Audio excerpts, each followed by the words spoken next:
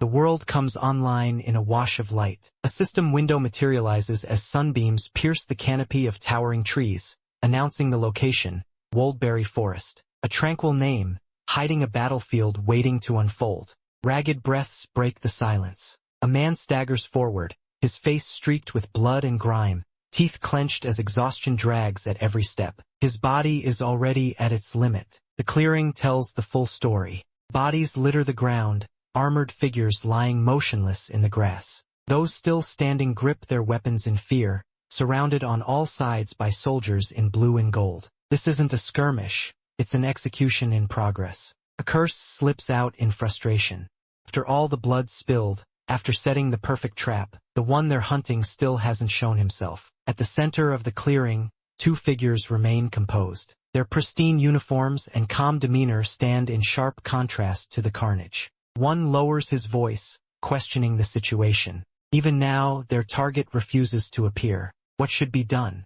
For a brief moment, silence answers. Then cold blue eyes gleam behind resting fingers. The decision is swift, merciless, and absolute. Kill them. The command is carried out without hesitation. A hulking warrior surges forward, muscles tightening as he hoists his axe overhead, the blade catching the light as it begins its deadly descent. Victim senses it too late. He turns just in time to see the axe coming down, fear flashing across his face as death closes in. A single step shatters the moment. A hooded figure flashes into the clearing, blue energy erupting as steel meets force. The axe is stopped mid-swing, shockwaves rippling outward from the collision. Jae-hyun! A shout rings out, disbelief turning into relief. The newcomer lands with his back to them, cloak fluttering, power humming in the air. With his arrival, the roles reverse. The hunter has finally revealed himself. The instant he lands, panic spreads through the enemy ranks. Voices shout his name in alarm as recognition hits. Hyrkan has arrived. Without hesitation, they call for everyone to rush him at once. Hyrkan raises his head, silver hair shifting as his glowing eyes lock onto his surroundings. There is no fear in his gaze, only cold focus, as if he has already measured every enemy standing before him. He moves faster than their thoughts can keep up. A blade flashes, cutting through the air in a single, clean motion. Blood scatters, bodies are flung aside, and the attackers are erased almost the moment they step forward. Hyrkan twists midair and lands smoothly, cloak sweeping behind him. One by one, the men who charged collapse into the dirt. The clearing falls silent, broken only by the sound of bodies hitting the ground. Without even turning to look at the fallen, Hyrkan speaks. His voice is calm, almost bored. Did they really think ganging up on him would change anything? The answer is obvious. They were never good enough to begin with. Blood trickles down his face as he tilts his head back, a faint, confident smile forming. A system display appears, reaffirming his identity to everyone present. Hyrkan, Jae-hyun, and of the Haho Mask Guild, known across the game as the Hero Slayer. Shaken ally crawls closer, eyes filled with guilt and regret. His voice trembles as he apologizes, blaming himself and the others for the ambush, for being unprepared, for nearly getting everyone killed. Hyrkan lets out a quiet sigh. Nah, he steps forward, shaking his head lightly. There is no anger in his expression as he tells them plainly that they have nothing to be sorry for. He lowers his weapon and extends his hand. His words are simple and steady. It's fine, so they should get up. The gesture carries reassurance far stronger than any comforted excuse. As his allies gather around him, emotions finally spill over. They repeat his name with relief and disbelief, tears welling in their eyes. Hyrkan looks at them calmly and finishes his thought. Honestly, this wasn't even their fault at all. Hyrkan tightens his grip on his fallen ally's hand, his expression darkening as his gaze shifts past them. His voice is low and sharp as he identifies the real problem. Not his companions, but the cowards lurking nearby who couldn't even face them head-on in a fair fight. His mocking voice spreads towards the shadows, dripping with contempt. She sneers back at him, while he called her a loser, the insult laced with arrogance and certainty. Hyrkan's eyes narrow, his jaw tightening as the provocation lands. The tension spikes in the air, the forest seeming to hold its breath as the insult hangs between them. A soft, amused voice cuts in. The speaker steps forward with a casual elegance, mocking the scene with a single phrase. How touching, her tone filled with disdain as she questions the worth of their so-called friendship. She continues advancing, flanked by allies in matching blue and gold uniforms. With every step, her contempt sharpens, dismissing the group as nothing more than trash clinging together, no matter how many of them there are. Face fills the frame, eyes calm and confident, lips curved into a faint smile. A system display reveals her identity. Sil, real name Sil Yin Chai, a high-ranking member of the Thunder Hunters, known across the game as the Thunder Queen. Hyrkan lets out a short laugh, firing back without hesitation. He mocks her reputation, pointing out that, for all her bravado, she's the one who keeps getting beaten by the very people she calls trash. Sil's smile sharpens into a threat. Her eyes harden as she warns him to watch his mouth, promising consequences severe enough to leave him begging in regret. Hyrkan raises his wrist calmly, revealing a glowing watch-like device as his smile turns cold. He repeats her words slowly, regret, his voice filled with quiet amusement as he prepares to act. The system responds instantly. Blue light floods his body as armor materializes piece by piece, reshaping him into his true combat form. Fully equipped and grinning beneath his mask, Hyrkan steps forward and delivers his verdict. Regret is something reserved for the weak, not for someone like him. Sil's fury finally boils over as she commanded, her face twisted with rage, shouting for his death while her fingers curl like claws, desperate to tear him apart. Hyrkan lets out a weary sigh beneath his hood, almost bored, muttering that they never learn, his voice dripping with disdain as he prepares to move again. Before he can finish his sentence, a violent impact interrupts him. Steel crashes into his body, blood spraying as the sudden strike catches him off guard. His eye widens in shock, the world tilting as a single, disbelieving thought flashes through his mind. What? The scene darkens as figures loom behind him, their silhouettes framed like executioners, and Hyrkan coughs violently, blood spilling from his mouth as pain surges through his body. Warning messages flood his vision. His HP is dropping rapidly, his movements restricted, while his knees buckle and he struggles to remain conscious. He collapses to the ground with a dull thud, choking on blood and confusion, barely able to comprehend what just happened. From above, an apologetic voice reaches him, trembling as it calls his name and claims sorrow, sounding hollow and late. The group stands together now, weapons drawn but expressions cold and resigned, one of them speaking casually about survival and money, insisting it's nothing personal. Hyrkan lies sprawled on the forest floor, his body twisted awkwardly as pain shoots through him. His eyes fly open in disbelief, breath hitching as sweat beads down his face. The situation is so sudden, so unreal, that only a stunned "what" escapes him. Above him, Sil stands tall, her presence overwhelming. She throws her head back and laughs openly, her long hair whipping through the air as her amusement rings out cruelly. From Hyrkan's low vantage point, her laughter feels less like humor and more like a verdict already passed. She casually wipes at the corner of her eye, as if brushing away tears of laughter, her lips curling with mock sympathy. Her tone drips with condescension as she pities him, ridiculing the fact that he ever believed in their so-called friendship, especially when money was involved. Her heels step closer, each sharp click driving the point deeper. Turning slightly, her back half shadowed by the forest's dim light, she finally addresses him by name. Hyrkan. The way she says it is cold and final, stripping away any lingering doubt about her intentions. Still pressed against the ground, Hyrkan looks up as her words come down harder than any blow. Without hesitation or remorse, she declares her decision. He's being kicked out of the game. The statement hangs in the air, sealing his betrayal and marking his complete downfall in a single, merciless sentence. Sil leans closer, her smile sharp and merciless as sunlight filters behind her. With a casual tilt of her head, she muses that if she kills him every time he logs in, he won't even be able to keep playing, her tone light, almost amused. She continues without pause, mentioning that she's heard he's a full-time Warlord player, twisting the knife deeper as he lies on the ground, panting heavily, his breath coming out in ragged gasps. Her words turn crueler as she declares that without this game, he's nothing, just a worthless piece of trash. The statement lands hard, echoing in the silence as despair settles over him. A dark shadow falls over her face as she looks down at him, murmuring how sad it is, the atmosphere suddenly oppressive and heavy. Pressure breaks him. His fingers dig into the dirt, trembling as he clenches the ground in frustration and humiliation, barely holding himself together. Unable to take it anymore, he snaps back, screaming at her to shut up, his voice cracking with rage and desperation as he reaches out toward her. Before he can do anything else, blood sprays violently across the frame, the sound of impact cutting his shout short in a brutal instant. The eyes widening in shock, blood streaking across his face, while Syl's expression shifts, her eyes flicking sideways in sudden surprise at what just happened. The scene widens to reveal chaos. His allies attacked, weapons embedded at his body, and Syl calmly standing before the carnage, thanking everyone as if this outcome were always expected.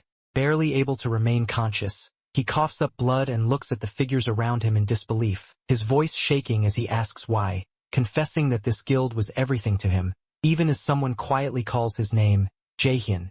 One of them sneers down at him impatiently, telling him to just die already. There's no anger in his voice, only annoyance, as if ending a life is nothing more than an inconvenience. He explains it bluntly. They're being paid millions just to kill him. With that kind of money on the line, what else did he expect them to do? The words hit harder than the blade. Blood spills from Jaehyun's mouth as his vision trembles, his body barely holding together. So that's it? The thought echoes weakly in his mind. After everything he did for them, after all the sacrifices, his eyes widen, burning with disbelief and rage. He remembers their promises, their laughter, the bond they swore by. You said we were family. Above him, their faces blur together, cold smiles, empty eyes. The world feels unbearably distant as despair crashes down all at once. Damn it, goddamn it. Red warning messages flood his vision, stacking endlessly as alarms scream inside his head. The system announces his end without emotion. Blinding red screen slams into view, drowning out everything else. The system's verdict is absolute: you have died. The penalty follows immediately, cold and mechanical, announcing a 48-hour login restriction. He blinked as the realization crashes down, reflected in wide, hollow eyes frozen in shock. Reality snaps back in with a sharp intake of breath. He jolts upright in his chair, gasping, heart pounding as sweat clings to his skin. The room is dim and cluttered, the quiet broken only by his ragged breathing as he struggles to accept what just happened. The weight of it all finally sinks in. His head lowers, shoulders trembling as despair floods through him. In that suffocating silence, a single thought repeats itself with crushing clarity. He lost. Not just the fight, but everything that mattered to him. Out of the darkness, the game's emblem rises like a monument. Warlord. The title gleams with cold grandeur, a reminder of the world that once consumed him completely, a game that swept across the globe and reshaped countless lives, including his own. The memory sharpens into a blazing scene from the past. A massive red dragon descends in a storm of fire and smoke as armored players brace themselves below. The moment plays out like a live broadcast, thousands watching, cheering, donating, their messages flooding the screen while the battle unfolds. Viewer counts climb, comments explode, and virtual currency pours in as spectators marvel at the chaos. To the world, it's thrilling entertainment, a legendary raid unfolding in real time. But beneath the spectacle lies the truth he knows too well. This world gave him glory, then stripped it away without mercy. Warlord was more than just a game. It was a massively profitable AI-driven VR world that swallowed reality whole. An industry built on obsession, competition, and money that never stopped flowing. And yet, the one thing that kept Jaehyun alive inside that world wasn't profit or fame. It was the belief that he could be more than the trash everyone treated him as. Back then, he fought relentlessly, cutting down monsters with cold precision, his blade flashing as blood sprayed across the battlefield. Strength was the only language the world understood, and he learned to speak it fluently. Even seasoned players stared at him in disbelief, unable to hide their shock. They couldn't tell what level he was anymore, only that he was absurdly strong.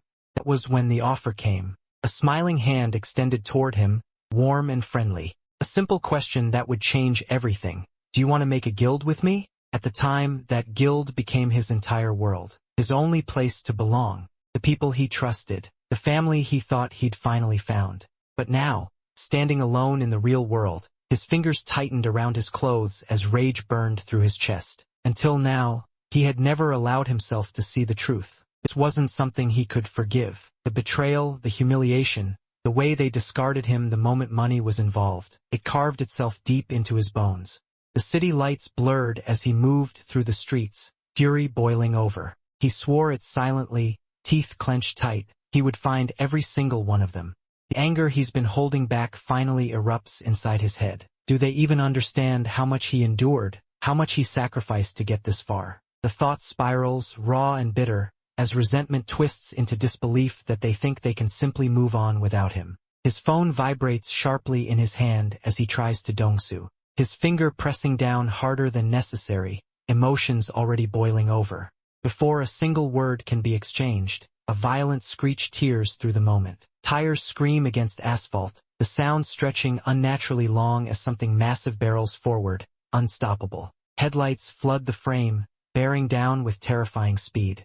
The vehicle fills his vision in an instant, metal and momentum converging as the world narrows to that single, unavoidable impact. A deafening crash explodes through the scene. His body is thrown violently, the force ripping the breath from his lungs as the thought hits him too late. If only he had known things would end like this. Pain, shock, and regret blur together as he lies broken, eyes wide and unfocused. Tears spill freely, carving paths down his face while the truth settles in with crushing finality. Everything, his pride, his effort, his future, has slipped through his fingers in a single, irreversible moment. If he could rewind time, he wouldn't hesitate. He would never waste another second caring about anyone. Trust, loyalty, friendship, every one of them had been nothing but dead weight. Moment stretches, then shatters. The sound of screeching metal tears through the air as something massive barrels toward him at full speed. Impact. The world flips violently as his body is sent flying, blood splashing across the street. The garbage truck crushes everything in its path, leaving only wreckage behind. His body lies twisted on the asphalt, unmoving. Shocked voices echo faintly in the distance as bystanders realize too late what just explains happened. His phone slips from his hand and skids across the ground. A mechanical voice repeats coldly that the person he's calling is unavailable. He exhales a broken laugh. Of all things, a garbage truck. Blood pools beneath his face as his breathing grows shallow. His vision blurs, but his mind screams in protest. No, this can't be how it ends. Not now. Faces flash through his thoughts. The man who told him to die already. The voices that said killing him was worth a couple million. The ones who sold him out without hesitation. That bitch who screwed him over. His teeth grind as rage burns hotter than the pain. He refuses to die without settling the score. He has to live, just long enough to get his revenge. Light suddenly bursts through the darkness. The world fractures into shards of blue as everything around him dissolves, replaced by an overwhelming pull. A familiar interface materializes in the void. Circular lights rotate slowly as a message appears, connecting, user identification in progress. And just like that, fate opens its eyes once more. A blinding light tears through the darkness as his consciousness snaps back into place. A familiar system window materializes before his eyes, greeting him coldly and clearly. Username, Hyrkan. Welcome. The name alone sends a chill down his spine. His vision sharpens, silver hair falling into view as he blinks in confusion. The environment feels wrong, too real, too vivid. A single thought lingers in his mind, unanswered, heavy with disbelief. Before he can process it, another system alert drops into place. Objective is clear and unforgiving. Clear the tutorial. Survive against the Minotaur, the master of the labyrinth. The words hit harder than any blade. He looks up and freezes. A massive Minotaur stands amid shattered stone and blood-soaked ground, red eyes burning with hostility. Bodies litter the floor. This isn't a memory. This is real. The name escapes his lips in disbelief. Warlord? His heart pounds as fragments of knowledge collide with what he's seeing. None of this should be happening. Another thought follows immediately, sharper and more alarming. A tutorial? Why would a tutorial boss appear now like this? A rough voice snaps him out of his thoughts. Someone shouts at him to quit zoning out and get it together. Steel flashes as two players ready their swords, eyes locked on the monster looming ahead. The Minotaur roars, the sound shaking the corridor. One of them mutters grimly that the creature is impossible to solo, and that it'll take all three of them working together just to survive. As the words sink in, realization hits him like a hammer. The Minotaur, the tutorial boss. That monster was removed from the game 5 years ago for being too difficult. Old awareness seeps back into him as he stares up at the unfamiliar sky. Confusion gives way to disbelief when the thought hits. Warlord has only been out for 10 months. The realization feels wrong, clashing violently with everything he remembers. His lips part as he repeats the words to himself, slower this time. 10 months? The gap in time doesn't make sense, and the more he turns it over in his mind, the more unsettling it becomes. Behind him, low murmurs break the silence. 2 armed men glance his way, one repeating the phrase with faint mockery while the other watches warily. To them, his fixation is strange, even unsettling, as they quietly wonder what's wrong with him. The 2 remaining players ignore him and try to regain control of the situation, telling themselves to stay focused. One of them starts issuing orders, planning the timing of their attack, convinced that teamwork is the only way to survive this fight. But before the plan can even finish forming, the white-haired man takes a step forward. And another. His boots scrape softly against the blood-stained floor as he moves away from them without a word. Confusion spreads across their faces. One of them calls out, asking where he thinks he's going, his voice sharp with disbelief as the distance between them grows. Instead of answering, he suddenly breaks into a run. His body lowers, his movements smooth and decisive, as if he's already chosen his path and discarded every other option. Behind him, the others shout in panic, accusing him of losing his mind. From their point of view, charging straight at the Minotaur is nothing short of suicide. The same moment, the Minotaur reacts, its single glowing eye narrows, muscles bulging as it twists its massive body and raises its weapon, letting out a furious roar that shakes the corridor. The white-haired man doesn't slow down. His eyes glow with cold focus as he closes the gap in an instant, drawing his blade in a single, fluid motion.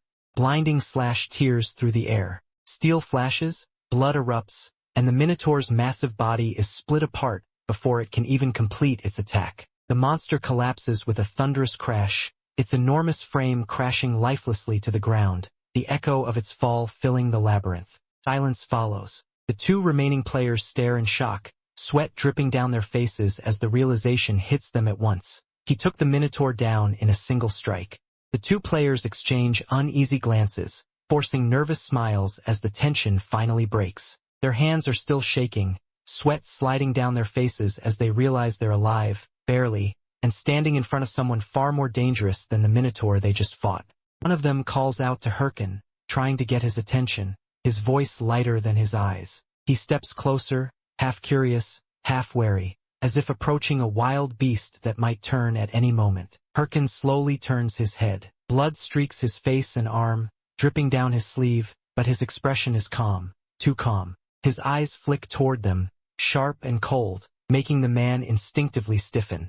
The player forces a grin and speaks up, openly acknowledging Hyrkan's strength. He admits it outright, those weren't normal skills, and for once, there's no mockery in his tone, only genuine interest. With a confident smile, the man extends his hand. He praises Hyrkan's talent, saying he doesn't give compliments easily, before finally making his offer, asking if Hyrkan wants to join his guild.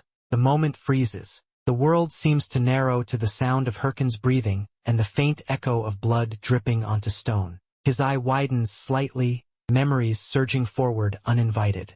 Hyrkan straightens, gripping his sword as blood splashes around him. His expression hardens, fury and resolve mixing into something terrifyingly focused as the past crashes into the present. In his mind, a vow forms, cold, absolute, and unbreakable. If he ever trusts another person again in this life, he knows exactly what that would make him. One of the men starts to speak, a crooked grin spreading across his face as he leans forward, about to question Hyrkan's strange behavior. The moment stretches just long enough for mockery to form, then the air itself seems to tense. A sudden flash cuts through the space between them. Steel slices forward in a brutal arc, the sound tearing through the silence as blood sprays outward. In the blink of an eye, the balance of the encounter is shattered. Hyrkan moves through the strike without hesitation, his expression eerily calm as crimson stains his clothes and skin. The violence feels practiced, almost effortless, as if his body remembers what his mind has already decided. Close up, his lips tighten into a thin, bitter line. Blood drips across his face as a vow forms in his heart. If he ever dares to trust another person again, it will be the ultimate proof of his own foolishness. His eyes glow with a dangerous resolve as he lifts his head. Rage, betrayal, and clarity fuse into a single truth, and he declares it without regret. Trust has no place in his life anymore. Against a backdrop soaked in darkness and red, the name echoes with finality. Hyrkan, the hero slayer, has returned. And this time, the world will not mistake him for anything less than a predator reborn. A sharp hiss echoes as the pod opens, and the young man stirs, instinctively lifting a hand to his head as if waking from a long, disorienting dream. His body feels heavy, unfamiliar, yet undeniably real, and the sterile light above him only deepens his sense of unease. His eyes snap open in shock, pupils trembling as confusion floods in all at once. A single thought dominates his mind: this place is wrong, and the question slips out in disbelief as he struggles to understand where he is. The noise around him swells into a chaotic blur of footsteps and voices, revealing a wide, bustling interior filled with people moving in every direction. As he lies half-sprawled in the open pod, recognition finally strikes, and the name of the place surfaces in his mind: the V-Gear store. Memories rush back in fragments, and he exhales sharply as realization dawns. This isn't just any moment. This is a place tied to his past, one he hasn't stepped into for years. His expression tightens as he recalls his situation 5 years ago, when money was scarce and owning proper gear was nothing more than a distant wish. Back then, he could only come here to borrow time on demo units, watching others progress while he lagged behind. Chilling thought takes hold as his gaze hardens. If this really is that moment from the past, then the impossible has happened. He has gone back in time. His resolve ignites instantly. If this second chance is real, then hesitation is a luxury he cannot afford, and every second wasted would be unforgivable. He breaks into a sprint through the crowded store, cutting through the sea of customers with urgency burning in his eyes. Inside his mind, the truth solidifies. He possesses 5 full years of future knowledge. That knowledge isn't empty theory. It includes every skill, every experience, and every hard-earned lesson he once built up through blood and failure. This time, he can use it all from the very beginning. As he skids to a stop at the counter, determination blazing across his face, he slams his hand down and makes his choice without hesitation. With revenge firmly set as his goal, he orders a standard V-Gear, marking the first decisive step of his return. Leaning heavily over the counter, he exhales in relief as the clerk nods and confirms the purchase. The sound of his own breathing fills his ears, while the system calmly announces that the payment is being processed, grounding the moment in reality. A sharp grin spreads across his face as excitement bubbles up uncontrollably. Sweat beads along his cheek, but he can't suppress the thrill. This is the first step, and it actually worked. Without wasting a second, his thoughts race ahead. He mutters to himself about where to begin, already planning his next move, instinctively thinking about grinding levels as fast as possible. The clerk hesitates and gently interrupts him, her voice cautious as she checks the terminal again. Something about her tone makes the air suddenly feel heavier. She looks up with an apologetic smile and delivers the verdict plainly. The payment didn't go through. The words "insufficient funds" hang between them like a punch to the gut. His expression freezes completely. Staring blankly ahead, he lets out a confused sound, his mind struggling to process how things went wrong so quickly. Realization hits, and a bitter laugh escapes him as he lowers his head. Of course, this is still the past, a time when money was exactly what he didn't have. Clutching his hair in frustration, he mentally scrambles for alternatives. Should he make money first? No. That would take far too long, and every second wasted feels unbearable. As doubt creeps in, a sharp inner voice cuts through his hesitation, reminding him that the strongest never shy away from risk. Hesitation, after all, is a luxury reserved for the weak. His gaze lifts, eyes locking onto a massive display as a commanding presence seems to fill the space. The answer becomes clear in an instant. He won't play it safe. He'll choose the hardest path from the start and become a warlord, standing beneath the image of the legendary rank number 1, the Thunder Queen Syl. Standing alone before the massive display, he stares up at the words urging him to begin, the command to play warlord echoing in his mind as the emblem looms like a challenge meant for only the bold. He turns slightly, falling into silence, his expression unreadable as the weight of that choice settles on his shoulders. For a brief moment, the world seems to pause around him. From the darkness of his thoughts, a familiar, mocking presence surfaces, its words dripping with contempt as it reminds him of what he's always been reduced to: worthless, disposable, trash. He doesn't argue. Instead, he quietly acknowledges it, accepting the harsh truth without flinching. his calm response betraying years of bitterness and resignation. His body straightens, and he steps forward with renewed resolve, admitting to himself that he has no luxury of choice. Beggars can't be choosers, and survival comes before pride. Scene shifts to the outside of a modest building bathed in the warm glow of sunset, a stark contrast to the tension brewing inside him as he heads toward his next gamble. A heavy door slides open with a dull mechanical sound, revealing a compact V-gear unit waiting silently, its presence signaling a point of no return. Inside his cramped apartment, a technician calmly announces that the installation is complete, while he gives a short acknowledgement, already focused on what comes next. Left alone, he studies a small yellow card resting in his hand, his fingers tightening as he recognizes it as the only path left to him, an option born of desperation. Across a dim table, a man casually slides the card back toward him, smiling as he confirms the amount without hesitation. 10 million won. Just enough to open the door he's chosen to walk through, no matter the cost. The man across the table lets out a soft, almost amused sigh, his lips curling as he leans back slightly, signaling that there's more to his offer than simple generosity. In a sudden blur of motion, a knife slams down on the table, pinning the lone card in place with a sharp, aggressive strike that instantly shifts the atmosphere from polite to threatening. Man's expression darkens as he leans forward, eyes glinting with malice, making it clear that repayment isn't optional and that failure will carry consequences far worse than debt. With a cruel grin, he presses the knife down harder, promising that if the money isn't returned, the protagonist's life will become unbearably difficult. The protagonist swallows, sweat forming at his neck as the pressure mounts, but his face remains still, betraying none of the storm of emotions churning inside him. Slowly, he tightens his fist around the card, the sound of paper crumpling echoing his resolve as fear gives way to grim determination. In his mind, he declares that it doesn't matter what he has to endure, his pride, his pain, or even his dignity, so long as he can crawl his way forward. He reaches for the VR helmet, hands steady despite the desperation driving him, knowing this machine is his last gamble.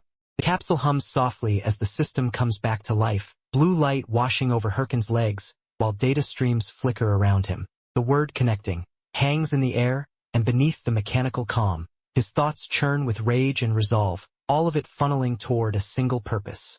As the connection deepens, memories surface unbidden, faces twisted with false smiles, laughter layered with betrayal. His hatred sharpens, focused and unwavering. As long as he can crush those people who turned on him, nothing else matters. Hyrkan snaps fully forward, jaw clenched and eyes blazing beneath his helmet as he roars the command. Login. The capsule answers instantly, light surging downward as the system begins identifying him, recognizing the will behind the voice. A burst of light cuts through the darkness. Confirmed. The interface clears to reveal his name suspended against an endless sky. User Hyrkan. With that single confirmation, the past is left behind, and his return to the world he once dominated becomes absolute. A translucent blue system window appears overhead, greeting him with a calm, mechanical warmth as the words, "Welcome back to Warlord," hang in the air, signaling his return to a world he knows all too well. He stands confidently at the center of a vast, tower-filled city, blue light cascading around his body like falling data as his avatar fully materializes, his expression steady and unsurprised. Looking around with detached familiarity, he reflects that it has been a long time since he last stood here, the nostalgia carrying neither excitement nor fear, only certainty. His gaze sharpens as a thought crosses his mind. It's finally time for her to appear, the guide who always arrives at this stage of the game. As if summoned by his thoughts, a golden notification announces the completion of the tutorial, the sky rippling with warm, radiant light. Golden energy spirals downward from the heavens, coalescing into a graceful figure as shimmering particles trace her descent. Ariadne manifests in full form, radiant and composed, introducing herself as the guide who will assist him through class selection, her voice calm and ceremonial. He recognizes her instantly, responding without hesitation, his tone flat and unimpressed despite her divine presence. Ariadne raises her hand, golden light pooling in her palm as she formally instructs him to choose his basic class, the system responding with a resonant hum. Her calm, authoritative voice descends from above, instructing Hyrkan to choose his basic class. Golden light ripples through the air as the system makes it clear, this decision will shape everything that follows. The explanation continues, outlining the rules with quiet finality. There are 3 choices, and the skills developed now will determine his advanced class later. Threads of radiant energy branch out like a living constellation, emphasizing the weight of the moment. The first option materializes in blazing gold, Warrior, a frontline fighter built for direct combat, strength, and relentless offense. Hyrkan studies it briefly, recognizing its efficiency and its limits, considers it with a practiced eye. Having played this path before, he knows he could level quickly. But solo play becomes brutally difficult later on. After only a moment's thought, he dismisses it without hesitation. The next figure forms from Holy Light, Priest, a support class centered on healing and empowering others. Before the explanation can even finish, Hyrkan's decision is already made. He scoffs internally, rejecting the idea outright. Depending on others, or worse, supporting them is a waste of time. Trust has no place in his future. As the priest's glow fades, Hyrkan's gaze hardens. With 2 paths discarded, his conclusion is immediate and absolute. There is only one option left, and this time he will choose a class meant for surviving alone.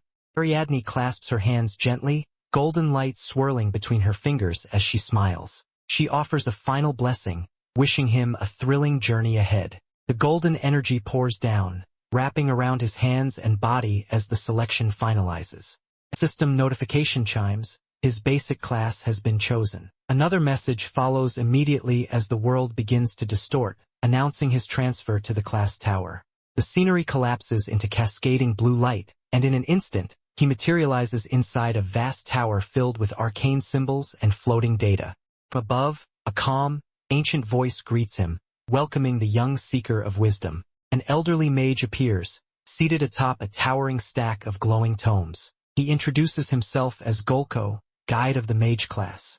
Golko gestures with his staff, asking what kind of magic the newcomer wishes to learn, assuring him he may ask freely. Without hesitation, the answer comes sharp and clear: dark magic. The entire tower seems to pause. The vast hall stretches endlessly between them, shelves of knowledge towering into the distance as both figures hesitate. Hyrkan looks up in quiet confusion, while the old man peers down from his seat just as uncertain, the silence between them thick with unspoken intent. The mage startles, fumbling for words as realization dawns. He lifts his staff awkwardly, nervously clarifying if Hyrkan meant arc magic instead, even apologizing as if his age has dulled his hearing. Hyrkan cuts through the misunderstanding without raising his voice. Calm, firm, and unmistakable, he corrects him. He said dark magic. The word hangs heavy in the air, instantly changing the mood.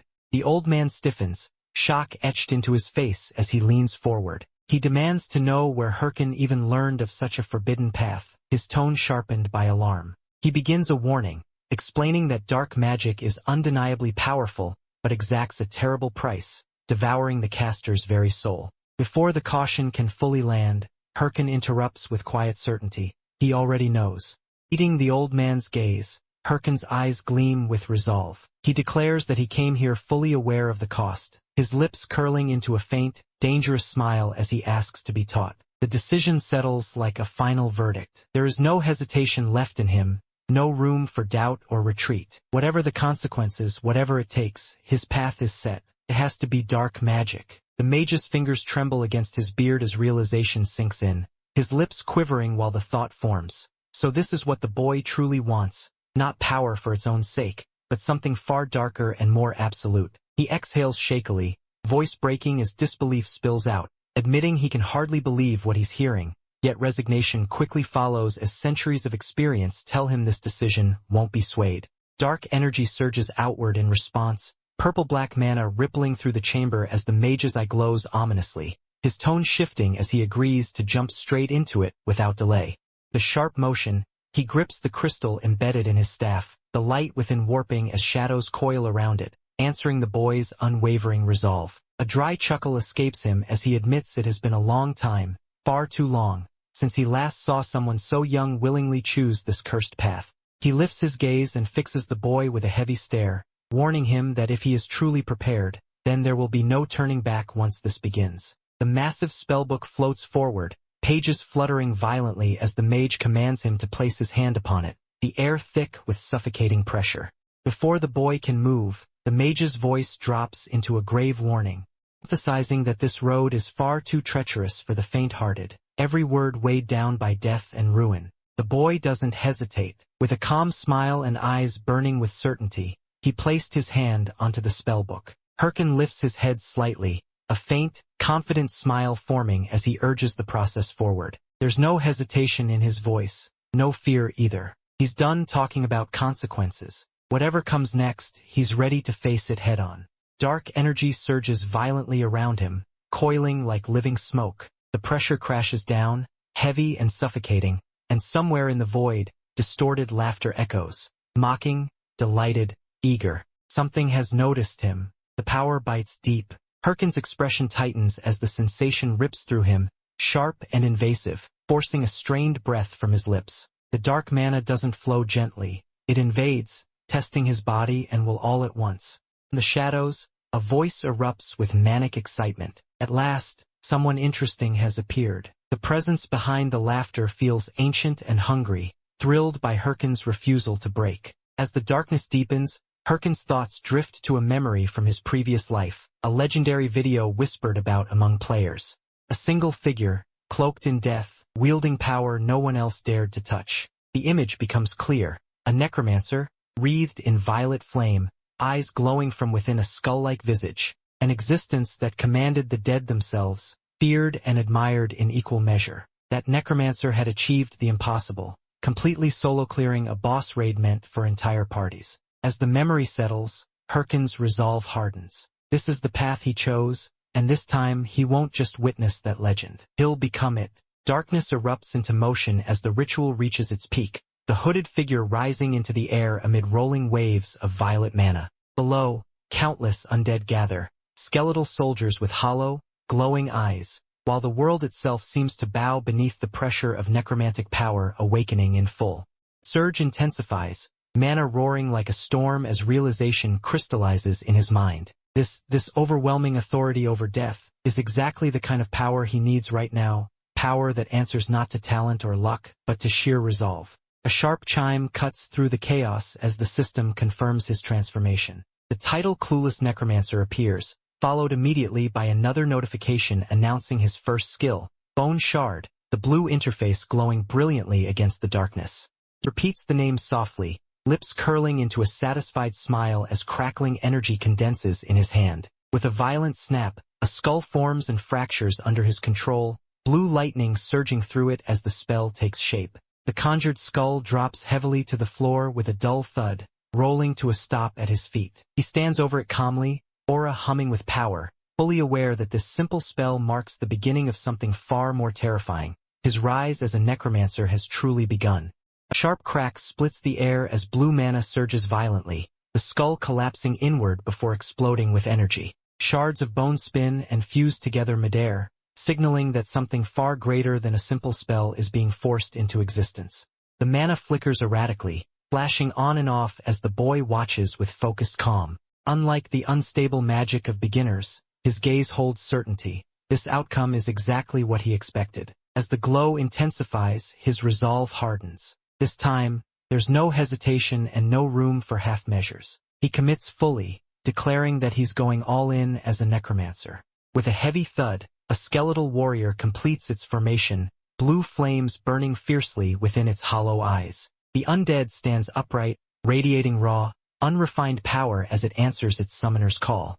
Boy exhales softly, a confident smile forming as he gives his next order. Now that his first summon is complete, there's only one thing left to do: grow stronger, faster. The moment shatters when the skeleton's body suddenly collapses. Its head and limbs drop clumsily to the floor, rolling across the tiles in awkward silence, leaving the boy staring at the pitiful scene in disbelief as a single thought echoes in his mind. Wait, what? A violent surge of blue mana spirals into existence, crackling with electricity as it slams into the stone ground, sending sharp vibrations through the cavern. The swirling energy steadies, and a single foot steps out from the glowing vortex, lightning snapping around it as the portal finishes forming. Hyrkan emerges fully, rubbing the back of his head with a tired breath, still disoriented as the last traces of blue light swirl behind him in the dark cave. A system message materializes before him, calmly informing him that he has entered the beginner training dungeon. confirming this is not an illusion but a controlled battlefield. As he surveys the surroundings, a memory of a skeletal figure comes into view, and something feels off. Unlike the sturdy undead he remembers from his past life, this skeleton looks flimsy and unstable, its movements awkward and unreliable, prompting confusion to surface on his face. Frowning, he focuses inward and calls up his skill information. The bone shard interface appears, detailing its low proficiency and basic function, creating a shard infused with mana to summon a skeletal warrior, leaving him silent as he processes the limitations and quietly mutters a thoughtful hum. He studies the situation in silence, chin resting against his hand as his thoughts race. The weakness of his summon isn't a coincidence, it's a limitation. With his proficiency still painfully low, the only solution is clear. If he wants stronger undead, he'll have to level up fast. Before he can move, a low, rumbling growl echoes through the cavern. His eyes snap open, senses sharpening instantly as danger announces itself without warning. From the darkness ahead, several shapes emerge, their eyes glowing an ominous red as they prowl forward in unison. The system identifies them as training monsters, coal wolves, moving with coordinated speed and predatory intent. He assesses them calmly, a faint grin tugging at his lips. They aren't especially strong, but they're fast, perfect opponents to test combat performance and push his growth forward. Blue mana surges into his palm as he calls out his skill without hesitation. With a sharp command and a burst of energy, the bone shard launches forward toward the charging wolves, signaling the true start of his training and his rise as a solo necromancer. The spell detonates with a thunderous boom, blue mana compressing into a blazing core before erupting outward. The force ripples through the dungeon corridor, announcing the necromancer's attack with overwhelming presence. From the surge of mana, the skeletal warrior surges forward, its frame fully formed and wrapped in ghostly blue flames. Its hollow eye socket burns brightly as it lowers its stance, responding instinctively to the threat ahead. A system alert flashes into existence, confirming what's already clear. The skeleton has detected an enemy and is shifting into a combat posture. The undead lets out a harsh, grinding roar, its jaw stretching wide as killing intent radiates from its frame. Across the stone floor, the coal wolves hesitate. Their red eyes flicker with unease, low whimpers escaping their throats, as they instinctively recognize the unnatural presence standing before them. Watching the scene unfold, the necromancer's lips curl into a calm, merciless smile. Without raising his voice, he gives a single command, kill them, and in response, blue light flashes within the skull, as the skeleton prepares to carry out its order without question.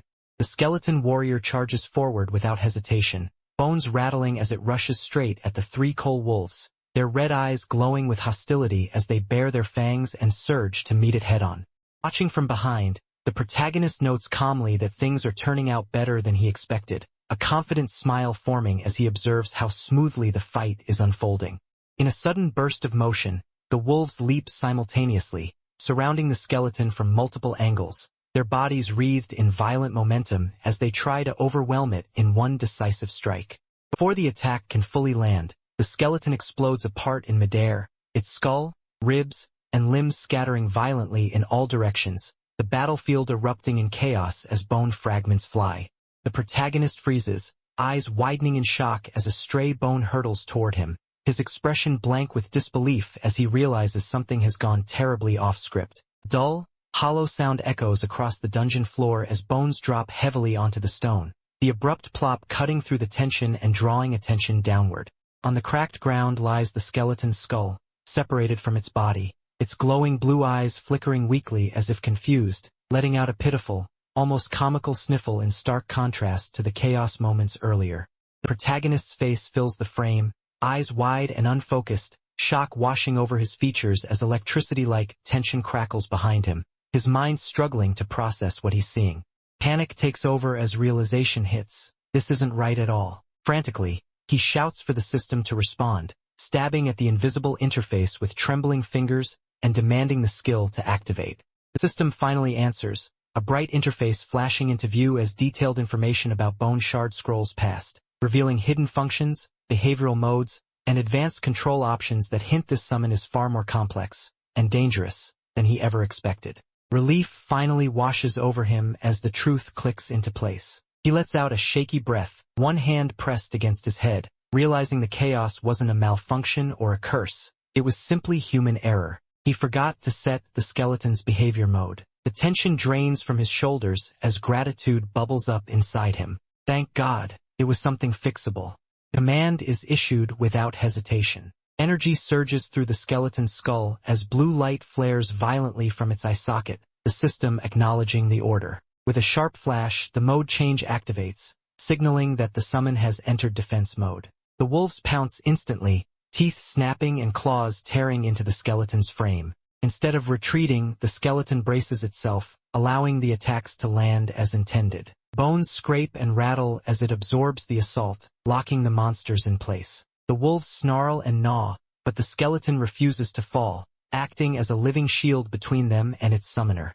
Watching the scene unfold, disbelief creeps across his face. Sweat beads down his cheek as he stares at the impossible sight. His summon is actually holding them back. No, this can't be real. His thoughts race, excitement mixing with dread. Then a dangerous idea forms. If defense works this well, then what about the last option?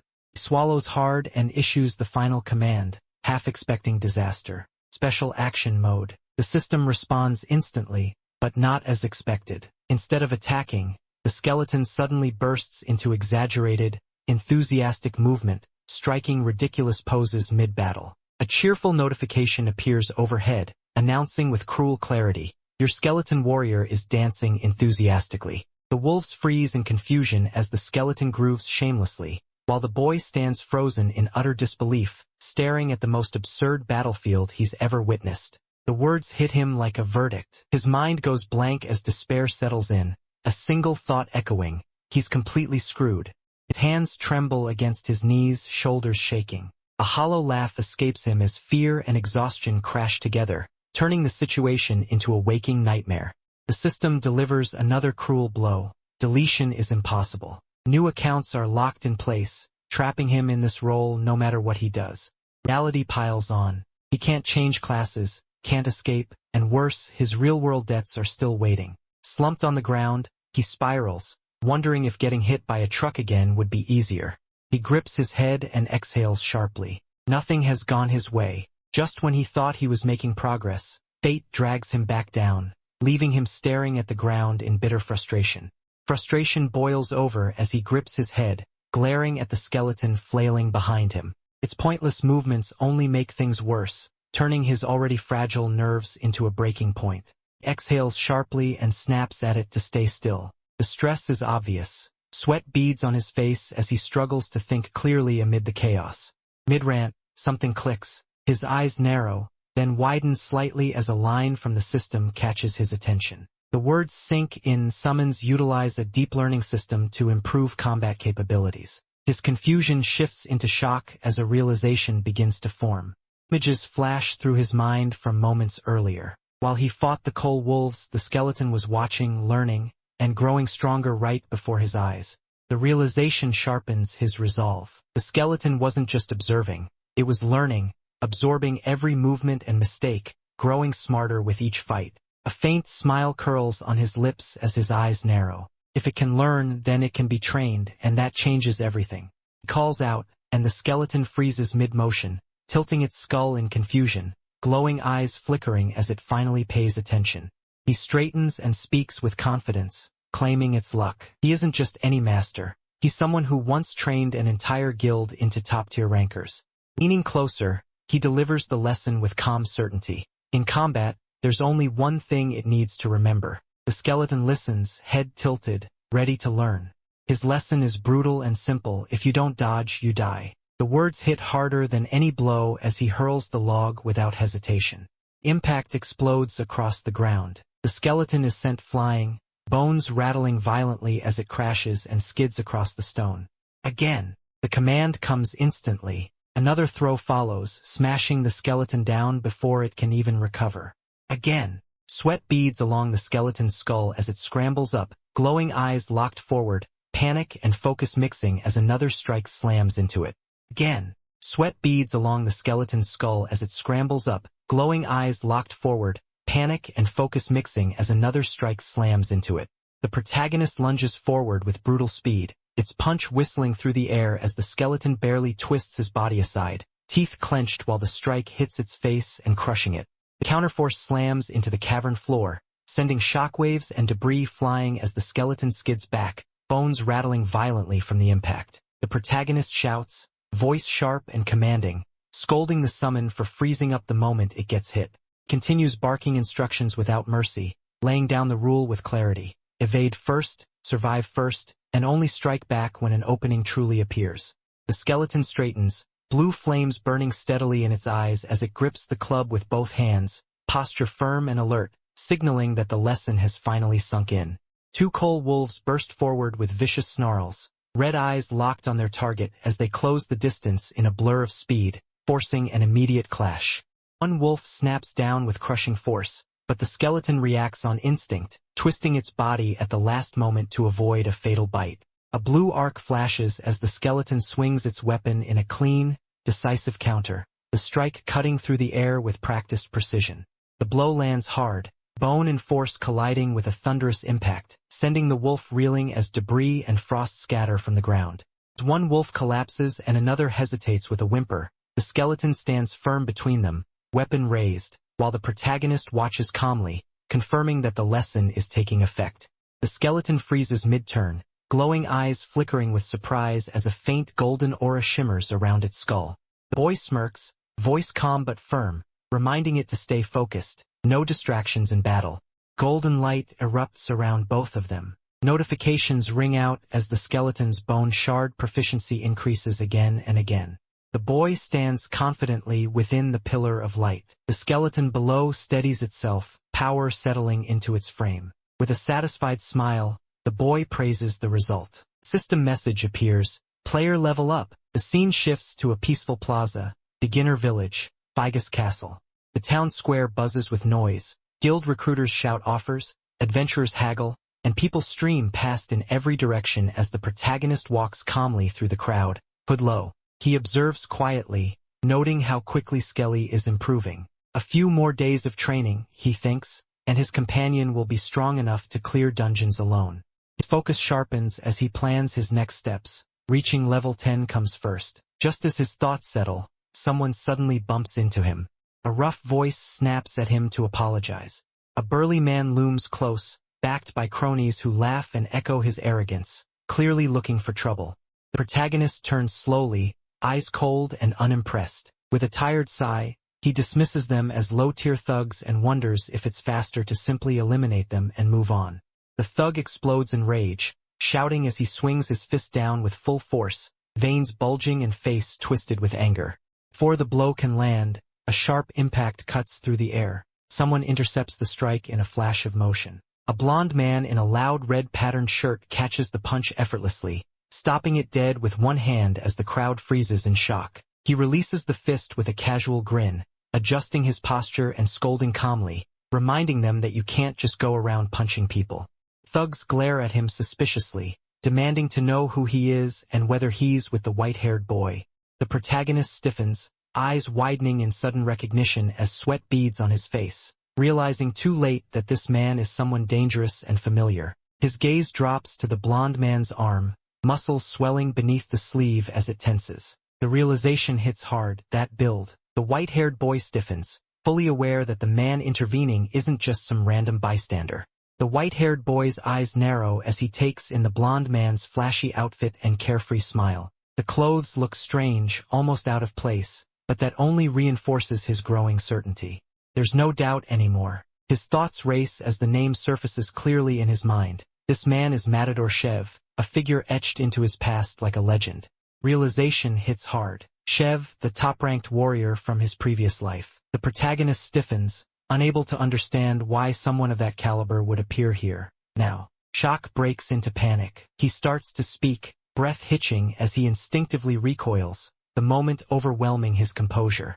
The silence shatters as the brown-haired man spits to the side, the sound sharp and deliberate while Shev stands with confidence dripping from his posture. Behind them, Hyrkan watches quietly, taking in their careless arrogance. Shev scratches the back of his neck with a lazy smile, quoting an old saying about equal retaliation. He laughs it off lightly, as if the situation amuses him rather than concerns him. Man's face twists with rage as he snaps back at the elder, his voice sharp and defensive. A crimson aura seems to boil around him, veins standing out as he bares his teeth and tightens his grip. He insists the blame lies elsewhere, claiming he was struck first, his words dripping with anger and a desperate need to justify what's about to happen next. Chev scratches the back of his neck with a lazy smile while the brown-haired man quoting an old saying about equal retaliation. He laughs it off lightly, as if the situation amuses him rather than concerns him. Without warning, the air erupts. A crushing pressure explodes outward from Chev, red-hot energy flaring like flames as his presence alone slams into everyone nearby.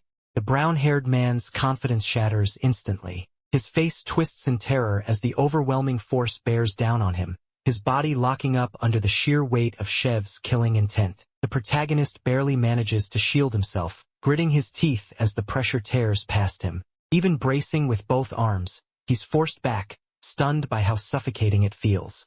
Chev steps forward through the blazing aura, eyes glowing with quiet menace. A sharp grin spreads across his face as he calmly concludes that, by the man's own logic, he should punch back, and this time he won't hold back. One of the men panics, shouting to his boss as fear twists his face. He blurts out the name Matador Chev, finally realizing just how deep of a hole they've stepped into. A vision of Chev's fearsome reputation flashes through their minds, leader of the Red Bulls, a top 30 guild, a ruthless battle maniac known for leaving nothing but destruction behind. The brown-haired man reels, disbelief written all over his face. His bravado collapses as the weight of that name sinks in, his thoughts spiraling into confusion and dread. Chev appears behind him in an instant, resting a heavy hand on his shoulder. His voice drops low and calm as he politely asks for an answer, the purple pressure around him suffocating. The man freezes completely, sweat pours down his face, eyes hollow and unfocused, his mouth opening but no words coming out, his body already surrendering before the blow even lands. The brown-haired man breaks first. Panic overtakes him as he stumbles back, screaming apologies, his voice cracking under the crushing fear Chev radiates. Chev bursts into laughter, completely relaxed. He cheerfully declares that he's glad everything was resolved peacefully, while the people behind him tremble, chattering in disbelief at the word. Turning away from the mess, Chev casually pats the protagonist on the back, checking if he's okay as if nothing serious had happened moments ago. Protagonist flinches at the touch and instinctively pulls away, surprised. He mutters that Chev didn't need to step in and help him. Chev freezes mid-motion, blinking in genuine confusion. His confident grin falters slightly as he processes the unexpected response, clearly not used to being turned away. The protagonist turns and walks away, his footsteps steady as the crowd parts around him. Chev watches from behind, momentarily stunned, a quiet, "What?" slipping from his lips. Chev exhales an awkward laugh, scratching his cheek as he admits to himself that the cold response stung more than expected. The boy continues forward through the street, head lowered, the echoes of Chev's overwhelming presence still clinging to his back. Frustration tightens his chest as he curses under his breath. For a brief moment, his hand trembles uncontrollably. He realizes just how completely he was dominated by Chev's power, the gap between them painfully clear. Shaking fingers curl into a firm fist. With resolve hardening in his eyes, he silently vows that the next time they meet, things will be different. As he moves forward, the protagonist clenches his jaw, a silent oath burning in his chest. He swears that he won't remain the same weak version of himself any longer. The scene shifts as a torch flares against cracked stone, its fire roaring to life in the darkness. The flickering flame mirrors the resolve igniting within him. The scene widens to a cavern lit by scattered torches, their flames dancing along jagged walls. Alone in the depths, he crouches in silence, gathering his thoughts and steeling his will. He acknowledges the harsh truth. The difference in strength between himself and Chev was undeniable. But he also realizes that Sil and Chev stand on the same tier, making his goal painfully clear. As his determination peaks, a monstrous presence answers his resolve. A massive stone beast with glowing red eyes erupts forward with a thunderous roar, attacking him from behind.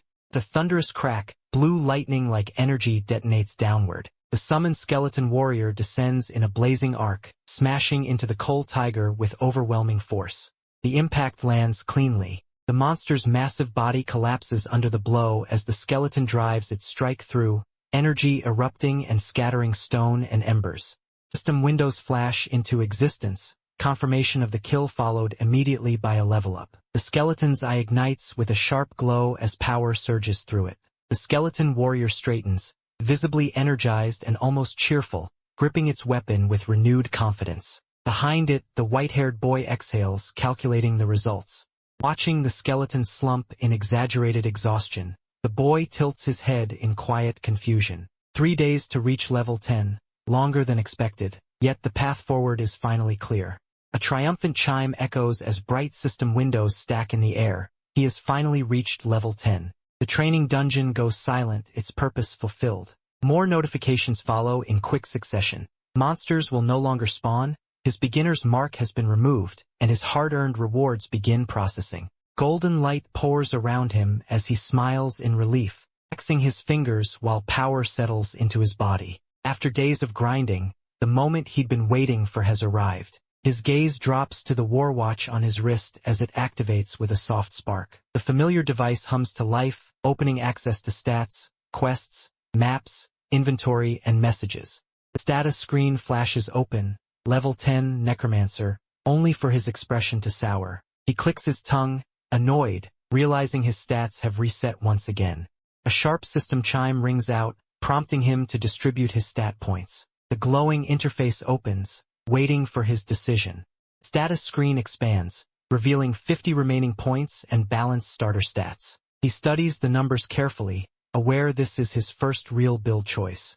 His expression hardens with focus. He reminds himself that this decision will shape everything ahead, and that careless distribution could ruin his plans.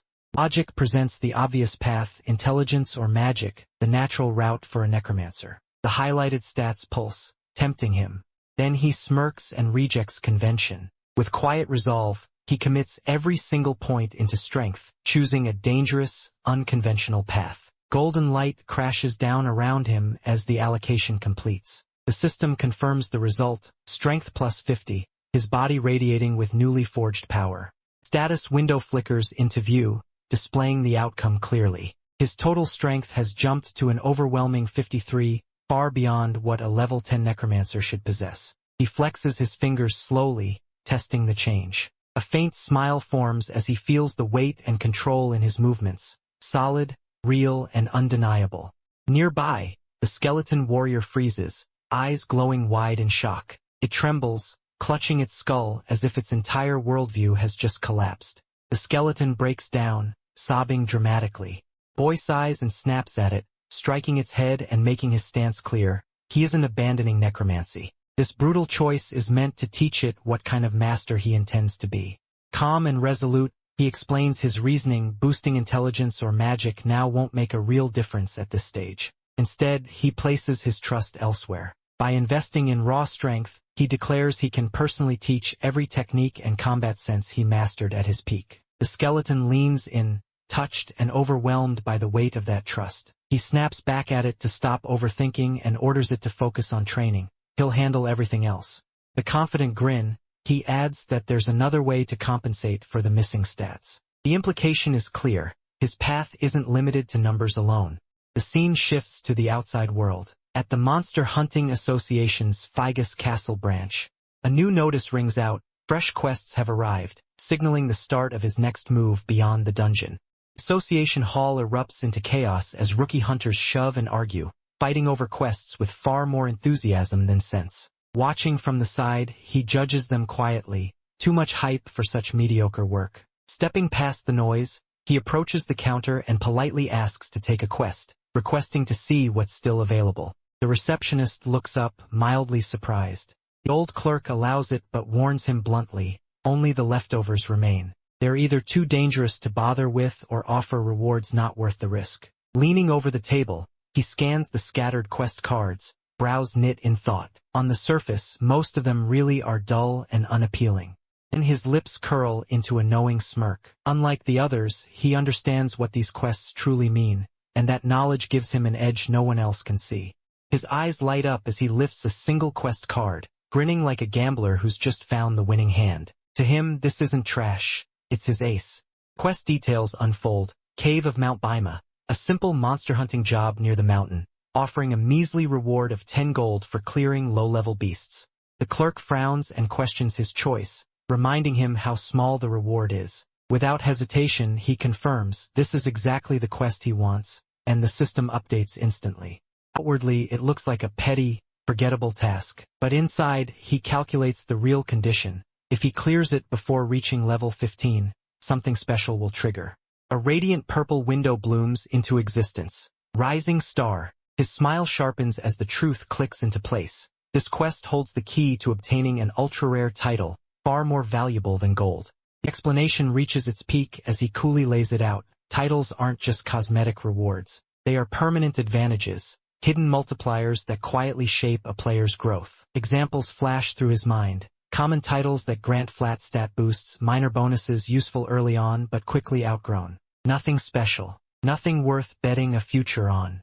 Then comes the real prize. A rising star title doesn't add numbers, it amplifies them. Percentage-based growth. The kind of bonus that snowballs harder the stronger you become. Bathed in a dark, violet aura, he grins to himself, fingers brushing his wrist as if sealing a vow. This single choice, this one overlooked quest, is the first step toward becoming something absurdly overpowered. Decision made, he turns away, already moving forward. With a confident stride and a sharp smile, he declares it's time to prepare, because once he's geared up, the hunt truly begins. Mount Bima rises into the sky, its ancient stone pillars jutting upward like broken teeth, half swallowed by creeping greenery. Birds circle lazily above the forest canopy, their cries echoing through the air as sunlight pours down, giving the place an eerie calm, too peaceful for a hunting ground.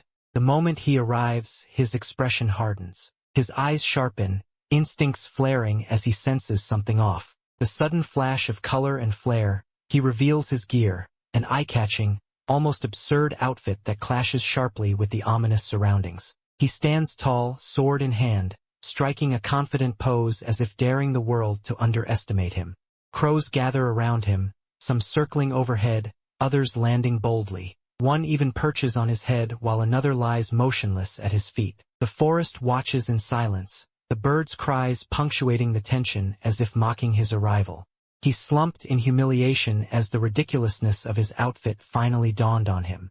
After blowing nearly all his money on skeleton gear, reality hits hard. Staring at the system window flashing insufficient funds, he lets out a dry, defeated sigh. This is what desperation looks like. With no point sulking, he clenches his teeth and straightens up. If he wants proper equipment, there's only one option left. Clear the quest fast and make money the hard way. Resolve sharpens his expression as he breaks into a sprint. He declares his intent boldly, charging ahead with reckless confidence, determined to finish this faster than anyone ever has.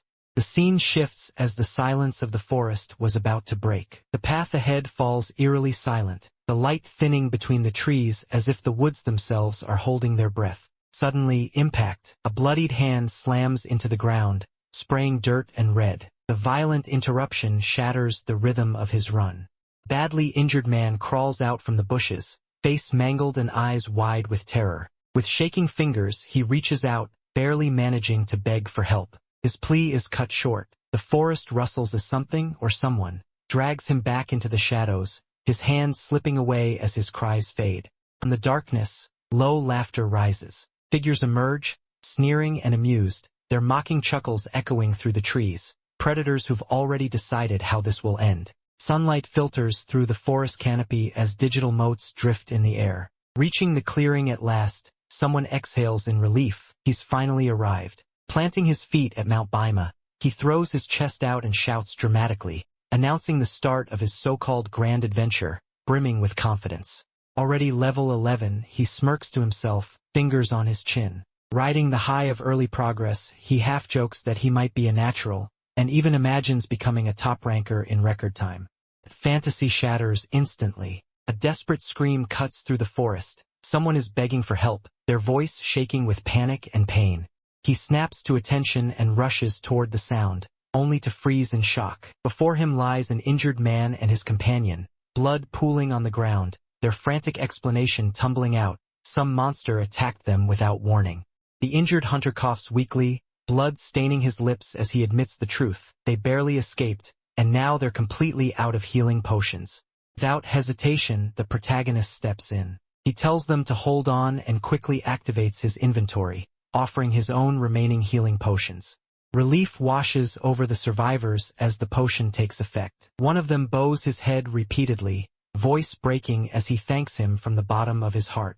That gratitude is cut short. A sudden, violent whoosh tears through the air. Something massive is swinging from behind, its killing intent unmistakable. Blood splatters across the darkness as the ambush lands with a brutal wham. The monster finally reveals itself, turning a moment of mercy into a deadly trap. Pain explodes through him as he's flung to the ground, armor scraping against dirt. He groans, struggling to move, still dazed from the sudden blow.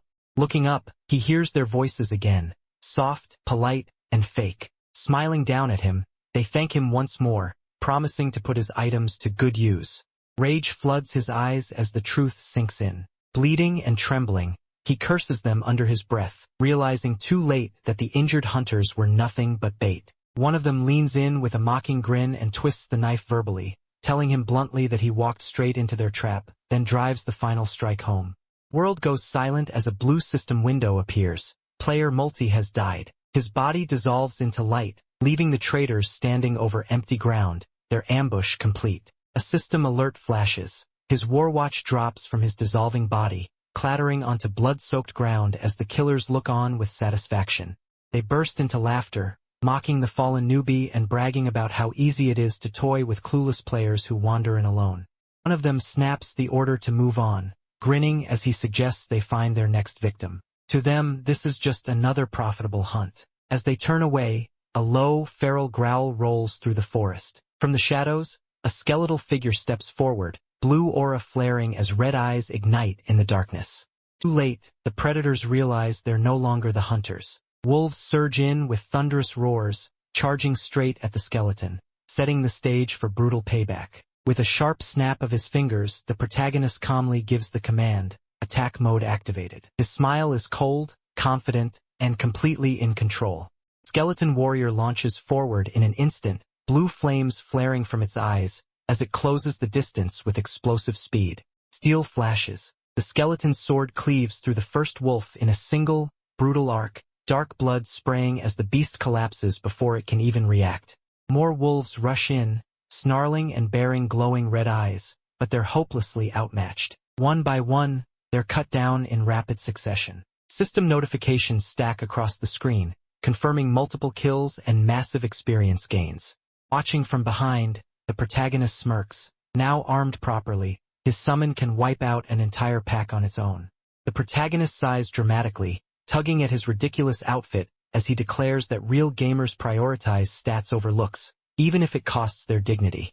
Nearby, the skeleton warrior pauses mid-battle, clutching its face with glowing eyes trembling, visibly moved by its master's words as if on the verge of tears.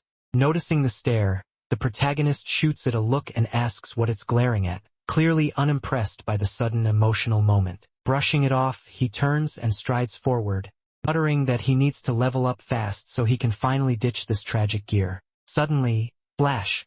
A sharp impact slams into the skeleton's skull. Its eyes flare wide in shock, realizing too late that another attack has already begun. A sudden realization hits him. An arrow? His eyes widen as he twists toward the source, instinct screaming danger a split second too late. Panic shout follows. Someone rushes in, apologizing frantically, insisting it was an accident as hurried footsteps close in. A small group emerges from the trees, faces pale with fear. One of them explains shakily that from far away, they mistook the skeleton for a monster and fired in panic. Bow repeatedly, voices trembling as they apologize again and again, clearly shaken by how close they came to causing real harm.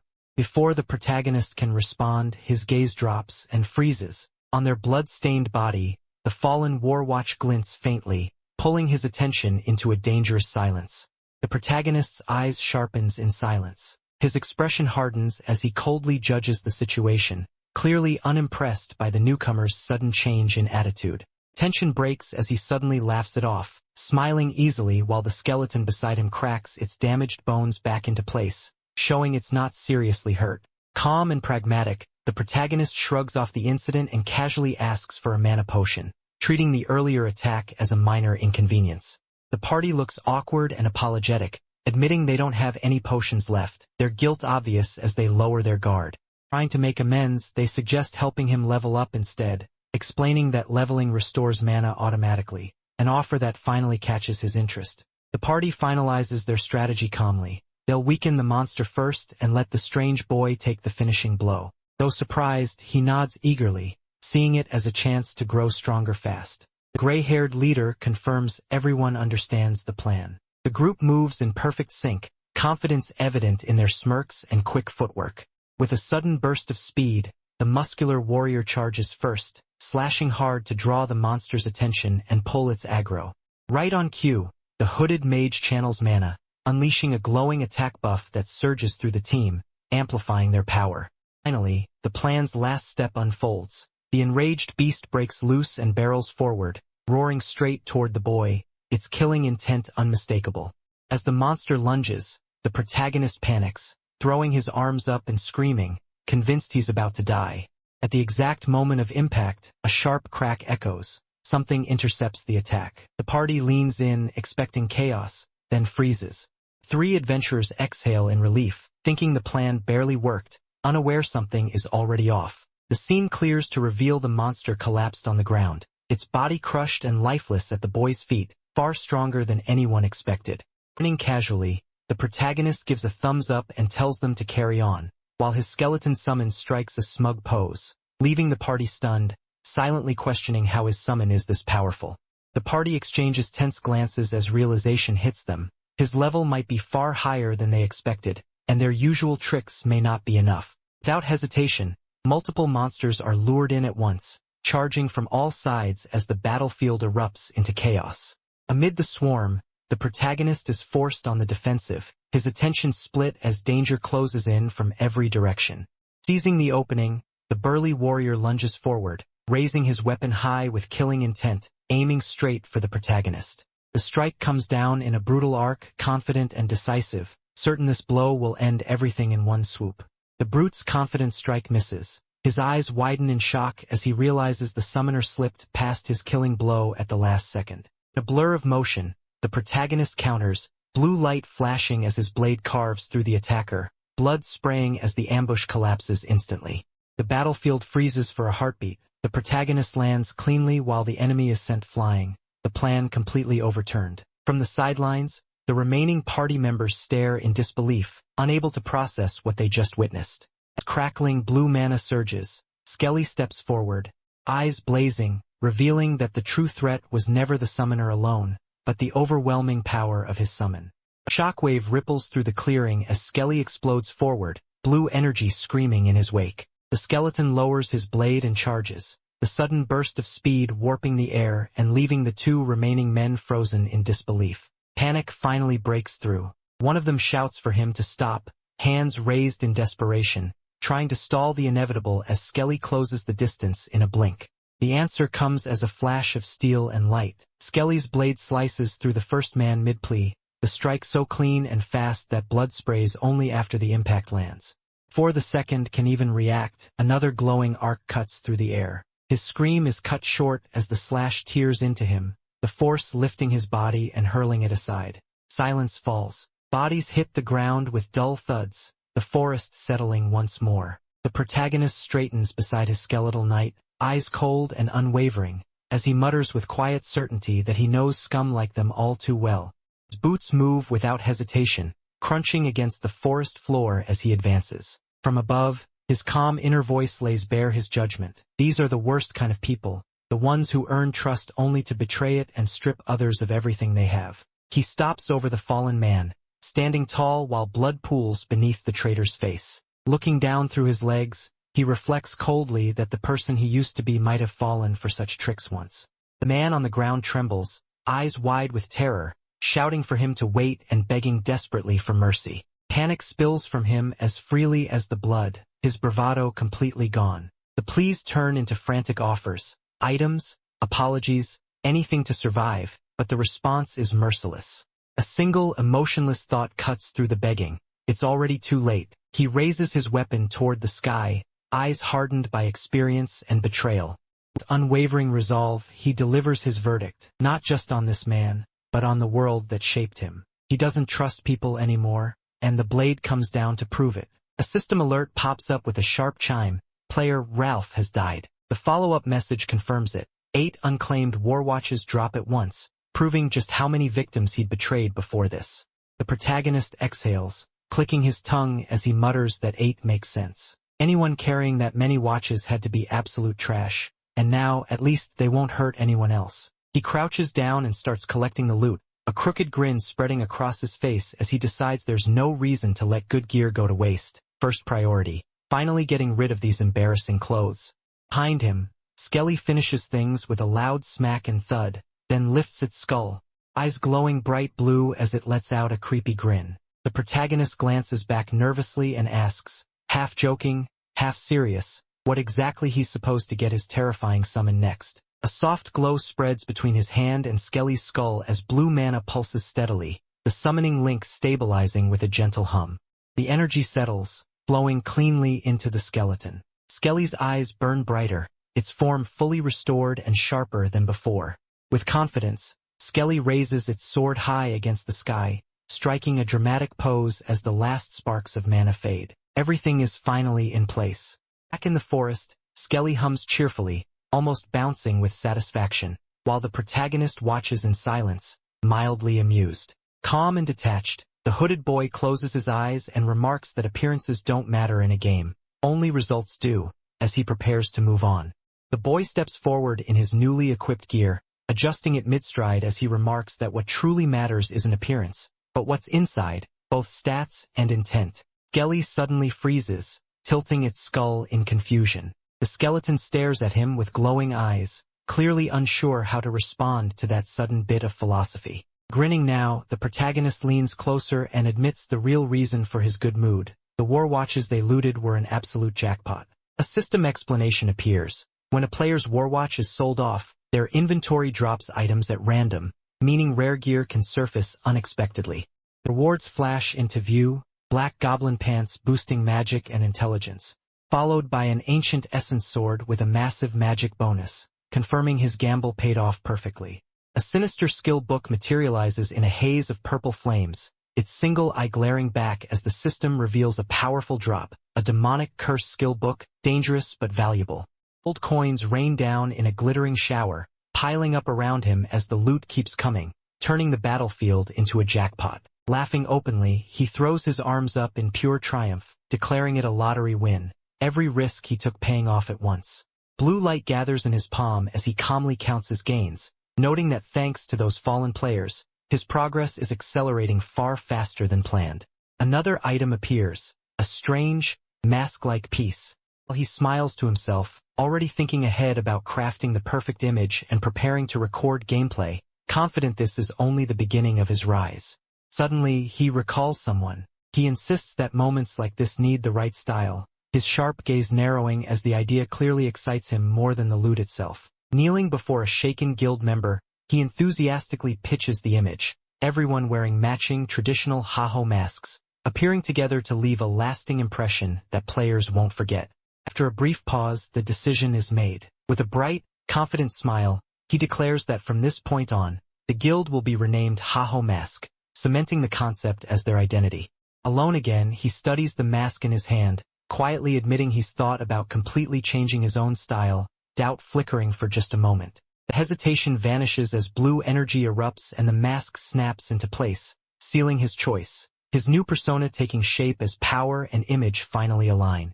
Blue flames surge as the demonic mask hovers above his palm, its fanged visage forming clearly. The power answers his resolve. He refuses to let anyone steal what's his ever again. His eyes narrow with calm certainty. The thought hardens into conviction. He will prove he was right, and this moment will mark the beginning. He calls out to his companion with quiet confidence, summoning the skeleton to move. His presence sharpens, the air tightening around him. Towering rocky spire comes into view, ancient and silent. At its base, a glowing portal hums, promising danger and opportunity. The portal roars to life as he steps through with the skeleton at his side. A system message flashes. You have entered the cave dungeon of Mount Baima, signaling the true start of his next conquest. Inside the dim cave, the The sound of steady footsteps echoes against jagged stone. The masked protagonist advances with calm confidence, hands in his pockets, posture relaxed despite the oppressive darkness around him. Recalls the dungeon's details with certainty. This place is known for spawning blue werewolves. Dangerous monsters, yes, but nothing he can't handle now. With his newly acquired gear, he's convinced the threat level has dropped sharply. A sharp grin curls beneath the mask as confidence turns into swagger. He smirks to himself, declaring that he'll clear the dungeon in 10 minutes flat, as if stating an obvious fact rather than a bold challenge. Without hesitation, he lunges forward, body cutting through the shadows. His skeleton companion rushes after him, blade raised, both of them diving headfirst into the hunt with unstoppable momentum. Hours later, far later than planned, the mood flips completely. The skeleton stands cheerfully in a soft, flower-filled backdrop, while the protagonist stares ahead in utter disbelief, face stiff and hollowed. One word escapes him, heavy with regret and confusion. Why? The dungeon remains eerily silent. With no monsters in sight, the protagonist finally snaps, shouting in frustration as the empty cave answers him with nothing but echoes. He runs through the possibilities in his head. If someone had already cleared the dungeon, the system should have notified him. Sweating, he mutters that maybe the dungeon itself is glitching. Irritated, he turns toward his skeleton companion, catching it doing something suspicious behind him. Annoyance flashes across his face as he demands to know what it's messing around with. Suddenly, his expression freezes. His eyes widen as he senses something wrong beneath his feet, a familiar yet dangerous feeling surging up. The ground erupts with violent purple energy as a massive vortex opens before them.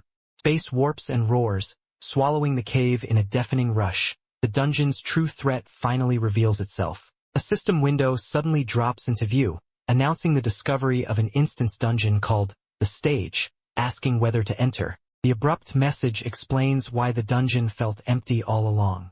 The protagonist stumbles back slightly, realization sinking in as purple energy swirls nearby. With a tired sigh, he mutters that this is why nothing was spawning. Everything was paused by the instance dungeon's presence. Clear explanation follows. Instance dungeons are randomly generated, one-time only spaces hidden inside regular dungeons. Once they appear, the original dungeon shuts down completely until the instance is cleared. The stakes rise as it's revealed these dungeons are far harder than normal, but the rewards are significantly better, tempting enough to outweigh the danger. The final warning hits hard. Once you enter, you can't leave until it's cleared, or you die. The protagonist weighs the risk calmly, admitting that logically walking away would be safer, but the choice isn't that simple. The moment of hesitation ends. His eyes harden, resolve cutting through doubt as a single thought rises above the risk. But the system answers instantly. A cold blue notification appears as the world distorts. You have entered the stage. Purple energy floods the space, swallowing him and Skelly whole. Sunlight crashes down like a wave. He raises an arm to shield his face as the transfer completes, the force confirming there's no turning back now. The scenery opens into a massive circular arena, cracked stone seats towering above them like a coliseum for slaughter. The scale alone makes his breath hitch. He scans the battlefield, tension crawling up his spine. This isn't a normal dungeon. It's an arena. Even Skelly feels it, staring around wide-eyed as he mutters about the suffocating atmosphere, both of them bracing for whatever monster is about to appear.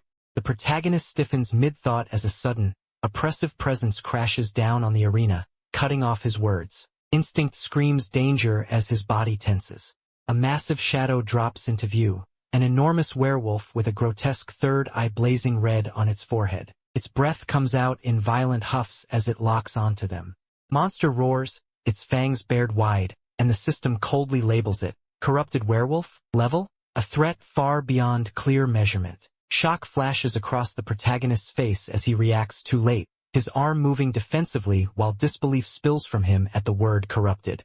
The werewolf explodes into motion, slamming forward with overwhelming force. The impact sends shockwaves through the arena as the protagonist is blown backward, the battle beginning in brutal earnest. The impact sends him flying, his body slamming through the air as debris scatters, pain flashing across his face as he barely keeps hold of himself. A violent shockwave rips across the arena floor, dust and rubble exploding outward. His skeletal companion staggers back, momentarily stunned by the sheer force. Recovering instantly, the skeleton charges forward with a low snarl, sword raised, refusing to give the monster any breathing room.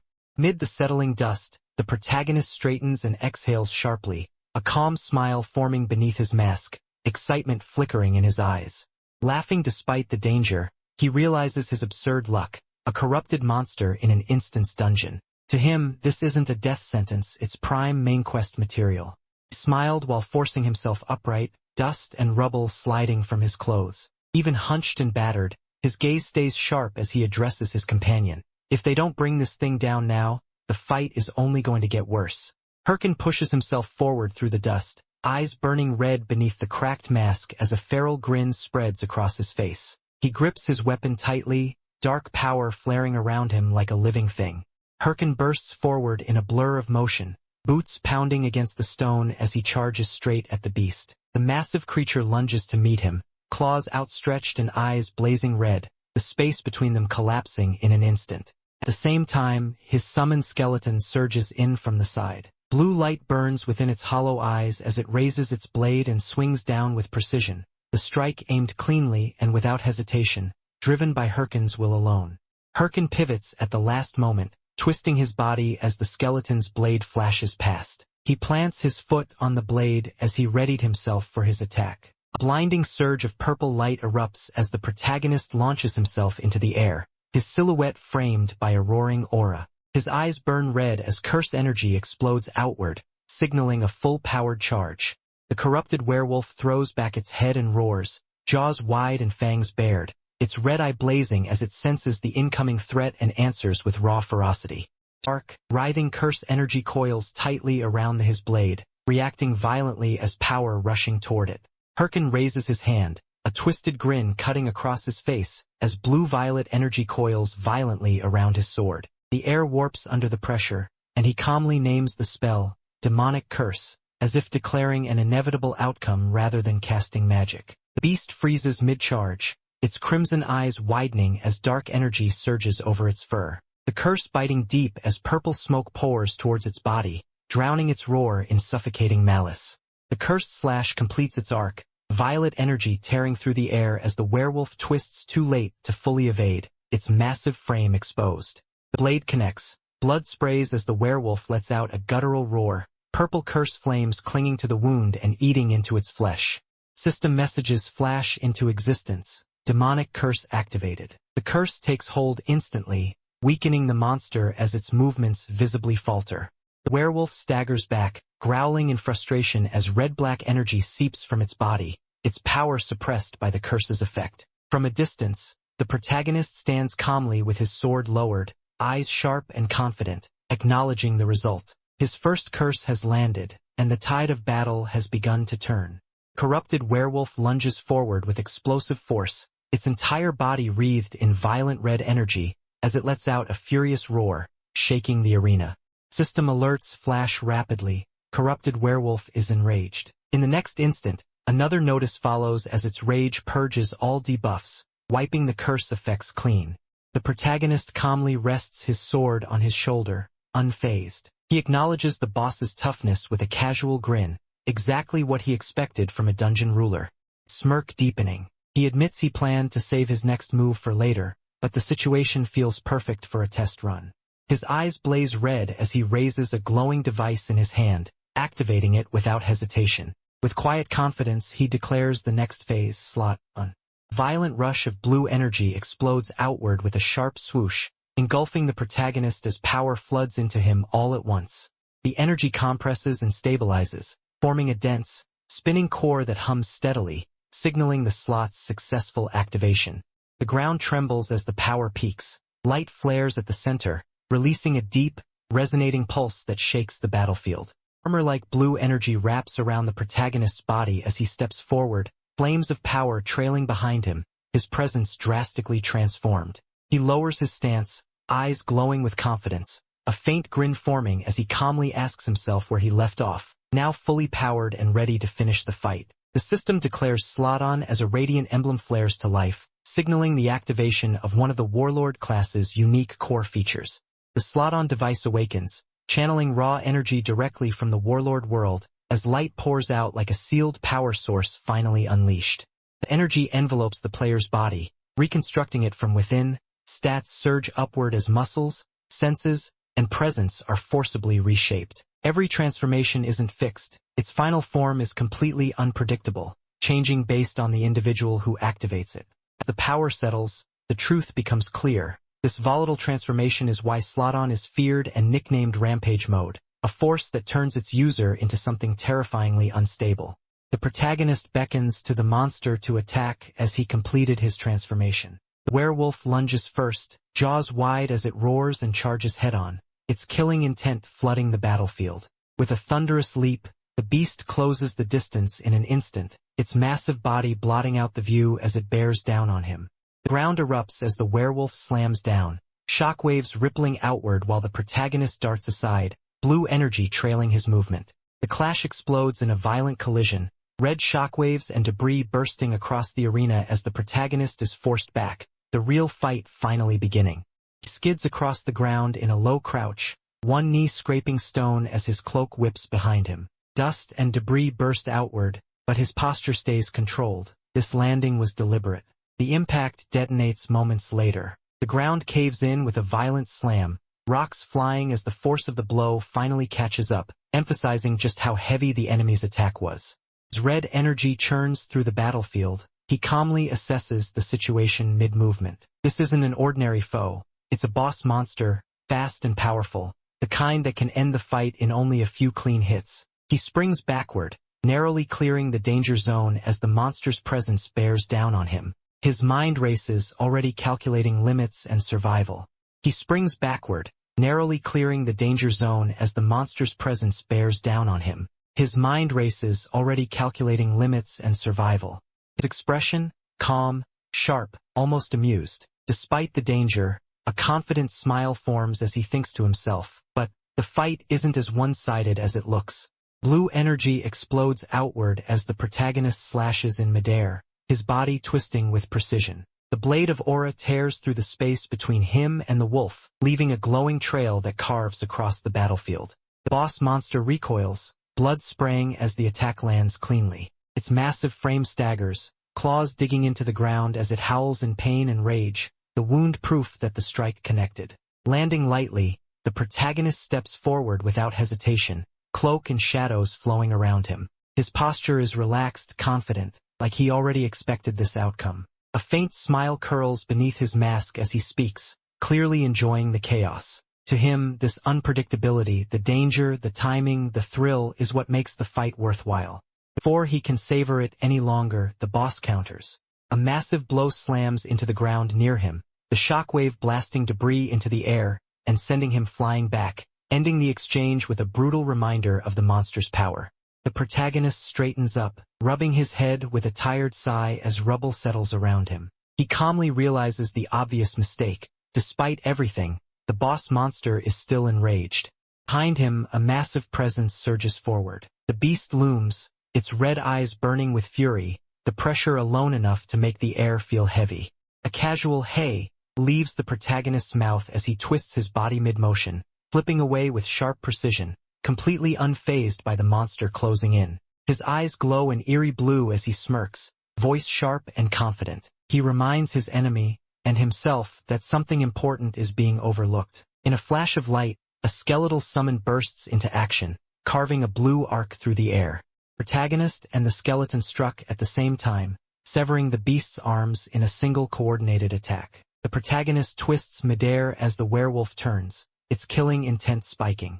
He shouts for his companion, calling the skeleton by name and signaling the timing. This is the move they practiced. The werewolf snaps to attention, all three crimson eyes locking on them as its rage peaks. His body coils, power surging, ready to counter. Perfect sync, the skeleton knight and the protagonist charge from opposite sides. Their footsteps carve arcs in the dust as they close the distance, blades poised. Twin blue slashes cross in an instant. The attacks intersect cleanly through the werewolf's torso, energy flashing as flesh tears and blood erupts. The monster collapses in pieces, its roar cut short. As the dust settles, a system message confirms the result. The werewolf has been slain, and the arena falls silent. The battle over, the system confirms the slot-on effect has been deactivated. The blue aura fades from his body as he relaxes, satisfied with the clean finish. A golden reward window spins into view, announcing a new dungeon record tied to the cave of Mount Bima, its light filling the arena with a triumphant glow. Another alert follows immediately. His skeleton warrior has defeated a high-level monster, triggering a skill upgrade as Bone Shard rises to rank E. Rewards flood in one after another. A massive sum of gold, a werewolf skull, and a werewolf skin. The skeleton stares in stunned disbelief, glowing with pride. As the notifications fade, the protagonist calmly pockets the gains, watching his skeleton celebrate in the background. With a faint smile, he admits that instance dungeons really do have incredible drops. A notification flashes as a rare item materializes, Necklace of the Corrupt Tracker. The dark blue crystal pendant gleams ominously, immediately signaling its high value. The item details unfold. It's a chronicle unique, boosting all stats significantly but bound to its owner and locked behind the Corrupt Tracker title. The protagonist stiffens, realizing just how rare this drop is. Shock crosses his face as the implications sink in. A chronicle unique, unsellable, but far superior to ordinary uniques. His luck isn't just good, it's abnormal. Another alert interrupts his thoughts. You have acquired 3 new titles. The system panels descend one after another, their presence heavy with promise. One title reveals itself, Rising Star, granting bonuses to intelligence and magic. He exhales in quiet acceptance, acknowledging this one as expected, while knowing the others may be far more dangerous. A new title flashes across the system screen, Challenger of Heroes, granting a boost to stamina. The protagonist blinks, mildly surprised, then accepts it as reasonable after clearing an instance dungeon alone.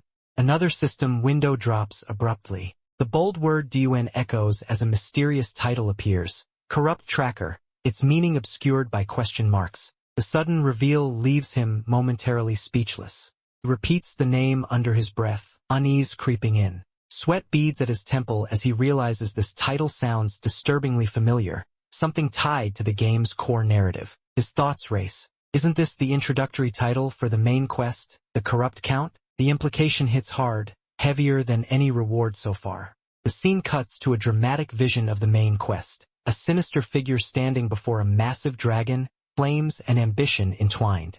Narration makes it clear. This storyline forms the backbone of the world itself, and its rewards are so powerful that every player, without exception, will eventually be drawn into it.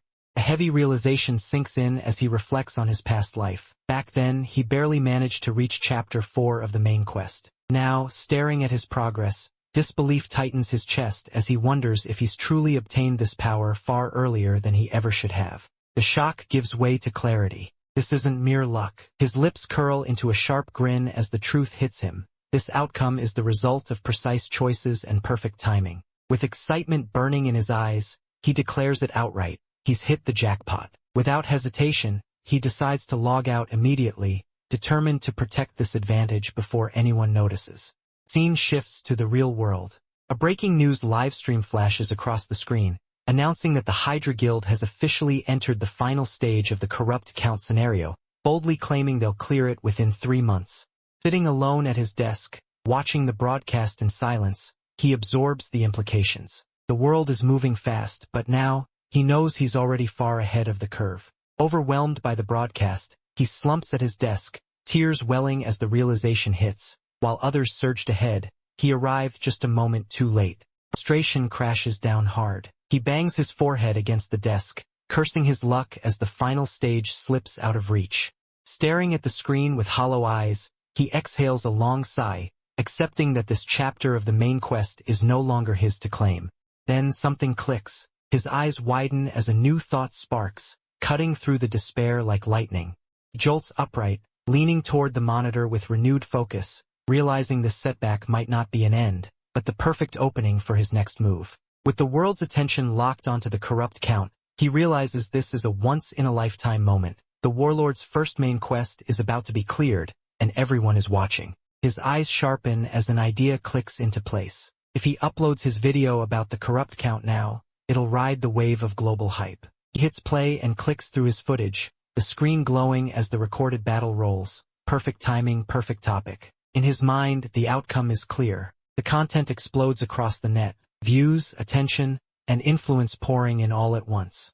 Smiling to himself, he types rapidly. He recorded everything, and now he'll edit and upload it immediately, but only he can do it right. There's only one person for the job, and it's him. The moment the notification sinks in, her casual focus sharpens. This isn't just any request, it's tied to a familiar name from the past. Phone lights up with the details. A dungeon raid editing request from Hyrkan, marked as Warlord content. The name alone makes her pause. She notices the listed level and scoffs softly, unimpressed. Level 15? To her, it sounds like amateur work dressed up as ambition. With a relaxed smile, she assumes it's just another wealthy newbie trying to buy clout with flashy editing and social exposure. Thought, her words trail off as her instincts kick in. Something about the request doesn't quite fit. Her eye widens behind the glasses, interest sparked. What she dismissed as trivial suddenly feels worth a second look. A sudden jolt runs through her as she straightens, the world snapping into sharp focus. Something has caught her attention, something powerful enough to pull her out of everything else. Behind the dark lenses of her glasses, her expression tightens with certainty. Her lips part as realization settles in, calm but absolute. He's the one. Tension melts away in an instant, replaced by pure delight. Her eyes sparkle, her smile blooms wide, and she clutches her device with excitement, declaring him her muse as inspiration floods in all at once. Her identity flashes into focus. Ramani, a freelance video editor known as Hell's Loudmouth. With newfound obsession lighting her gaze, she's already decided. This moment, and that man, are about to be immortalized. Night blankets the city in neon and starlight as Director Chai stands alone by the window, tablet in hand, quietly observing the skyline below. Her calm breaks when a voice calls out from behind. An aide rushes in, urgency clear in his tone. He reports the news straight to the point. A brand new video about the corrupt count has just been uploaded. Chai's eyes narrow slightly, her interest piqued as she turns from the window, already sensing something different about this release. The implication sinks in, this isn't just another flashy clip, but something with substance and impact. As the city lights flicker outside, the stage is set, the corrupt count's story is spreading, and powerful eyes have begun to take notice. Director Chai studies the report in silence, her expression calm but intrigued as she absorbs the details of the video. A faint smile forms. She acknowledges the feat. Someone at level 15 defeating a corrupt werewolf alone is rare, and far more interesting than it looks on paper. With quiet confidence, she dismisses the earlier doubts. This isn't just luck or flashy editing, there's real substance behind it.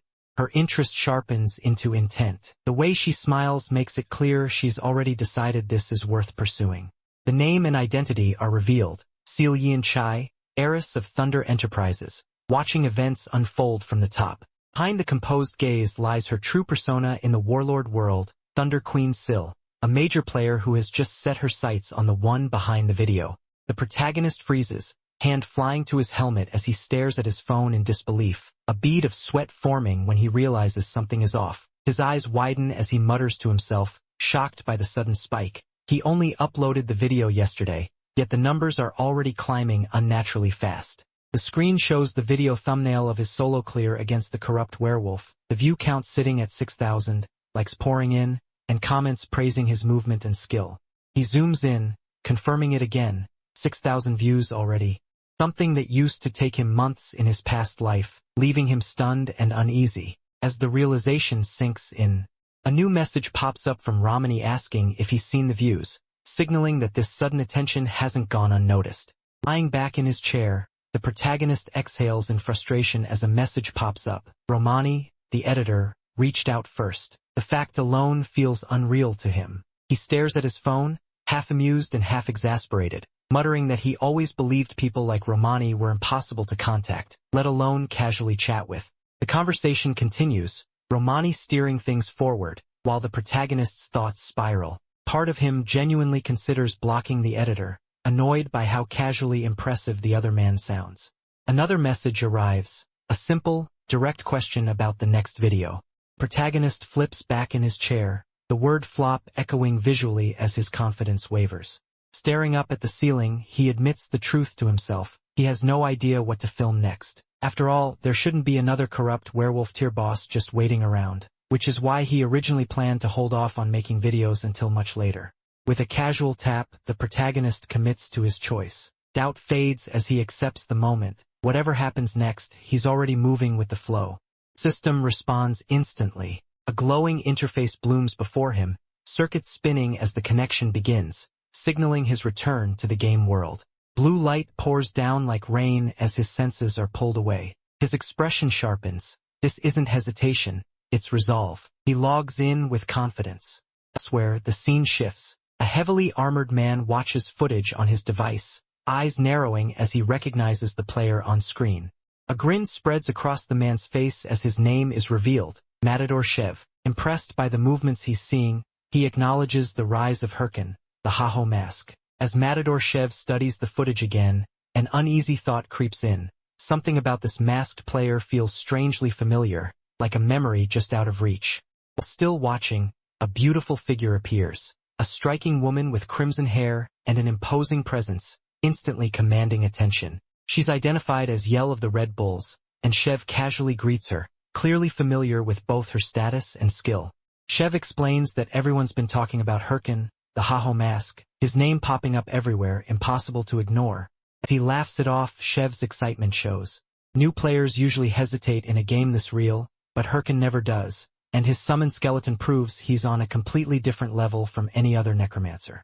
Yell cuts Matador Shev off mid-ramble, clearly irritated. She shuts down his dual fantasies and orders him to focus, reminding him they're about to go live. Without waiting for a reply, Yell shoves him toward the entrance, stressing the urgency. Only 5 minutes until the live stream starts. Matador stumbles, caught off guard by how sudden it is. Matador recovers quickly, flashing a playful grin and a wink. He jokes that Yell owes him for this, clearly enjoying the chaos even as the pressure mounts. Yell crosses her arms, serious and composed. She makes it clear that gratitude can wait. What matters is that today's live stream succeeds without issues. The scene shifts to the roaring audience. Over 200,000 viewers have already bought tickets, chat exploding with excitement as the long-awaited stream finally begins.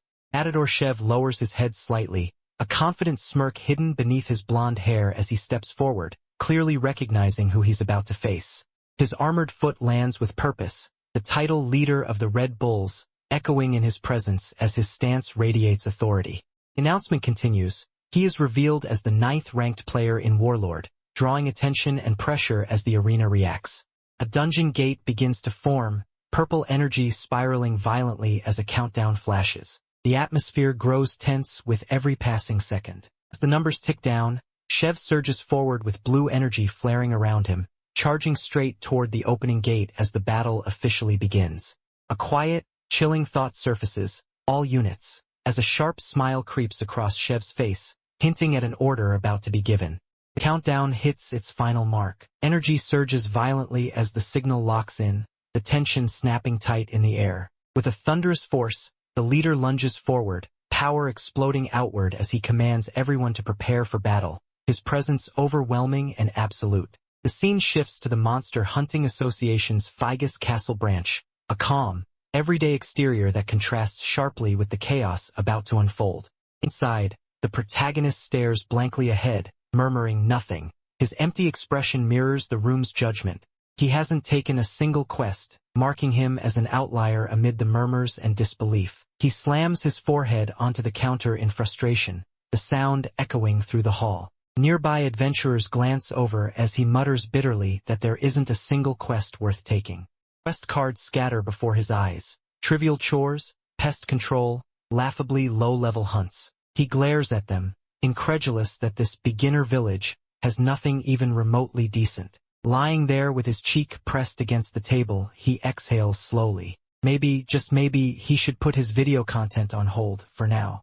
The old man steps forward, his sharp eyes locking onto the hooded young man as recognition dawns. His tone is calm, but there's weight behind it. He already knows who this is. He names it outright. This is the adventurer who cleared the cave of Mount Bima, a feat no beginner should realistically survive. Room subtly stiffens at the implication. The protagonist freezes for a split second, eyes widening beneath the hood. Being identified was not part of the plan, and his carefully low profile cracks.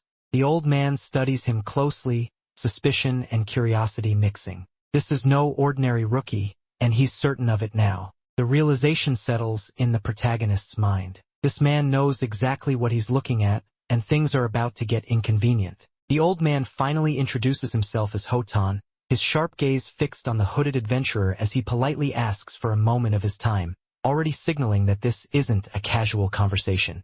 As lantern light flickers across the quiet room, Hotan reveals he's heard the rumors circulating about the recent cave incident, confirming that word has already spread through the association. Standing with his hands clasped behind his back, Hotan directly asks if the adventurer encountered a mutated monster in the cave of Mount Baima, his tone calm but probing. The protagonist stiffens, realizing this situation doesn't align with anything he remembers from the game. Something feels off, an event that was never supposed to exist. After a brief pause, he answers honestly, admitting that he did see a werewolf with strange, unnatural eyes, prompting Hotan to narrow his gaze, as if his suspicions have just been confirmed. The old man explains in a grave tone that the creature the protagonist encountered was likely twisted by the power of the corrupt one. As those words sink in, the protagonist stiffens, a chill running through him at the unfamiliar term. The old man continues, admitting that no one truly knows who or what the corrupt ones are.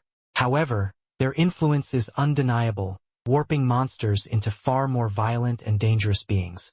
He adds that the devastation caused by these corrupted creatures has forced the hunting association to act, placing bounties to eliminate anything connected to this phenomenon.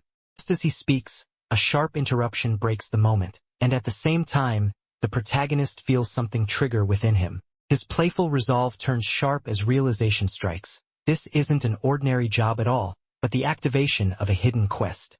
Hotan firmly warns that the boy is still far from ready to face the corrupt, his tone heavy with concern and experience. The protagonist stubbornly insists he's fine, gripping Hotan's hands with forced confidence, even as Hotan repeats that he's not ready. Letting out a weary laugh, Hotan finally relents, admitting that if the boy insists, he will at least give him a chance. Hotan mentions a man named Ahimbri, living near Bant's castle east of Figus Castle, someone who might be willing to teach him properly. Sudden tension ripples through the air as the protagonist's eye sharpens, his senses catching onto something unseen. The subtle shift in his expression suggests he's just realized an unexpected opportunity, or a turning point he didn't anticipate. A calm voice breaks the moment, offering guidance rather than pressure. The speaker suggests a path forward, a certain individual who might be willing to teach him, and the promise of a formal recommendation to open that door. Before he can fully process it, a system notification materializes. The quest, Ahimbri's Teachings, appears, centered on a sealed letter glowing with importance. The objective is clear: find Ahimbri and present Hotan's letter, along with a tempting reward, a skill book, signaling the start of a far more meaningful journey. His lips curl into a barely contained grin, his voice catching as excitement makes him tremble. He's already convinced himself this is his chance.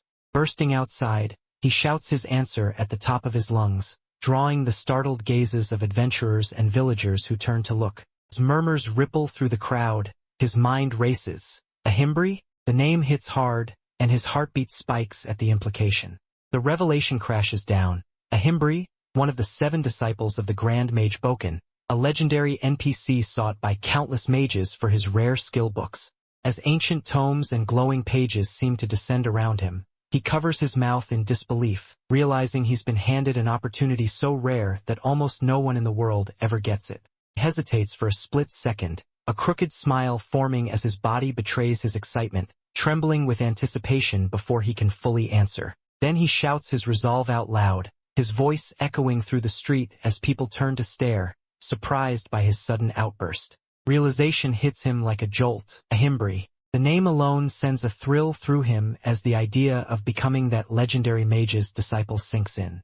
The grin widens, eyes sharp and burning with ambition, while others nearby whisper among themselves, unaware of the opportunity unfolding before him.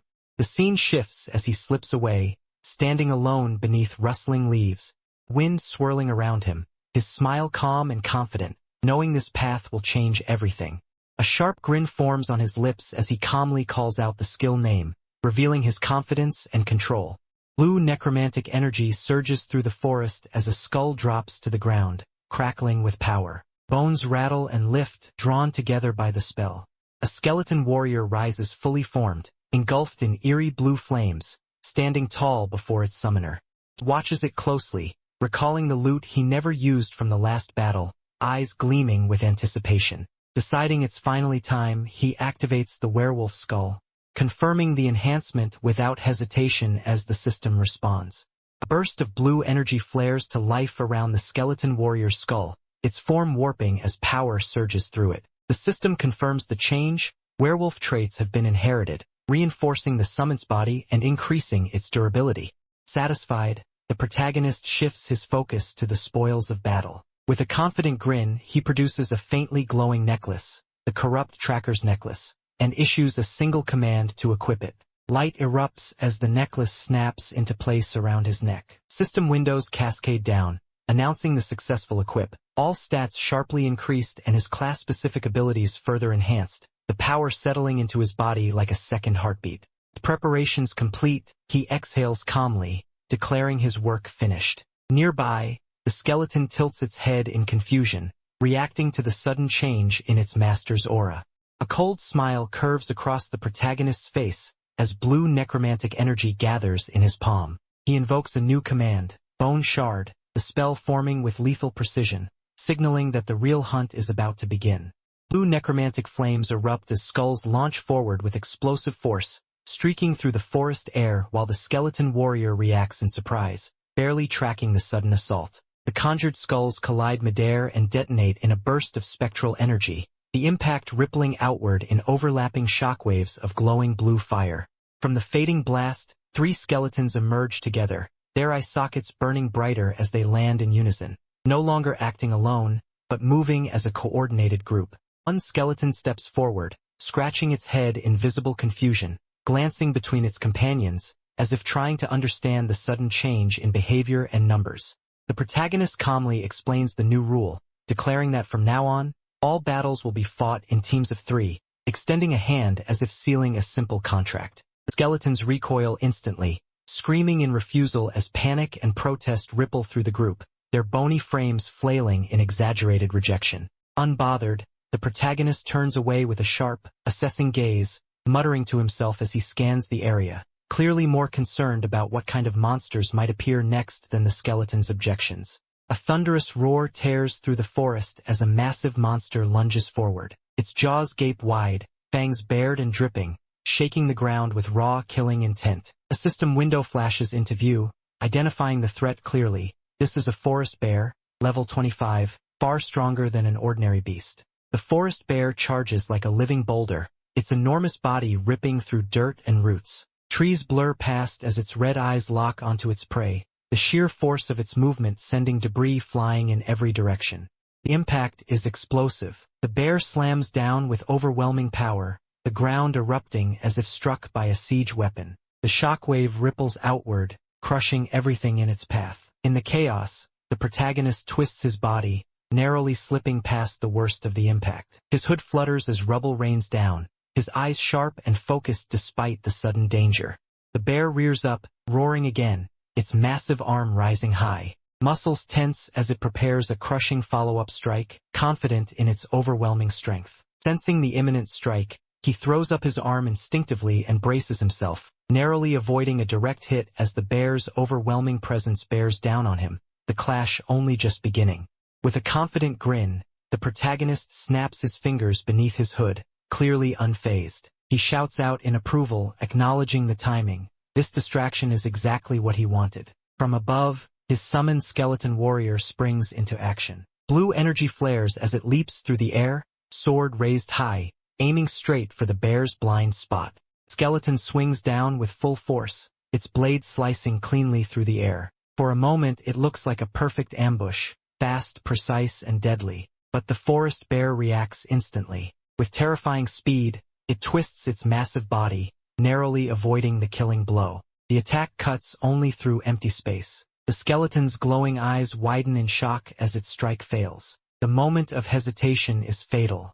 Without warning, the massive, moss-covered bear monster charges forward with a thunderous roar, slamming into the skeleton warrior head-on. The impact is brutal. Bones scatter, the skeleton's body sent flying as the ground cracks beneath the force of the attack. The protagonist reacts instantly, grimacing as he lifts a hand to his hood in frustration. Calm but sharp, he clicks his tongue and criticizes the move in his mind, pointing out the obvious flaw. Charging straight in like that was reckless. His gaze sharpens as he issues a cold lesson, making it clear that against real monsters, brute force isn't enough. To survive, one must strike where the enemy least expects it, attack from the blind spot.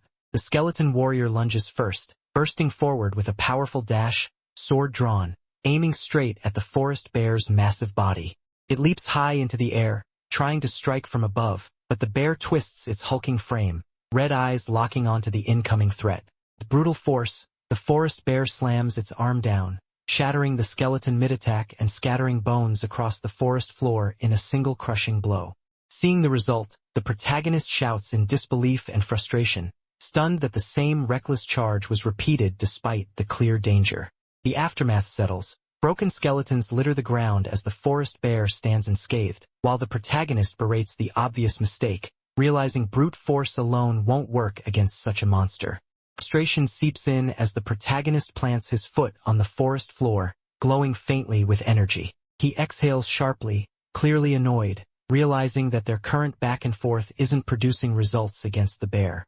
In a sudden shift of tone, the skeleton swordsman twists his body mid-motion, shimmering particles and light trailing behind him as if he's powering up. His posture becomes confident and almost playful, radiating an unexpected presence.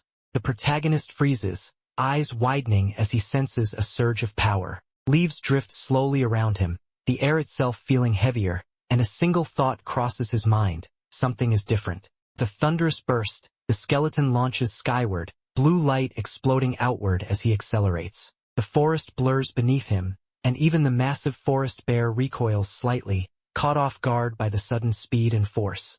As the skeleton raises his blade overhead, glowing eyes locked onto the target, the protagonist looks up in disbelief. The realization hits hard. This isn't just a summoned helper. Is he actually this strong?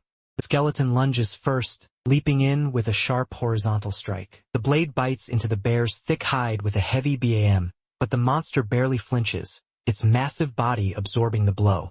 The protagonist grimaces and grabs his head in frustration, grinding his teeth. Seeing another reckless frontal attack only fuels his anger as he mutters in disbelief at their lack of coordination. His frustration boils over. From above, bats scatter across the sky as he shouts an insult, the echo cutting through the forest and highlighting just how absurd the situation has become.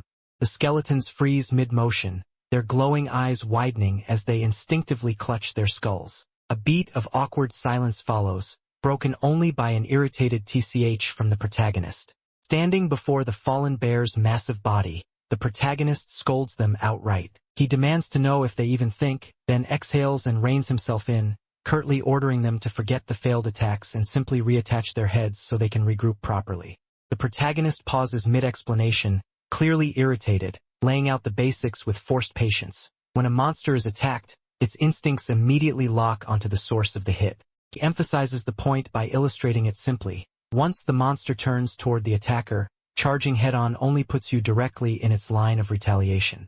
The skeletons nod as if they understand, but their blank expressions and stiff movements betray the reality. They're following instructions without truly grasping the strategy. Frustration bubbles over as the protagonist mutters to himself, wondering what exactly will happen if they keep charging straight in despite everything he said.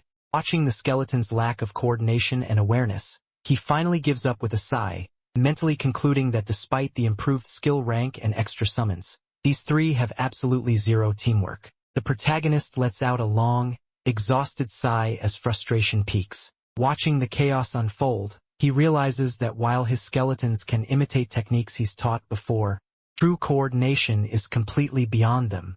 He runs a hand through his hair, slumping slightly as the mana drain hits him hard. Summoning 3 skeletons costs triple the mana, yet the results are worse than before, leaving him mentally and physically worn down.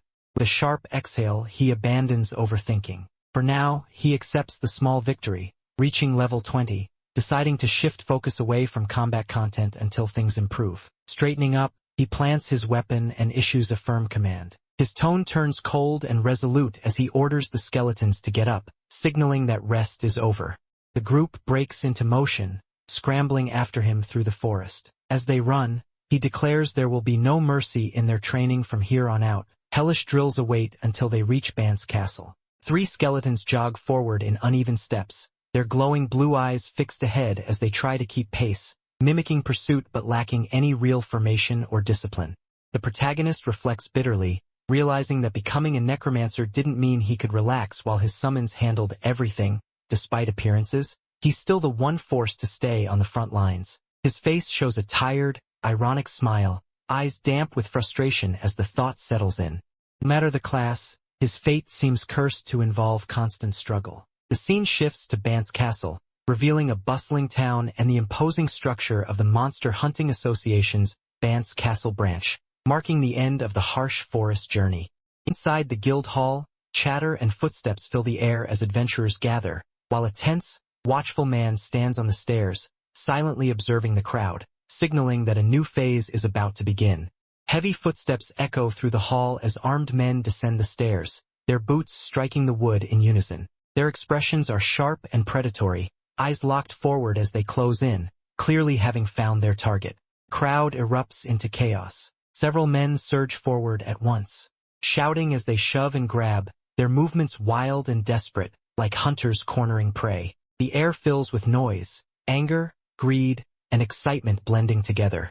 A hooded figure stands apart from the frenzy. While others clash and struggle, he remains calm in the background, watching everything unfold with measured steps and quiet awareness, untouched by the panic around him.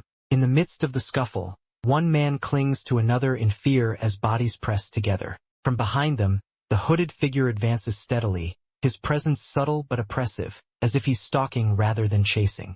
The hooded man lifts his collar slightly, eyes narrowing beneath the shadow of his hood. His gaze is cold and analytical as he thinks to himself that people like this, violent, opportunistic, and cruel, are everywhere, always moving in packs just like hyenas.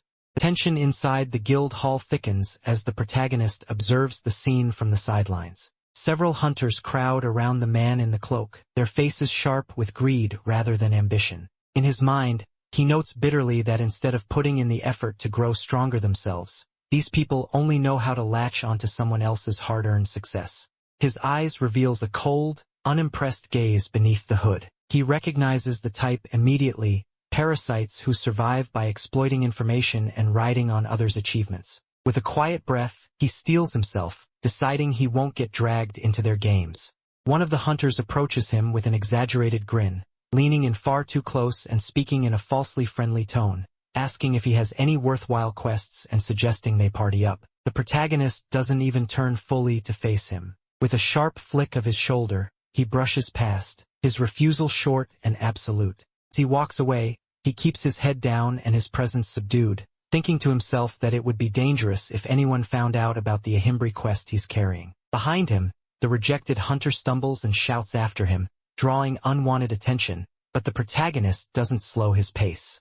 Reaching into his cloak, he pulls out a sealed envelope, the red wax crest catching the light. Holding it firmly, he finally speaks with calm confidence, revealing the reason he doesn't need their approval, a recommendation letter from Sir Hotan. The moment hangs heavy in the air, signaling that he's operating on an entirely different level from the hunters who tried to corner him.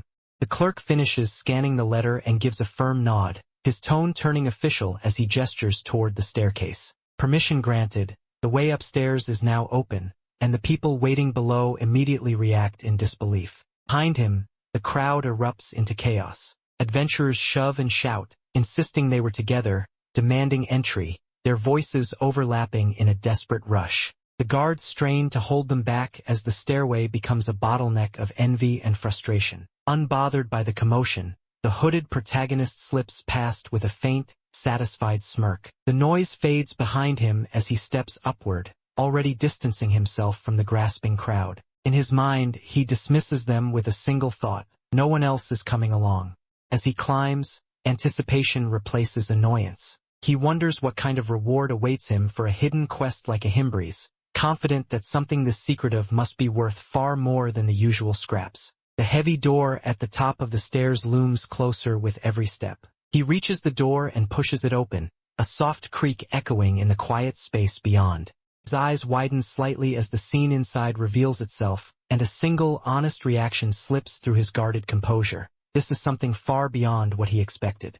The hooded protagonist steps into a cramped, dim room overflowing with stacks of books and scrolls piled chaotically from floor to ceiling. Dust hangs in the air as he surveys the mess with a blunt thought. This place is nothing more than a glorified dump. A voice cuts through the clutter. From behind towering stacks, a man stirs and asks who's there, clearly irritated by the unexpected intrusion. The rustling of books emphasizes his presence before his face is fully revealed. The man comes into view, a Himbri, an NPC buried in paperwork and texts. He peers over his glasses, expression sharp and impatient, stating flatly that he doesn't recall having any appointments today. The protagonist approaches without hesitation, handing over the sealed letter. As a Himbri studies it, his demeanor subtly shifts, curiosity flickering beneath his stern exterior, while the protagonist watches closely. After a brief pause, a Himbri rises from his seat, reassessing the visitor with new interest. He acknowledges the protagonist's background and skill, making it clear that credentials matter little to him, as long as the task is done and the reward is claimed. A Himbri calmly agrees, his tone final and businesslike, as he produces the promised reward. With a subtle motion of his hand, mana gathers and begins to glow, signaling that the transaction is complete. A surge of light bursts forth as the reward manifests. The air hums with energy, and system notifications ring out clearly. 2 skill books materialize, their presence heavy with power and rarity. The protagonist catches the glowing tomes, eyes widening as he reads their names: Bone Armor and Madness Helm. Purple energy coils around the books, confirming they are no ordinary rewards but exceptionally rare abilities. Shock quickly turns into exhilaration. He grins, almost disbelieving his luck, realizing he has received not 1, but 2 high-grade skill books. Overwhelmed with excitement, he thanks a Himbri enthusiastically. Without ceremony, a Himbri turns away, his cloak sweeping through the narrow aisles of stacked books. The system declares the quest complete, a Himbri's teachings, as he offers a brief farewell and leaves the cluttered library behind. Protagonist's joy abruptly shifts to disbelief. Clutching the books, he lunges forward, shouting after a Himbri, frustrated that everything ended so quickly. He protests loudly, convinced that after all he endured, there should have been more waiting for him. In desperation, the protagonist lunges forward, books slipping from his grasp as he shouts that he'll do anything for another chance. His voice cracks with urgency, and his outstretched hand reflects how far he's willing to go to squeeze more value out of this encounter. His plea is answered by a firm grip. A Himbri catches his hand mid-fall. The sudden contact halts him completely, the sharp grab echoing through the towering stacks of books as the momentum of the scene abruptly shifts. Locked hand to hand, a Himbri lowers his head slightly and repeats the words with interest. "Anything you say?" His tone turns deliberate, measured, as if he's already weighing how to exploit that promise. Himbri's expression twists into a chilling smile. Dark, ominous energy bleeds into the panel as he leans closer, clearly intrigued. With unsettling enthusiasm, he declares that he'd like that very much, making his intentions unmistakably dangerous. A quest window materializes before the protagonist, glowing coldly. The nest's egg appears on screen, its description blunt and merciless. Find the egg, with no reward listed. The lack of compensation makes the task feel more like a trap than an opportunity. The words reward, none zoom in, striking harder than any insult. As the realization sinks in, the protagonist's confidence shatters, leaving him stunned and silently questioning whether he's just agreed to something far worse than he imagined. The realization hits him like a hammer. His mind explodes with disbelief as panic and humiliation flood his face, the question screaming silently, did he really just get scammed? A sharp clank echoes as armored footsteps enter a busy street, drawing the attention of nearby adventurers who instinctively step back and stare. Whispers ripple through the crowd as they eye the newcomer's gear, some stunned by how expensive and refined the armor looks, others openly gawking in awe. The scene widens to reveal a tall stone tower rising above the town, its presence heavy and ominous, as if marking a destination long awaited. Behind the helmet, a single green eye narrows with certainty. The place has been found, exactly as expected. Against a dramatic sunset, the armored figure stands in full view, calm and resolute, silently declaring this is the domain where Haho Mask lives, and where the next chapter truly begins. The wooden door creaks open, spilling a narrow blade of warm light into the dim room. The sound echoes softly, hinting at a quiet space beyond and marking the end of the previous ordeal. The door shuts with a dull thud. From above, the hooded protagonist stands alone at the center of the room, shoulders heavy, his small figure swallowed by the wide wooden floor and the closed door behind him. He remains silent, head lowered. The pause stretches, his stillness reflecting lingering disbelief and fatigue after realizing he's been led into a meaningless quest. Bitter thought surfaces as his eyes glisten. Even NPCs can scam you. The frustration finally cracks through the numbness, mixing anger with quiet resignation. The protagonist lowers his head, teeth clenched in disbelief as frustration spills out of him. Faced with yet another complication, he questions whether he really has to go through with this, clearly irritated by the situation he's been dragged into.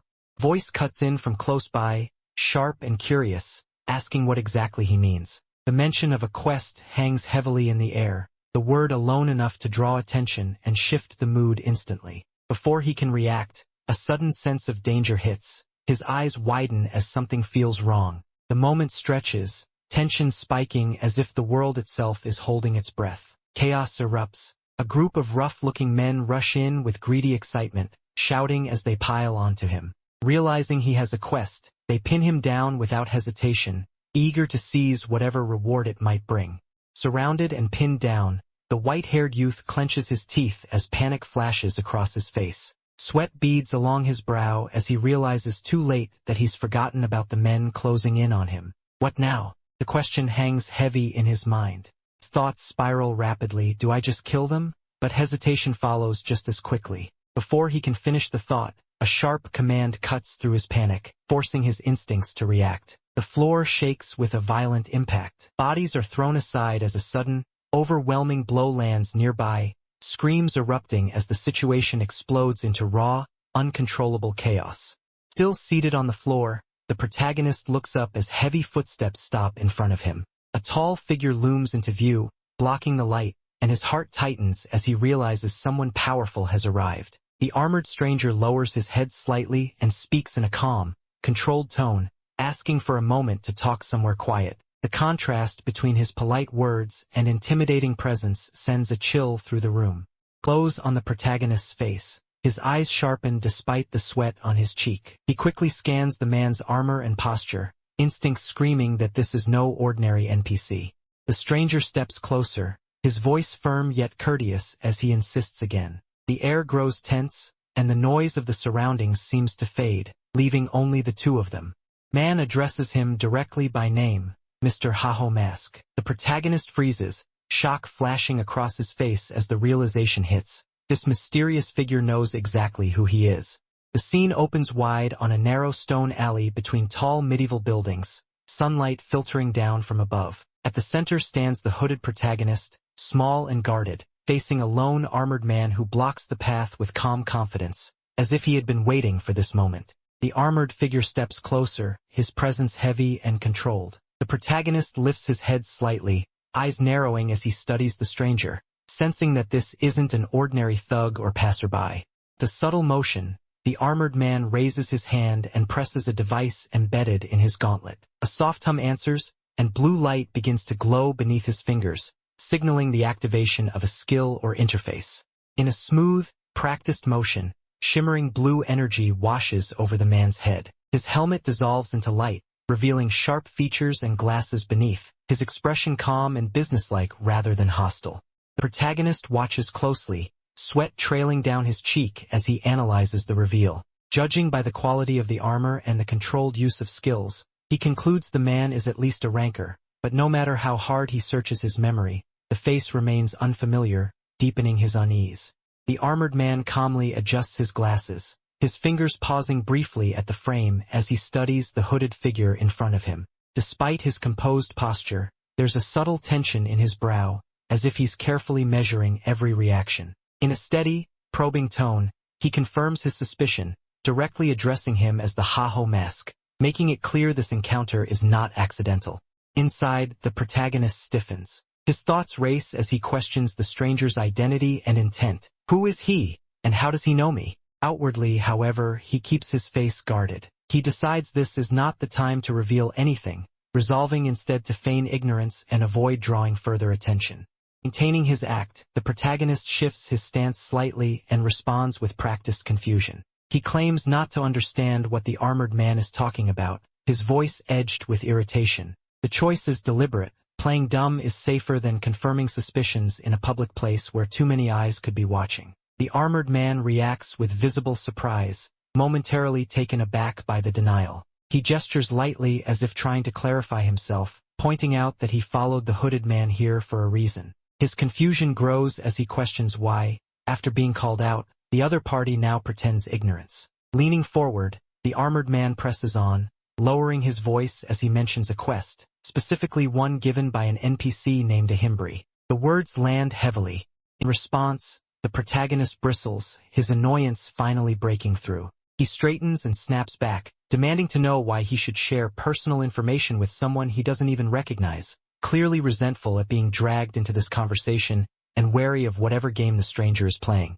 The protagonist snaps back sharply, his voice rising with irritation as he accuses the stranger of picking a fight, even proposing a PK duel in exchange for account information, his expression twisted by anger and suspicion. His inner thoughts cut through the tension. Whoever this man is, it might be easier to deny everything, feign ignorance, and walk away without consequences. The armored man with glasses remains silent, his unreadable expression framed by the dim alley light, as if weighing the hooded man's bluff and emotions without reacting. In a sudden, decisive motion, the armored man steps forward, extending a mechanical hand, the movement calm and deliberate rather than aggressive, signaling restraint instead of conflict. He bows slightly as he reaches out, offering a formal apology for the misunderstanding, his composed demeanor sharply contrasting the hostility from moments earlier, easing the tension hanging in the narrow street. A faint, knowing smile forms beneath the hood, subtle and controlled, hinting that the situation is unfolding exactly as intended.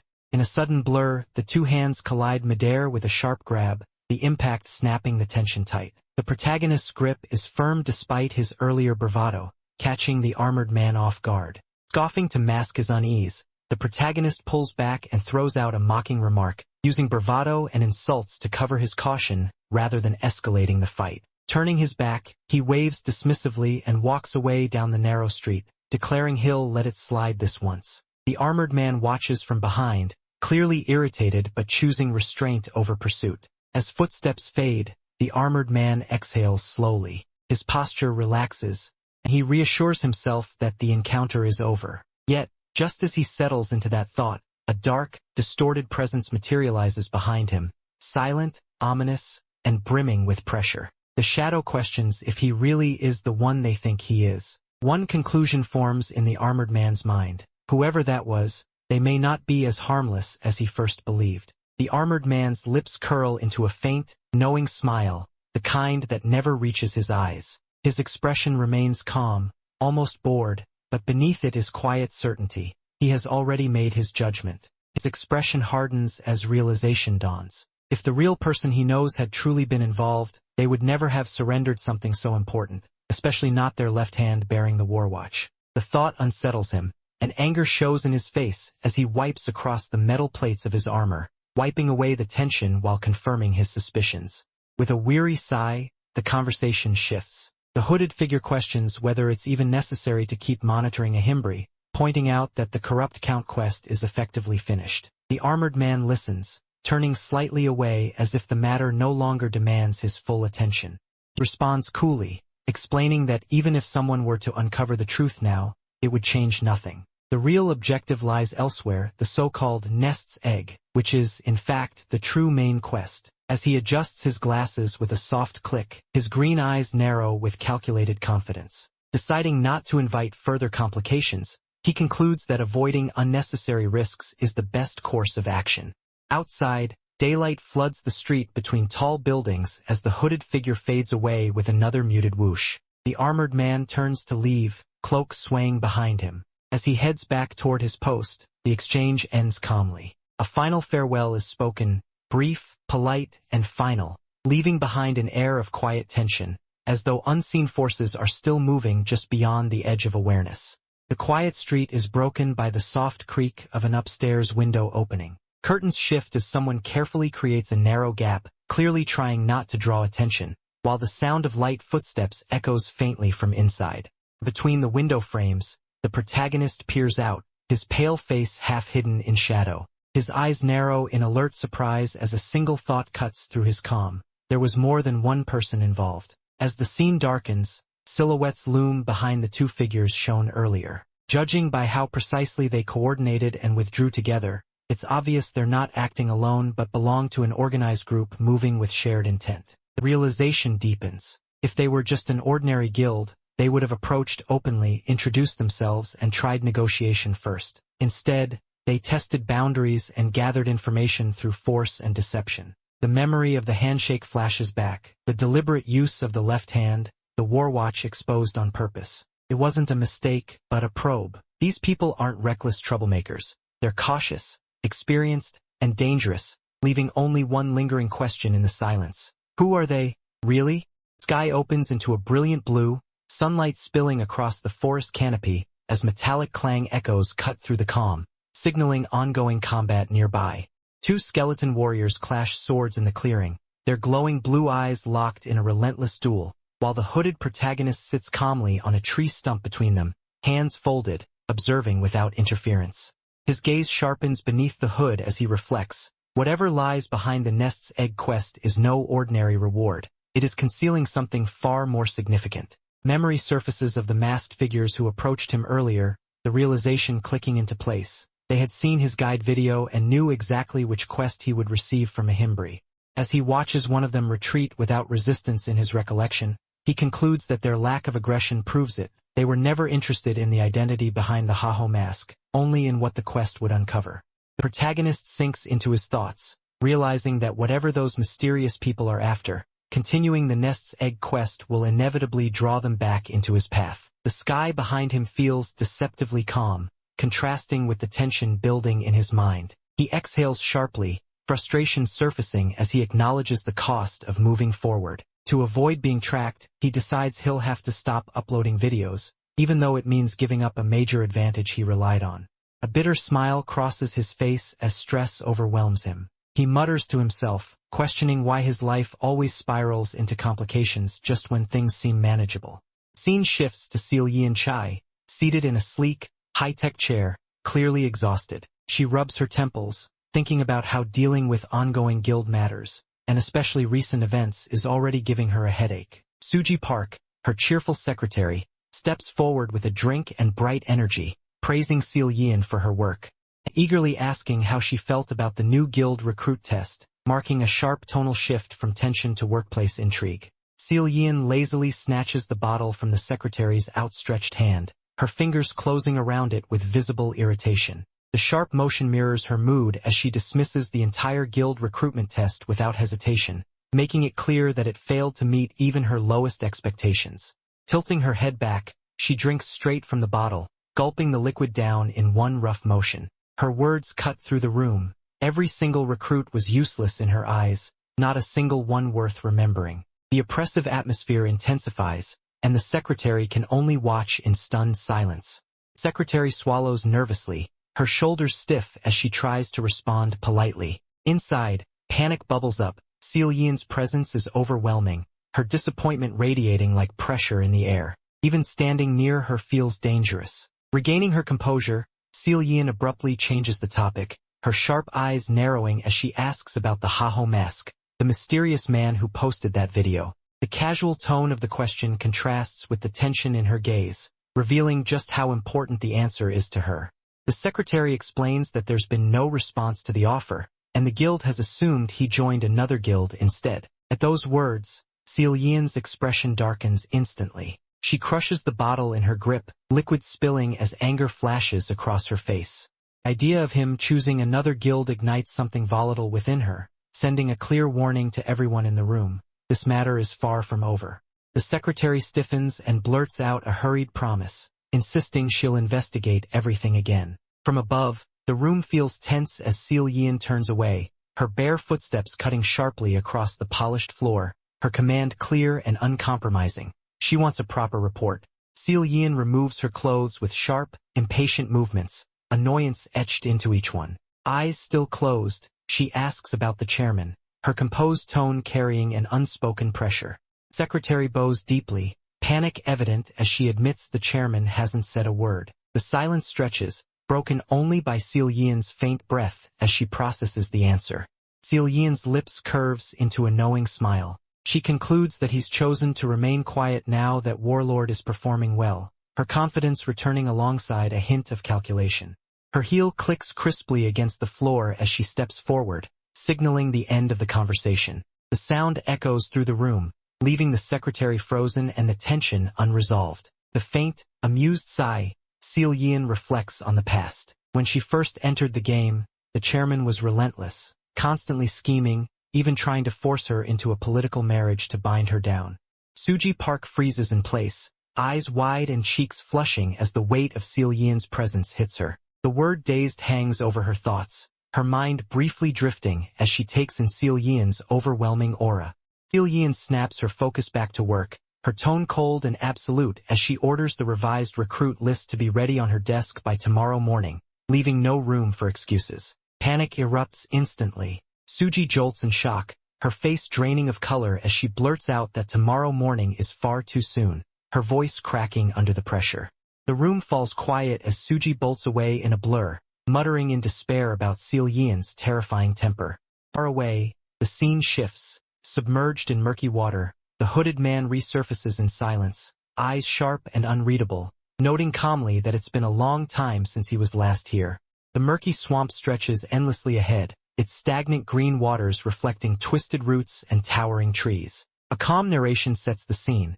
This is Lizard Swamp, a place notorious for dangerous monsters and high-level quests. The silence is heavy, broken only by faint ripples in the water, signaling that this is no ordinary hunting ground. The hooded protagonist stands at the swamp's edge, eyes narrowed as he assesses his surroundings. His thoughts are methodical and precise. Since Ahimbri is staying at Bant's castle, the quest area must be nearby. Everything points here. The dense forest, the foul water, and the oppressive atmosphere all confirm his deduction. A radiant, glowing egg-like object appears in his thoughts. The nest's egg. He reasons it out carefully. A quest with that name can only involve a creature that lays eggs. That narrows it down to a bird, a reptile, or some kind of insect. Given the location, the answer feels obvious.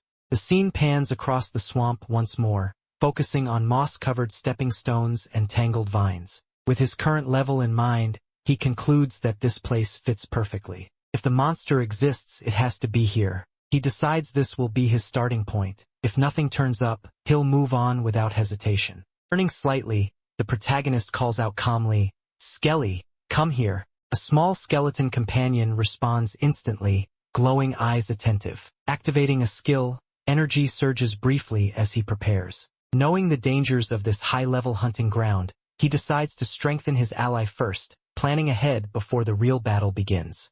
A translucent system window materializes before him, its dark interface cutting through the swamp's murky green light. The item name Madness Helm stands out ominously, accompanied by a demonic icon. The description is blunt and unsettling. Its proficiency is ranked at the lowest tier, and its activation method is crude. Draw an inscription directly on the target's head and chant to invoke the spell. Even the note is unsettling, warning of a random chance that the affected summon may lose control and go berserk. Reading through the instructions, he narrows his eyes and quietly commits them to memory. The process is simple enough if dangerous. With a calm breath, he mutters to himself, acknowledging the steps. Mark first, chant second. His tone steady despite the risks implied by the system's warning. He gives the command without hesitation. As the helm's power activates, crimson symbols flare to life on the skeleton's skull, the carved mark glowing like a brand.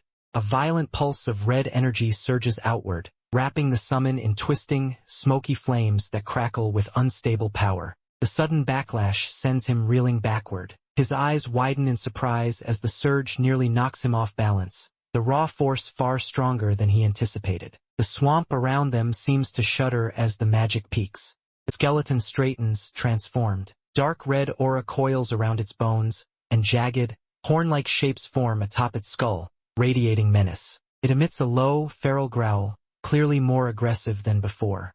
Instead of retreating, the protagonist straightens, adrenaline surging through him. A grin spreads across his face as he declares it's time for a test run, openly challenging the summon. His stance shifts from observer to combatant, fully ready to face whatever chaos the Madness Helm has unleashed. The final system note flashes ominously in his mind. There's a random chance your summon will go berserk, punctuated by a heavy, echoing "Diuduan." The warning lands a second too late, as the summoned creature radiates uncontrollable fury, signaling that this experiment is about to spiral into a real, dangerous fight. The moment the test begins, the air turns hostile. The skull-faced summon growls low and deep, crimson energy seeping from the cracks in its bones. Its jaw tightens as if fighting an urge it can barely contain, the Madness Helm's influence clearly taking hold and pushing it toward aggression. With a sudden, explosive roar, the skeleton lunges forward. Its eye sockets blaze with blinding red light, the carved inscription on its forehead glowing violently as berserk energy surges through its frame. The spell doesn't just empower it, it strips away restraint, turning raw intent into motion. The protagonist freezes for a split second, eyes widening in shock as skeletal fingers claw toward him far faster than expected. Cold dread flashes across his face. This wasn't the controlled enhancement he anticipated. The Madness Helm has triggered something far more dangerous. Reacting on instinct, he snaps into action. His arm swings in a clean, practiced arc, unleashing a sharp, blue-tinged strike that cuts through the red haze. The clash of energies sends a violent shockwave through the clearing, the impact loud and decisive. The berserk skeleton is sent flying, its body tumbling helplessly across the ground before crashing down in a heap. Nearby summons stumble back in surprise, while the protagonist remains standing, arms still raised. The test run is already proving one thing clearly: the Madness Helm's power is real, unstable, and far more dangerous than expected. Standing calmly amid the chaos, the protagonist looks down at the fallen summon with a crooked, incredulous expression. He raises a hand slightly and remarks dryly, almost teasingly, questioning whether it really just growled at its own master. Turning his attention inward, he activates his interface with a quick motion. The holographic glow flickers to life as he scans the skill details, his brows knitting together in confusion as he wonders if there's some kind of bug or malfunction. Nothing seems different. The skill display shows no obvious error, no warning messages, no signs of failure. His gaze shifts downward, doubt creeping in as he mutters that it doesn't look like anything changed at all. A sudden slither cuts through the swamp's eerie quiet. From the murky water ahead, massive shapes surge forward, scales scraping and water spraying as something large and hostile forces its way into view. 3 towering lizard men burst out of the swamp, red eyes blazing and jaws open in a collective screech. A blue status window flashes into existence. Lizardman LV, 30. The protagonist lifts his gaze, a slow, confident smile forming as he calmly notes that his little experiment picked the perfect moment to attract some real test subjects. A crimson command ripples through the air as the protagonist activates another skill. With a calm, deliberate voice, he equips the Madness Helm. A violent red flash erupts, and an ominous aura pours outward, signaling a sudden surge in power. The system confirms the effect. His summoned units are strengthened, their stats forcibly amplified, pushing their combat potential beyond normal limits. Without hesitation, he chains the next command. Dark red energy coils tightly around his summons as he activates bone armor. The magic doesn't simply coat them, it fuses, forming solid skeletal plating across their frames. The system window clarifies the effect. Armor manifests directly onto the summons, beginning with a reinforced chest plate, giving them a far sturdier presence on the battlefield. The skeletons respond instantly. Red energy pulses from their cores as they launch forward in unison, their movements sharper and more aggressive than before. One crashes into the enemy line with explosive force, the impact resonating through the forest as the empowered summons tear into their targets, overwhelming them with sheer momentum. Lizardmen recoil in shock. Their glowing red eyes flicker with panic as the enhanced skeletons close in. One staggers backward, jaws wide in a startled cry, its confidence shattered by the sudden reversal. The monsters hesitate, realizing too late that the tide has shifted decisively against them. Standing calmly behind his advancing summons, the protagonist raises a finger and issues a simple, merciless order. Red flames coil around the skeletons as they surge forward with murderous intent. Wipe them out. At his command, the empowered undead charge is won, their glowing eyes blazing, ready to annihilate every enemy in their path. The skeleton warrior launches forward in a blazing arc of crimson energy, its blade crashing down with explosive force as the lizard man raises its weapon too late, the impact sending shockwaves through the clearing. Another skeleton slips in from the side, red flames coiling around its bones, and delivers a swift, precise strike to the lizardman's flank, forcing out a shrill cry as blood sprays. The assault continues without pause. One skeleton cleaves straight through the lizardman's torso, the slash glowing hot as it carves a decisive line across its body. System messages flash rapidly as the enemies fall. The skeleton warriors finish off the remaining lizardmen, rewards pouring in as experience surges and levels rise in quick succession. Amid the fading echoes of battle, the empowered skeletons regroup around their master, red flames still flickering around them as the forest grows quiet once more, signaling the end of the fight. With the battle over, the tension finally breaks. The protagonist grins widely, shoulders relaxed, clearly satisfied with the results of the grind. His expression shows pure excitement, as if the rapid growth and smooth execution exceeded even his own expectations. He quickly shifts into planning mode. Speaking confidently, he decides that the next week will be spent grinding at full power, all while searching for the lizardmen nest's egg. The skeleton warriors stand alert around him, their glowing eyes reflecting his resolve. From a distance, an unfamiliar woman watches the group prepare to leave. She remains silent, observing the odd sight of a human calmly commanding undead soldiers as they move deeper into the forest. As the group disappears, the woman brings a hand to her lips in quiet surprise. The realization hits her. What she just witnessed is far from normal, and the man leading those skeletons is anything but ordinary. Stepping into the light, petals drifting around her, she finally introduces herself. With a composed yet curious gaze, she reveals her name, Ilya, marking the beginning of a new encounter. Bathed in soft light and drifting petals, Ilya gazes ahead with a serene smile. Her violet eyes gleam with confidence as she calmly declares her overwhelming presence, framing herself as someone far beyond ordinary mortals. Scene shifts to a lavish, almost divine tableau, Ilya seated like royalty as people kneel before her, offering praise and devotion. Their awed expressions and outstretched hands make it clear that admiration comes to her effortlessly. Turning slightly, Ilya closes her eyes and smiles knowingly. She reflects with smug ease that life becomes absurdly simple when beauty alone bends others to her will, her posture relaxed and self-assured. Her graceful stride suddenly falters. One foot slips on uneven ground, the elegant moment breaking as her balance gives way in an instant. Ilya crashes forward into the grass with a heavy thud, mud scattering around her. The divine aura vanishes abruptly, replaced by a jarring, very human mishap that undercuts her flawless image. Ilya lies face down in a shallow, murky pool, her body sprawled awkwardly as ripples spread around her in the dim swamp. The silence hangs heavy, broken only by the faint movement of water. She pushes herself up with shaking hands, mud and slime dripping from her hair and clothes. Her face twists in irritation as swamp water runs down her cheeks, her pride clearly wounded along with her dignity. Gritting her teeth, Ilya curses the swamp and recalls how she trusted a man who confidently promised to guide her through the area. The memory contrasts sharply with her current state, dirty, stranded, and furious. Her thoughts turn bitter as she remembers his empty bravado, followed by the brutal reality of his sudden death. Now alone in this deadly zone, panic and anger mix in her expression. Just as despair sets in, metallic clashes and heavy impacts echo through the forest. From her perspective, a lone figure stands calmly as monsters are cut down around him, the sound of blades meeting flesh signaling that something, or someone, far more dangerous has arrived. Ilya suddenly notices a presence nearby. Her eyes sharpen as realization dawns. Someone is close enough to hear her. Spotting the hooded man standing calmly in the shadows, she brightens instantly. Relief twists into excitement as she recognizes him as the help she was hoping for. She cries out loudly, exaggerating her distress. Her voice cuts through the forest as she stumbles forward, making sure he notices her situation. While moving toward him, she deliberately loses her footing. Her steps turn clumsy, and she collapses to the ground, perfectly selling the act of helplessness.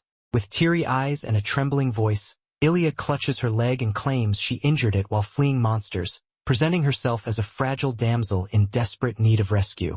That moment, her pride gives way to desperation, and she silently wonders if anyone at all can save her from this nightmare. The forest path stretches ahead as the protagonist walks away without a second glance, skeletons following closely at his sides. Their footsteps crunch softly against the damp ground, steady and indifferent. From behind, Ilya watches in disbelief, her outstretched hand frozen midair as the reality sinks in. He's actually leaving her there. Shock surges through Ilya. Her eyes widen, pupils shrinking as her mind struggles to process what she's seeing. Lightning-like tension crackles around her expression, disbelief quickly twisting into outrage. In her head, the thought screams loud and clear. He's abandoning her, without hesitation. Her composure finally shatters. Ilya's face contorts with anger, her mouth opening wide as she yells in protest, the sound echoing through the trees. The insult cuts deep. Here she is, injured, vulnerable, and calling out, yet the man doesn't even slow down. She tries again, desperation bleeding into her voice. Leaning forward, she calls out directly, addressing him by his class, hoping that will make him turn around. The glow around her body intensifies, emphasizing how helpless she looks compared to the calm, retreating figure ahead. He glances back only briefly, annoyance flickering across his face. Ilya grits her teeth, fury simmering beneath her wounded pride. Her lips tremble as she mutters under her breath, the word, "How dare you?" dripping with indignation. The realization hits harder than the fall. Her beauty, her status, her act, none of it mattered to him at all. A dark, oppressive close-up fills the frame as the woman glares forward, her eyes wide and glowing with manic intensity. Blood stains the corner of her lips, and her smile twists into something unhinged. The heavy red background amplifies her resentment as her thoughts boil over. She cannot accept being ignored. The scene abruptly cuts to the battlefield. Steel clashes loudly as skeleton warriors swarm a reptilian monster, blades slamming and slashing in coordinated strikes. Blue mana flashes with each impact, while the creature roars in pain, its massive body reeling under the relentless assault. Bone-white weapons collide with the monster's thick hide, sparks and mana rippling through the air. In the foreground, the hooded necromancer stands still, one hand raised to his face in irritation as the noise grates on him. He looks ahead with a cold, narrowed gaze, thinking to himself how irritating the woman's persistence is. Behind him, she continues to cling to hope, framing herself as helpless and wounded, still begging for sympathy. From a distance, she collapses fully onto the ground, sobbing pitifully as sparkles of exaggerated despair surround her. Watching from afar, the protagonist reflects that he ignored her simply because helping her would be a waste of time, and he has more important matters to attend to. The protagonist's thought lingers in the air. She won't stop hanging around, as the woman remains seated on the ground, glowing faintly with sparkles that contrast sharply with the dark, murky swamp. The protagonist strides forward without looking back, shoulders tense, clearly irritated by her continued presence.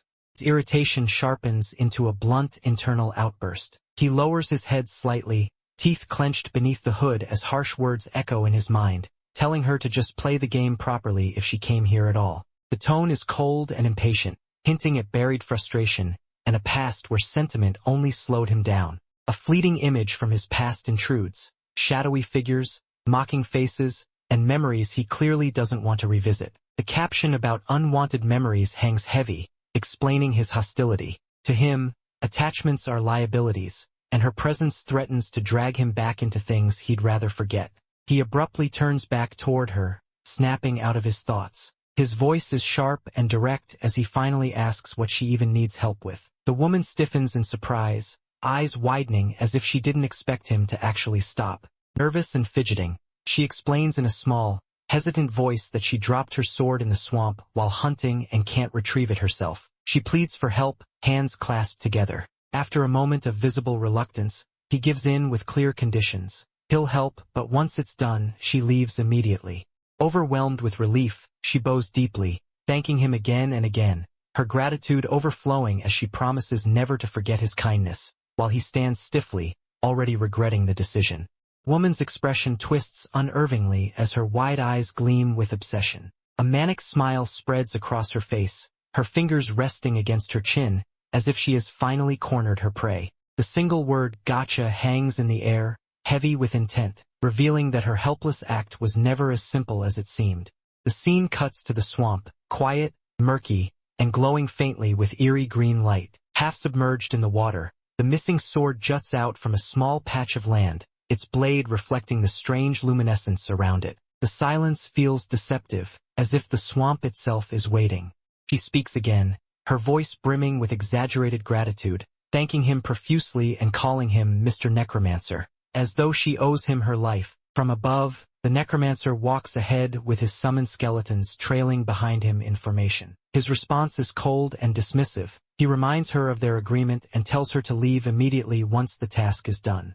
He stops and gives a short, emotionless command. Turning his head slightly, he calls out to one of his undead minions by name, his tone flat and authoritative. The command is simple and merciless. Retrieve the sword. The skeletons spring into action at once, splashing into the swamp without hesitation. Water sprays around their thin frames as they wade forward, single-minded and obedient, heading straight toward the sunken blade. In the foreground, the necromancer remains still and detached, while behind him, the woman watches intently, her intentions still unreadable as the undead carry out his order. The woman lowers her head slightly, hands clasped over her chest as she speaks with an overly sweet tone, thanking him again and again. Her posture is submissive, almost theatrical, while the man remains in the foreground, half-turned, his expression flat and unreadable. A stark narration cuts in, declaring that a necromancer is nothing without his summons. The atmosphere darkens, foreshadowing a sudden shift, as the woman's presence feels less harmless than before. Her face fills the panel, eyes wide and glinting unnaturally as mana surges around her hand. Blue light crackles and condenses, her smile stretching into something unhinged, revealing her true hostility and obsession. Accusation explodes across the panel, rage and humiliation twisting her features as she screams about being ignored. The background fractures into speed lines and impact effects, amplifying her murderous intent as she lunges forward. Before her attack can land, the man moves. In a blur of motion, he slips past her strike, a calm, almost bored smile crossing his face as he declares it too slow, effortlessly asserting control over the situation.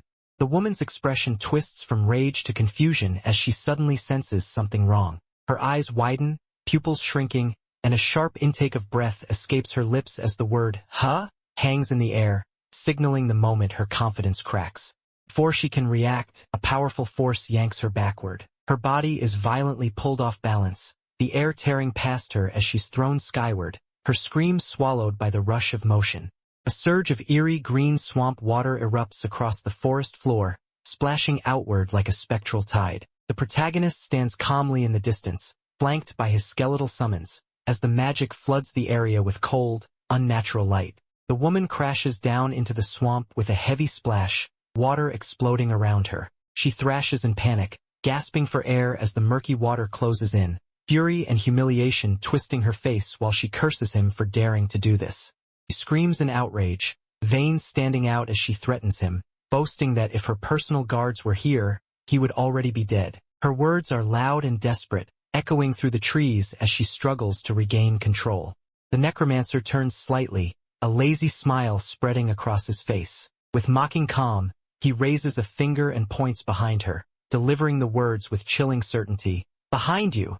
The woman, waist deep in the murky water, stiffens as the protagonist's words echo in her head. Confusion flashes across her face as she glances over her shoulder, her brows knitting together. She stammers, barely able to form the words, trying to understand what he meant by, "behind you." Confusion turns into pure terror. Looming directly behind her, massive reptilian monsters burst into view, their red eyes glowing with murderous intent. Their jaws gape wide as a thunderous roar shakes the forest, the sound drowning out her breath as she realizes she has been completely surrounded. She screams in panic as one of the monsters lunges closer, water exploding around her. In the background, the protagonist stands calmly with his skeletal summons, watching the scene unfold as if it were already decided. The necromancer speaks coolly, his voice cutting through her cries. He remarks that if someone is going to attempt a backstab, they should at least put some real effort into it, making it clear he saw through her betrayal from the very beginning. With a mocking expression, he points to his own eye and sneers, explaining that he recognized her cheap tricks immediately. His tone is casual, almost bored, as though her scheme never posed even the slightest threat. Turning away from the chaos without another glance, he clicks his tongue in annoyance and declares the whole ordeal a waste of time. He then casually calls out to his skeletons, ordering them to move on, leaving the woman to face the consequences of her betrayal alone. As they move on through the forest, the skeletons fall into bizarre antics, giggling and striking exaggerated poses as if rehearsing something absurd, their empty eye sockets glowing with misplaced enthusiasm. The hooded necromancer snaps back without even turning around, warning them coldly not to learn any strange habits, his tone making it clear he means it. A blue system window suddenly flashes into existence, announcing the woman's death, and golden light erupts around him as rewards pour in. He blinks in surprise, realizing the kill was credited to him despite never landing the final blow, his lips curling with amused disbelief at the unexpected score. Elsewhere, the woman screams in rage, convinced she should have won and swearing vengeance, her fury tearing through the moment too late to change her fate. Back in the forest, the necromancer scoffs at her empty threats, laughing at the idea of a personal guard, while unseen watchers finally reveal themselves, proof that even his mockery was premature. The forest exhales in a low, ominous hush. Leaves are violently torn from their branches, spinning through the air as if pushed aside by an unseen force. The swamp below lies still and murky, broken only by drifting lily pads and the echo of something moving fast. Whoosh! A sudden disturbance cutting through the calm, signaling that violence has just unfolded here. A wounded man grits his teeth, his breath ragged and uneven. Sweat beads down his face as blood stains the blade pressed against his body, streaking across his gear and soaking into the fabric. His chest rises and falls as he gasps, barely able to stay conscious. Each breath is a struggle. Ha ha! His body screaming that it's reached its limit. A wider view reveals the grim reality. The wounded man collapses to his knees, coughing violently, his strength gone. Looming over him stands a silver-haired figure clad in dark armor, his sword angled downward without hesitation. Behind him, 3 skeletal summons stand in eerie silence, their hollow eyes glowing faintly as they bear witness. The kneeling man trembles as despair spills from his lips. He was supposed to avenge Queen Ilia's death, yet here he is, broken and powerless. Protagonist steps closer, looking down with cold, unreadable eyes. His expression carries neither anger nor mercy, only judgment. Calmly, almost casually, he speaks, asking if he may pose a single question. The contrast is chilling, a composed voice in the middle of a life-or-death moment. The blade shifts slightly, catching the dim forest light as the question lands like a knife to the heart. The protagonist challenges the fallen warrior's resolve, asking why he would go this far when there is nothing to gain. His words turn cruel, stripping away any illusion of nobility, mocking the idea of revenge, sneering at the notion that Queen Ilia's memory would reward such blind sacrifice. The forest remains silent, as if waiting for the broken man's answer. The wounded man lifts his head, blood trailing from the corner of his mouth, as a crooked smile spreads across his face. His eyes glint behind cracked glasses as he mocks the accusation. With a low, taunting tone, he repeats the question back. Was all of this really for some girl he met in a game? A bitter chuckle escapes him, as if the idea itself is absurd. Protagonist pauses. His eyes narrow slightly, a bead of sweat sliding down his cheek, not from fear, but irritation. The man's laughter echoes in the forest, warped and unhinged, cutting through the tension. For a brief moment, the calm authority he maintained wavers as he listens. The wounded man throws his head back, laughing maniacally. His pupils warp into heart-shaped reflections as his obsession spills out uncontrollably. With veins bulging and blood still dripping down his chin, he screams his truth into the air. What drives him isn't logic or reward. It's love. Raw, twisted, all-consuming love. The forest itself seems to recoil as his voice crescendos. Without warning, the protagonist swings. His sword ignites with a sharp blue glow as it cleaves through the air in a single, decisive arc. Slash. The motion is clean, merciless, and final, cutting off the mad declaration before it can go any further. The aftermath hangs heavy. Blue particles fall like digital rain as the protagonist stares forward, eyes wide in disbelief. His jaw tightens, disgust written plainly across his face. In a cold, clipped voice, he dismisses everything he just heard as utter nonsense. Nothing more than delusion masquerading as devotion.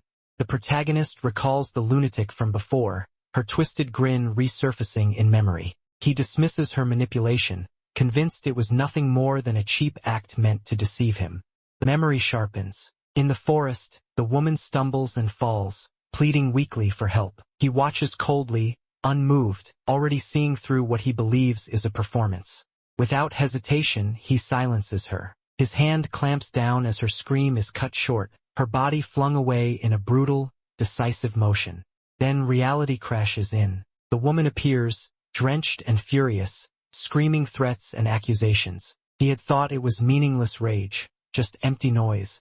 Truth is revealed. The woman collapses, sobbing before the guards, admitting she was wronged. The realization settles heavily. What he dismissed as nonsense was real after all. The woman's voice trembles as tears spill freely down her cheeks. Her hands clench near her chest, shaking as she tries to explain herself. All she had done was ask for help, nothing more. Her eyes widen in fear as she recalls what happened next. Her words breaking as she mentions the necromancer player who twisted her plea into something far darker. The memory snaps to a horrifying moment. 3 men recoil in terror, their faces drained of color, eyes rolled back in shock. The air feels suffocating as deathly power surges. Done. Their expressions freeze in pure panic, as if their very souls are being seized, leaving no room for doubt about what they witnessed. Back in the present, the narration cuts coldly forward. Because of her actions, because she spoke out, the truth spread. From that moment on, the protagonist became a marked target. Accusations followed him wherever he went, and whispers turned into open hostility. Her confession changed everything. A shout rings through the forest. A burly man charges forward, pointing as he yells that they found Ilya's killer. The protagonist reacts instantly, twisting his body and jolting into motion as he prepares to escape. The weight of relentless pursuit presses down on him yet again. He pauses just long enough to rake a hand through his hair, forcing a strained grin as a familiar ache settles in. Another headache. With a weary sigh, he vents his frustration. He's already overwhelmed trying to find clues for the quest, and now he has to deal with this mess too. Crouching down, he retrieves a glowing item from the ground, the system message flashing into view. He's obtained an unclaimed war watch. As he weighs his options, he decides against chasing the woman again. Getting tangled in something worse would only spell disaster. System notifications cascade one after another as the silver-haired man examines his loot. Gold pours into his inventory, followed by a pair of goblin leather shoes. Last comes a rare item, the necklace of promise, its name glowing brighter than the rest. The steady ding of rewards briefly cuts through the chaos, grounding him in familiar, tangible gains. He pauses, eyes narrowing as he turns the necklace over in his hand. Recognition hits him a split second later. The necklace of promise, an ultra-rare item with absurd resale value. His mind instantly runs the numbers, realizing it's worth a small fortune. For a moment, even all the trouble feels forgivable. His resolve collapses into comedy. The memory of the obsessed lunatic resurfaces, but this time he retracts every judgment with zero shame. Love, apparently, is wonderful, especially when it drops ultra-rare loot. Behind him, his skeletal summons throw their arms into the air in exaggerated celebration as he thanks them wholeheartedly, basking in the absurd victory. Hunger finally creeps in. As he brings something to his mouth, already dreaming of a proper meal, maybe even beef for once, a sudden shout shatters the moment. Footsteps thunder closer. Someone spotted him again, screaming that they found Ilya's killer. Instead of running, he turns, dramatic, unapologetic, and smiling wide. He throws his arms open and loudly claims the accusation for himself, mocking the crowd with theatrical flair. If they want him so badly, they can come and take him. The challenge hangs in the air, bold and reckless, daring anyone foolish enough to answer it. The forest clears just enough to reveal the full scale of the problem. A tightly packed group of armed players fans out in a semicircle, weapons raised, eyes burning with blind conviction. From the center of the clearing, the protagonist stands with his arms spread wide, skeletal summons clustered near him like loyal sentries. The tension snaps tight as the word bustle hangs in the air. This isn't a small mob, it's an organized hunt. His confidence falters the moment he looks closer. More figures pour in from between the trees, footsteps pounding in unison. Thump, thump. His instincts scream a single conclusion. There are way too many of them. Even his summons stiffen, their glowing eyes darting as the encirclement tightens. Shouts explode from all directions. Get him! Kill him! Rage replaces reason as the mob surges forward. The silver-haired man twists around sharply, eyes wide, trying to gauge an escape route. His mind races as panic finally claws through his composure. Just how many lunatics has this turned into? A cruel laugh cuts through the chaos. The woman appears above the rushing crowd, pointing down at him with a manic grin. She mocks the situation, scoffing at the idea that all these people could be obsessed over one girl, yet her laughter says otherwise. Below her, shadowy figures with glowing eyes charge forward, their presence amplifying the nightmare. The stampede grows louder, drowning out everything else. The protagonist grits his teeth as sweat trickles down his face. He raises a hand instinctively, fingers tightening as he reassesses the situation. One word slips out under his breath, pure frustration, no humor left. Damn it, the realization is clear. This has spiraled far beyond a simple misunderstanding, and survival now comes before pride. Protagonist snaps his fingers sharply, voice cutting through the chaos as he commands his summons forward. The skeletons surge ahead at once, bones rattling as they charge the incoming mob. A hollow whoosh follows as they collide, acting as living shields to buy their master precious seconds. From the enemy side, a calm, confident voice rises. A man with a heart-marked headband and glowing glasses observes the battlefield with cold certainty. Just as expected, the necromancer is relying on skeleton summons. With a dismissive tone, he delegates the problem, trusting others to deal with the undead while he stays back. Another pursuer steps in, lips curling into a faint smile. He murmurs the words "use skill," eyes flashing as power gathers.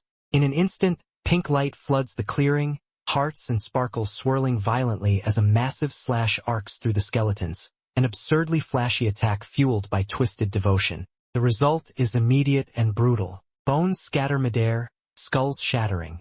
As the system notification flashes mercilessly, one of the skeleton warriors has taken critical damage and been completely destroyed. The protagonist recoils, teeth clenched as sweat beads along his face. Reality crashes down hard. Gritting his teeth, he assesses the situation with growing dread. These attackers are higher level than him, and there are far too many. Facing them head-on is suicide. His eyes narrow as the last thought settles in. If he wants to survive, he'll need to run, hide, or outthink them all fast. With a furious vow burning in his chest, the silver-haired man turns and bolts. His body launches forward in a powerful leap, cutting through the forest as a white arc streaks behind him. Even as he flees, his thoughts are sharp and venomous. Once he levels up, he swears he'll repay every single one of them in blood. Branches whip past as he forces his exhausted body to keep moving. His breath comes out in rough gasps.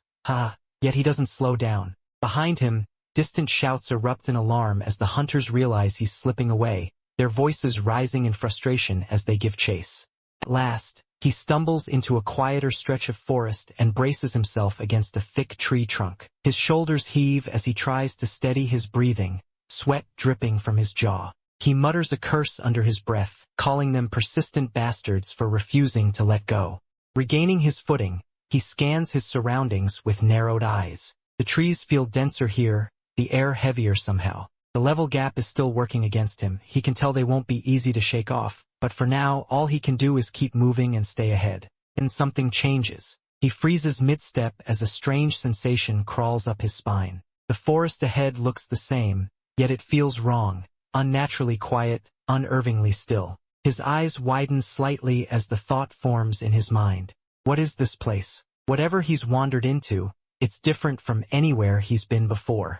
The protagonist pauses, hand resting against his chin as doubt creeps in. His eyes flick toward the darkened ground ahead, unease tightening his chest. He can't remember this place ever being here, certainly not near Lizard Swamp. He's scouted the area for days, memorized its terrain, yet this black, murky stretch of land is completely unfamiliar. Silence follows. He lowers his hand, lips pressing into a thin line as he studies the swamp more carefully. The darkness of the soil, the way the air hangs heavy, it all feels unnatural. Then realization dawns, slow and deliberate, as pieces click together in his mind. A faint smirk curves his lips. So that's what this is. The mystery excites him more than it scares him. Whatever this place is, it isn't random, and that means opportunity. A sharp glint flashes in his eyes as he straightens his posture. Elsewhere, the pursuers crash through the forest, boots sinking into damp ground with wet squish sounds. Their frustration boils over as they curse the necromancer for slipping away yet again. They fan out, scanning the surroundings, irritation mounting as they struggle to track him. Suddenly, one of them freezes and points urgently into the trees. He shouts that he's found the necromancer's skeletons. The group snaps to attention at once, heads whipping in the same direction. Confusion and alarm ripple through the formation. If the skeletons are there, then their target must be close, or laying a trap. Without warning, the swamp erupts into color and sound. A surreal glow floods the clearing as a pulsing beat seems to shake the air itself. Lights scatter like floating orbs, and the necromancer's skeletons burst into motion beneath a shining disco ball. It's absurd, sparkles, rhythm, and undead bodies moving in perfect sync. Dance time. The pursuers freeze mid-step. Water splashes as skeletons flail and groove around them, completely breaking the tension. Confusion ripples through the group, question marks practically hanging in the air, as the scene refuses to make sense. Irritation boils over. One of them snarls through clenched teeth, furious that the necromancer would mock them like this after injuring Queen Ilia. His fists tremble, veins bulging as rage radiates from him, while another looks on in disbelief, questioning why that's what he's angry about.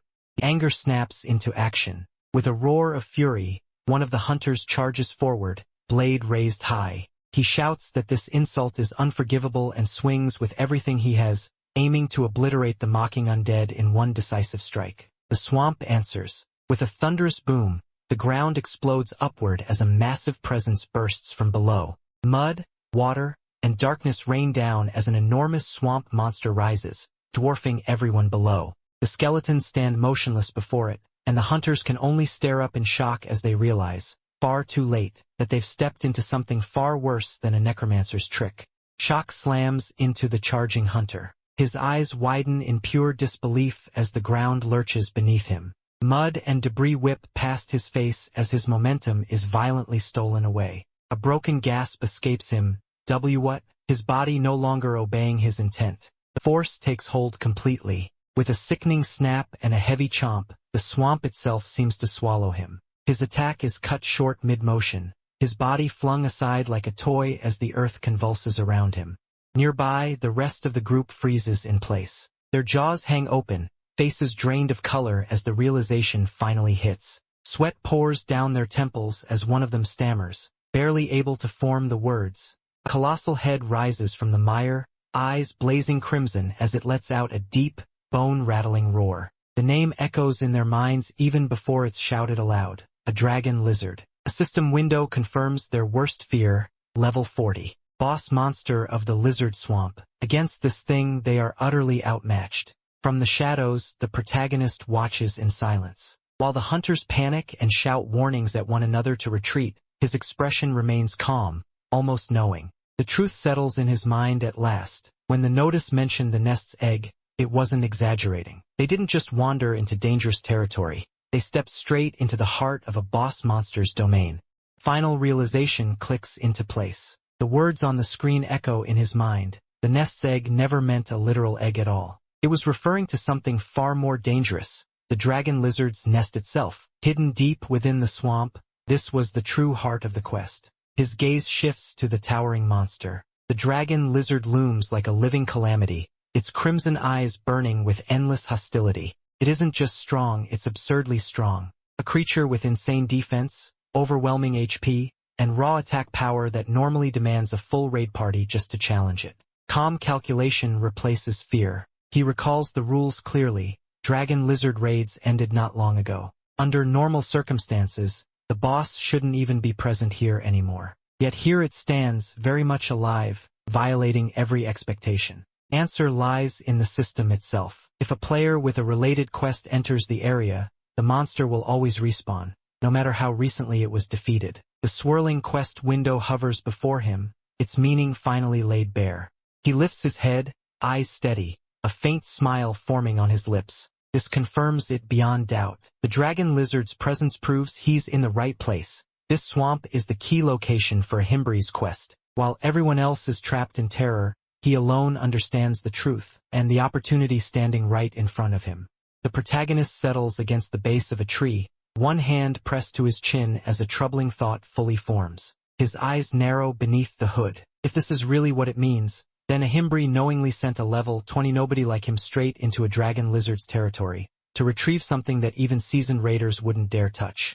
Irritation flares hot and sharp. The truth hits hard. This quest was never fair to begin with. It was far beyond his league. In his mind, Ahimbri's smiling face resurfaces, and the word liar echoes bitterly. He was scammed, plain and simple. That memory sharpens into anger. The image of Ahimbri grinning apologetically only fuels it further as the necromancer clenches his fist. But the rage doesn't linger. Slowly, his breathing steadies, and his expression shifts, controlled, calculating. His gaze lifts toward the clearing ahead, where the panicked hunters huddle and whisper in fear. A faint smirk curves his lips. Circumstances have changed. He's no longer alone. He's got unwilling but very real teammates, standing right there, drawing the dragon lizard's attention. Shouts erupt from the group.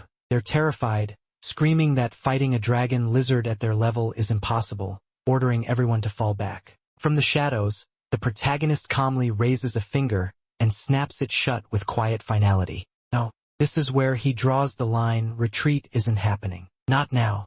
A violent surge of red energy erupts from the necromancer's position. Flames twist unnaturally around a skeletal figure as it descends like a falling blade, its presence tearing through the air with a shrill whoosh. The hunters whirl around in shock as the sudden pressure crashes down on them.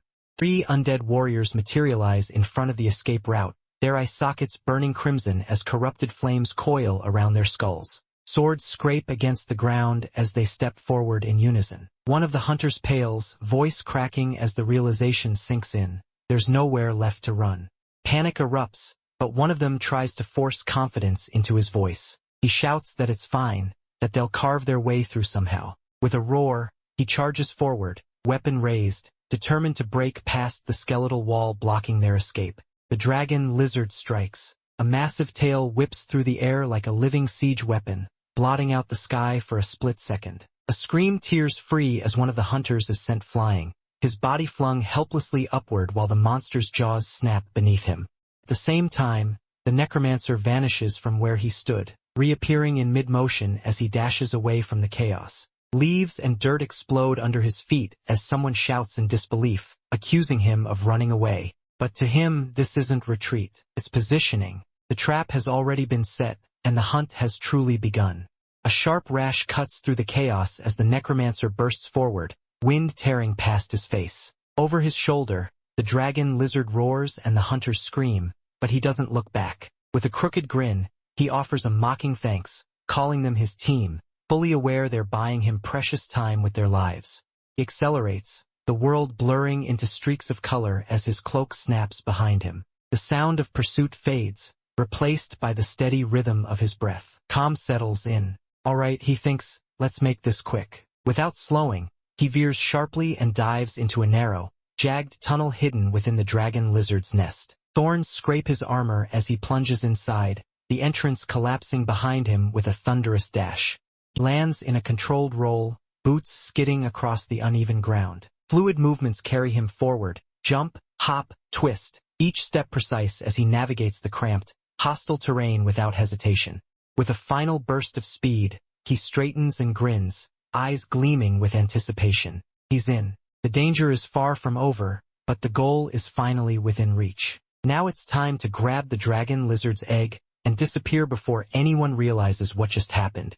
He suddenly pauses mid-step. A faint sound makes him turn his head, his brows knitting together in confusion. Something feels off. The nest is empty, too empty. He stares into the hollow space where the egg should be, the silence pressing heavily against his ears. His eyes narrow as realization slowly sets in. Dropping to the ground, he and his remaining skeletons rummage through the debris. His frustration grows as he mutters that this isn't right. The egg was supposed to be here. Last, his hand closes around something solid. He lifts a rough, stone-like object, its surface cracked and uneven. It's the only thing that even remotely matches what he's looking for.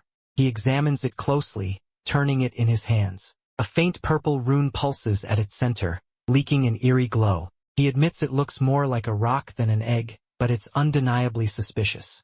With a thoughtful frown, he concludes there's nothing else here that even resembles an egg. The realization hangs heavy. Whatever this is, It's the only prize the nest has to offer. Suddenly, a system notification flashes before his eyes. Ding! One of his skeleton warriors has taken critical damage and been destroyed. His expression hardens instantly, the weight of the ongoing battle snapping back into focus as he realizes time is running out. A sudden rumble shakes the nest. The protagonist freezes mid-step, twisting his body as his instincts scream a warning. The air grows heavy, pressure bearing down from above. With a deafening FWOSH, the dragon lizard crashes back into the nest. Its massive body fills the space, scales grinding against splintered wood as glowing red eyes lock onto the intruder. Beast throws back its head and roars, fangs bared. The sound reverberates through the hollow, rattling debris loose as its killing intent floods the area. The protagonist narrowly avoids its snapping jaws, stumbling back against the nest wall. His heart pounds as he realizes just how close death was. Clicking and screeching echoes from all around. The dragon lizard is fully alert now. There's no chance to continue searching with the monster guarding the nest again. Clutching the strange stone-like object tightly, he grimaces. Right or wrong, this is the only thing he can take. Hesitation now would be fatal. As the system screen materializes, displaying the quest, the nest's egg, find the nest's egg, reward, none. His expression hardens. With no time left and no better option, he commits to his gamble, escaping with the mysterious egg in hand. Morning light breaks through the dense forest canopy, illuminating a narrow ravine below. The ground is stained dark with blood, bodies scattered across the muddy streambed. The silence feels unnatural, broken only by the faint rustle of leaves as the aftermath of violence settles in. One of the fallen men stirs, coughing violently as he struggles to breathe. His glasses are cracked, his face bruised and smeared with dirt and blood. Each cough racks his body, a painful reminder that he barely survived whatever massacre took place here. A pair of boots steps into view beside him. The man on the ground lifts his eyes weakly as a figure leans down, backlit by the sun. The newcomer greets him calmly, almost casually, his posture relaxed, a faint, unsettling smile hidden beneath his hood. As the hooded man crouches closer, he speaks with detached amusement, remarking on how Warlord is a twisted game, one that grants too much freedom and attracts far too many strange people. His hand reaches for the watch with practiced ease. The blade plunges down in a flash. The injured man's eyes widen in shock and rage as he cries out, the sound cut short by the brutal stab. Blood splatters across the ground, marking the cold, decisive end of the encounter. Steel flashes between them. The protagonist's blade stops inches from the man's face, their eyes locking in a tense standoff. His voice is calm but absolute as he makes one thing clear. Until now he's been holding back. Straightens slightly, gripping the sword tighter as sunlight glints along the edge. He admits he has far too much riding on this game to keep showing mercy, his tone stripped of any humor or hesitation. His cold, steady gaze follows. The words fall like a sentence being passed. There won't be a next time, for him or for the girl tied to him. The threat is quiet, but it cuts deeper than a shout. The man on the ground begins to shake violently. Tears stream down his face as panic overwhelms him, his body trembling beneath the pressure of the blade and the certainty of death. A heavy step presses closer, sealing his fate. In a burst of motion, the protagonist moves. He leaps and spins through the blood-soaked clearing, his sword carving a wide arc as multiple enemies are flung away. Cries of pain erupt as bodies crash into the mud, leaving him landing cleanly, unharmed, controlled, and completely dominant over the battlefield. The forest swallows the sound of his footsteps as he moves on, hood drawn low. His expression remains calm, but his thoughts are sharp and unforgiving. If they dare come after him again, he won't treat it as harassment. It will be war. His eye narrows with focus. The tension fades into calculation as his mindset shifts. The danger is dealt with for now, and it's time to think ahead, coldly, efficiently. Standing alone beneath the towering trees, he activates a communication channel. With a casual tone, he introduces himself and reports a dragon lizard respawning in Lizard Swamp, offering to sell the exact coordinates, for a steep price. Scene cuts to an indoor study lined with towering stacks of books. A cracked, stone-like egg is set down on a wooden desk with a dull tap, drawing immediate attention despite its unassuming appearance. Pulling back his hood, he clears his throat and corrects himself with a flat expression, explaining that he has brought the egg they asked for. His hand rests on the mysterious object as he watches the person across the desk closely, fully aware that this strange item may be far more valuable than it looks. The protagonist pulls his hood tighter, a bead of sweat trailing down his cheek as tension builds. Inwardly, he prays this gamble pays off. He's exhausted, and the thought of diving back into maps and dead ends makes his head throb. Across the desk, the scholar adjusts his glasses, lenses glowing as he peers closely at the stone-like object. He exhales slowly, murmuring that he truly doesn't have the energy to chase false leads again, even as his curiosity clearly takes hold. A sudden, heavy thump echoes in the protagonist's chest. His eyes widen slightly as he senses something, an inexplicable pressure, as if the air itself has shifted around the egg. Tension thickens. Another deep thud reverberates, louder this time. The scholar's lips part as realization dawns, his attention fully captured by the object resting on the table.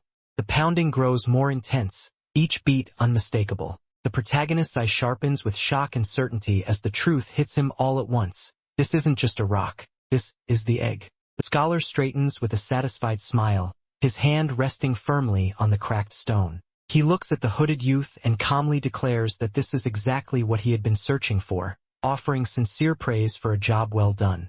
At his words, the protagonist stiffens. Then his tension snaps into pure relief. His eyes light up and his lips curl into a triumphant grin as excitement bubbles over. I was right, the risk paid off. The scholar chuckles, admitting that the delivery was far faster than expected. He had assumed someone at the protagonist's level would take much longer to accomplish such a task, if they managed it at all. Looking at the stone egg, the protagonist bristles at the comment. Irritation flashes across his face as he snaps back internally. If the man knew it was real, why accept it so casually? What kind of NPC acts like this?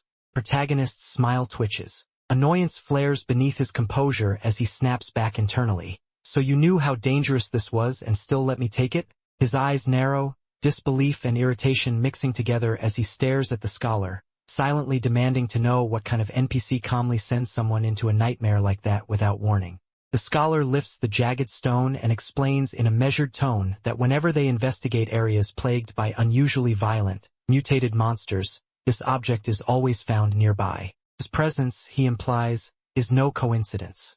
Lowers the stone slightly and gives it a name at last. For now, he calls it the Stone of Corruption. The words carry weight, and as the stone is shifted, the protagonist instinctively reacts, sensing something ominous beneath its surface. Understanding clicks into place. The protagonist recalls the shadowy figures who relentlessly chased him before. His grip tightens as realization dawns, so that's why they were after him. His thoughts race as the stone appears again, now shrouded in dark energy. If this truly is the Stone of Corruption, then it isn't just a rare drop, it's a key item directly tied to the main quest and its progression. Implication sends a chill through him. Those people likely didn't want this falling into the wrong hands. And if that's true, then this single stone holds the power to alter the course of the entire main quest from this point forward. The truth hits hard. The quest screen lingers in his mind. The nest's egg, a task he dismissed as a pointless scam with no reward. Now, the realization stings. This insignificant-looking request was never optional. It was the main quest from the very beginning. A quiet apology follows. The scholar's expression softens for just a moment, acknowledging the weight of what has been placed on the protagonist's shoulders. The sudden seriousness makes the air feel heavier.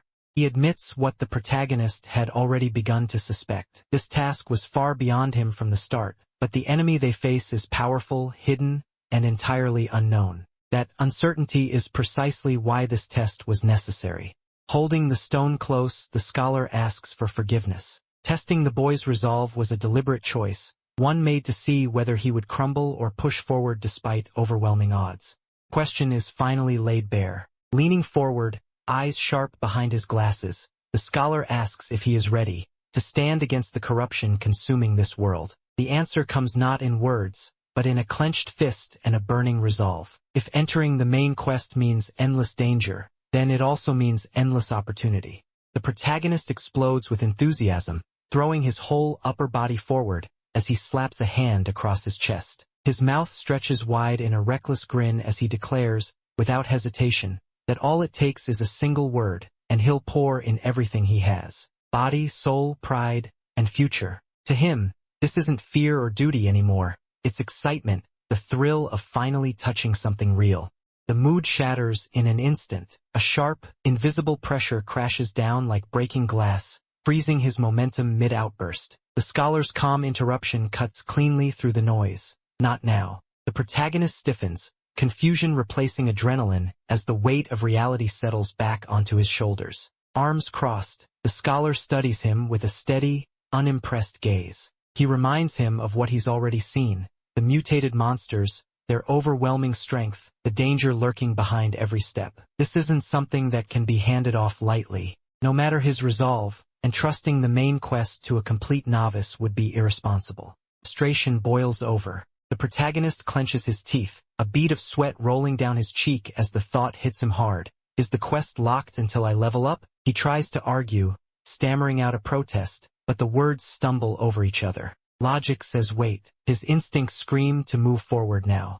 The scholar suddenly breaks into a wide, unsettling grin, leaning forward with theatrical delight. Half mocking, half amused, he floats a ridiculous suggestion. If the boy were to beg properly, grovel even, and call him Great Archmage Himbri, perhaps he could offer a little personal training. The room falls silent. The protagonist's mind goes blank as the absurdity crashes in all at once. Before he can respond, the moment ends abruptly. The door slams shut behind him, wood echoing through the hall. Whatever comes next, it won't be simple.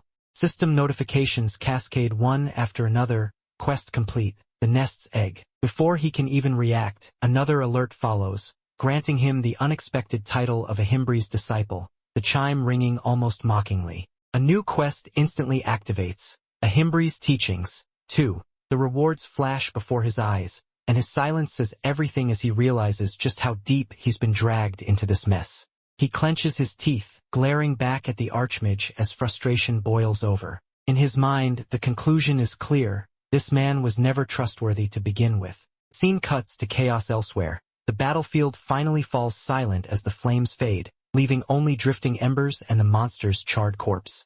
A sharp command, cease fire, signals the end, and the guild members lower their weapons, relief spreading through the ranks. Exhausted hunters slump where they stand, some cheering in disbelief, others barely able to stay upright. As the reality of survival sinks in, healers rush forward, calling for the wounded while comrades help each other to their feet, turning the chaos of battle into a scene of urgent care and shared relief. Away from the clearing's center, 2 guild members clasp forearms, their scorched armor a mark of shared victory. One proudly remarks that they've finally taken down a major target, while their leader calmly acknowledges the feat and orders a brief rest. As the guild regroups, exhaustion lingers alongside quiet pride, with the dark forest reminding them that their journey is far from over.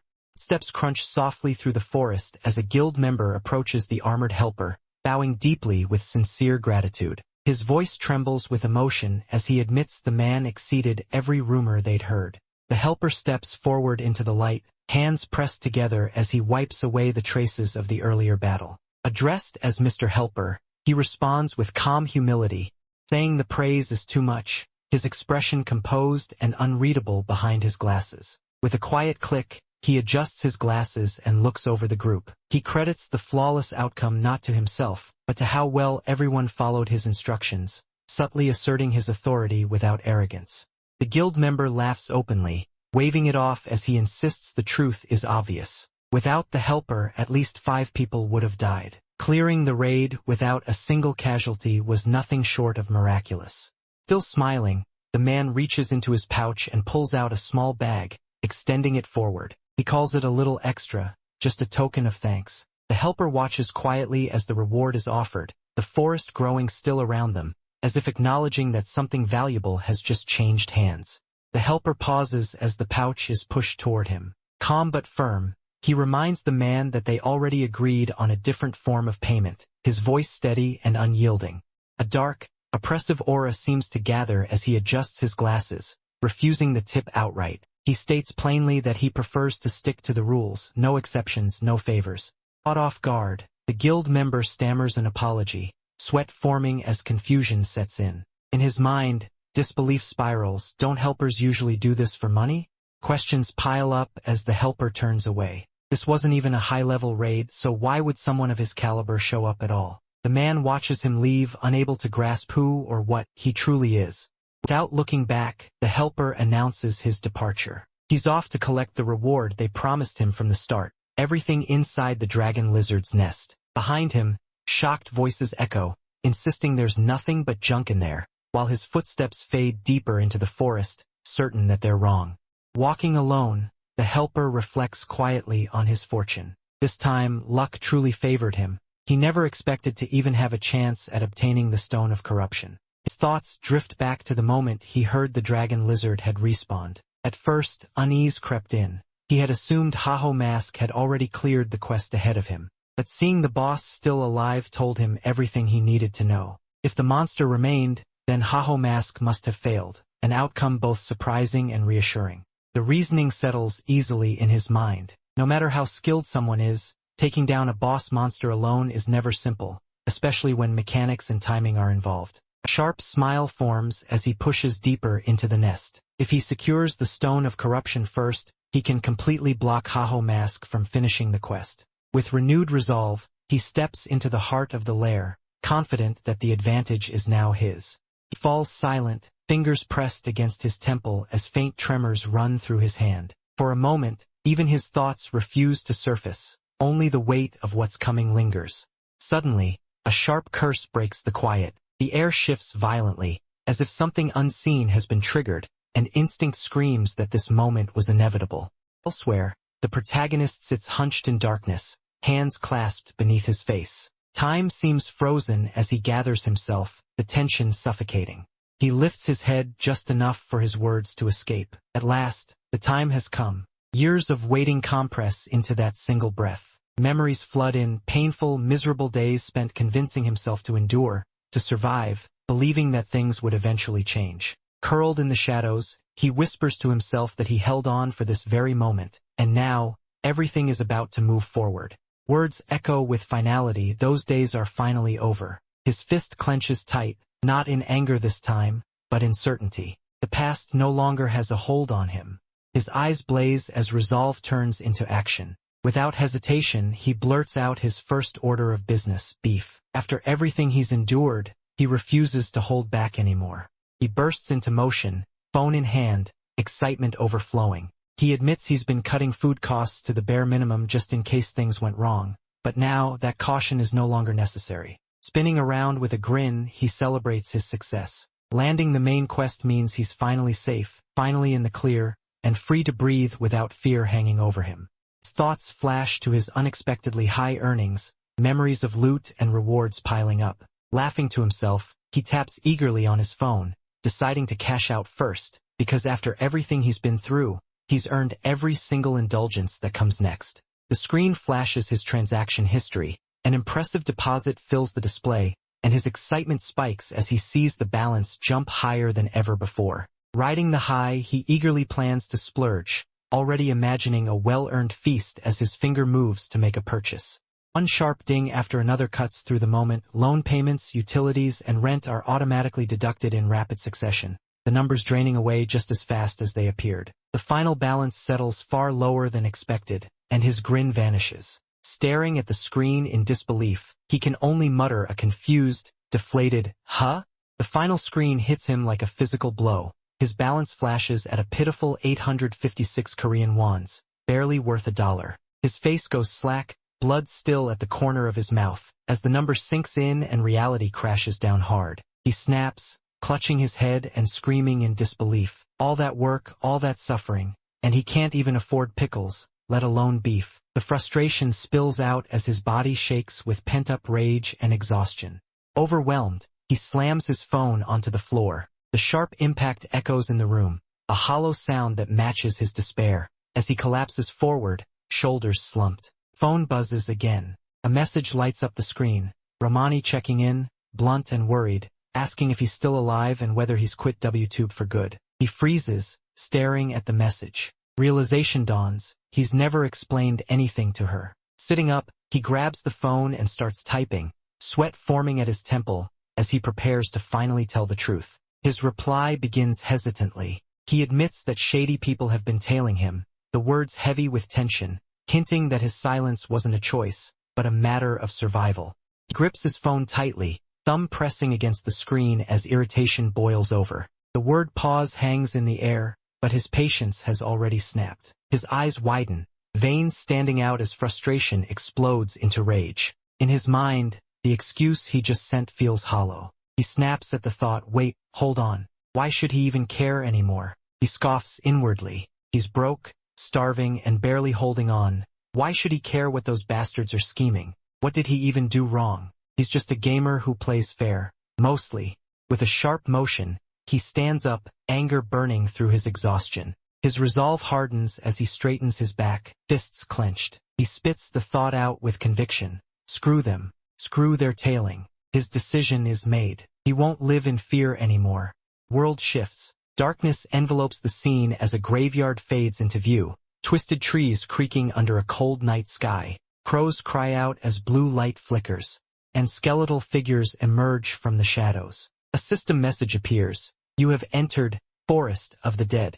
Beneath his hood, glowing blue eyes narrow, and a confident smirk spreads across his face. The game has begun again, and this time he's ready. A system window flashes into existence, announcing his arrival in the Forest of the Dead. Beneath the cold blue glow, the forest stretches endlessly, twisted, leafless trees clawing at the dark sky. The protagonist stands calmly at the center, his hood pulled low, skeletal figures with eerie blue eyes looming behind him like silent escorts. Even he admits it feels unsettling, the atmosphere thick with death. Despite the creeping dread, he steadies himself. This place may be horrifying, but it's also perfect. For his current level, there's no better spot to grind experience. A faint smile curls beneath his mask as he considers another bonus. The haunting scenery is ideal content. The darker the dungeon, the more views it'll pull.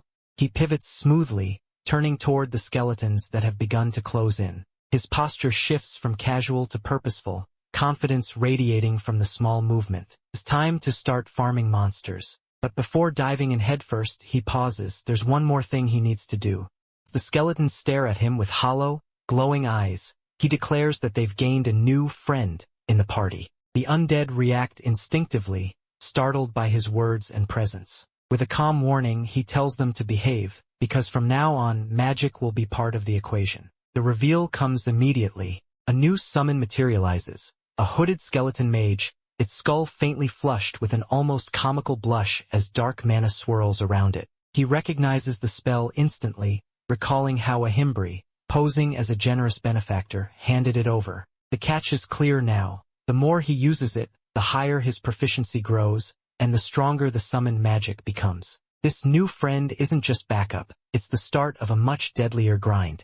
The hooded protagonist pauses, scratching the back of his head as a grim realization settles in. The spell he's relying on is undeniably god tier, but it drains mana at an absurd rate. Worse still, his mana pool is barely respectable to begin with, making every use a calculated risk rather than a luxury. Pushing that concern aside, he refocuses, his gaze sharpening. Tonight's target finally reveals itself, something lurking just beneath the forest floor. The air tenses as skeletal fingers burst upward from the soil, clawing free in a violent eruption of dirt and death. Bones scatter and clatter as a skeleton fully emerges, its body rattling while it regains balance. The monster's hollow sockets glow ominously as fragments of bone scrape against each other, announcing its presence with an unsettling chorus. System display flashes into view, identifying the enemy, skeleton, level 33. The number hits harder than expected. This isn't a low-level mob, it's far stronger than the usual fodder he's been dealing with. Behind him, his skeletal companions freeze, their blue-lit eyes widening in unison. Confusion spreads across their expressions as they compare themselves to the newcomer, visibly struggling to process the mismatch. Calmly, the protagonist lets out a knowing breath, a faint smile forming beneath his mask as he murmurs to himself, realizing he's finally found what he was looking for. The protagonist turns his head slightly, silver hair shifting beneath his hood as he looks back over his shoulder. His masked face is calm, almost bored, as he questions the hesitation behind him. Why are they all just standing there? With a simple, casual command, he gives the order. Crackling mana arcs through the air, and the skeleton's empty eye sockets blaze brighter, reacting instantly to his words as if they were waiting for permission. More skeletons emerge from behind trees and cracked graves, peeking out with twitching curiosity, their movements erratic and unsettling as they slowly close in. The hooded man watches them advance, unfazed, explaining that once you actually fight undead mobs, you'll realize they don't behave like the monsters hunters are used to dealing with. Irritation flickers across the protagonist's face as he snaps at them, questioning what their problem is and why they're hesitating, his patience thinning as the moment drags on. The sharp tug, he adjusts his hood and scolds them outright, reminding everyone they have countless things to do and no time to waste fooling around, his commanding presence snapping the scene back into motion.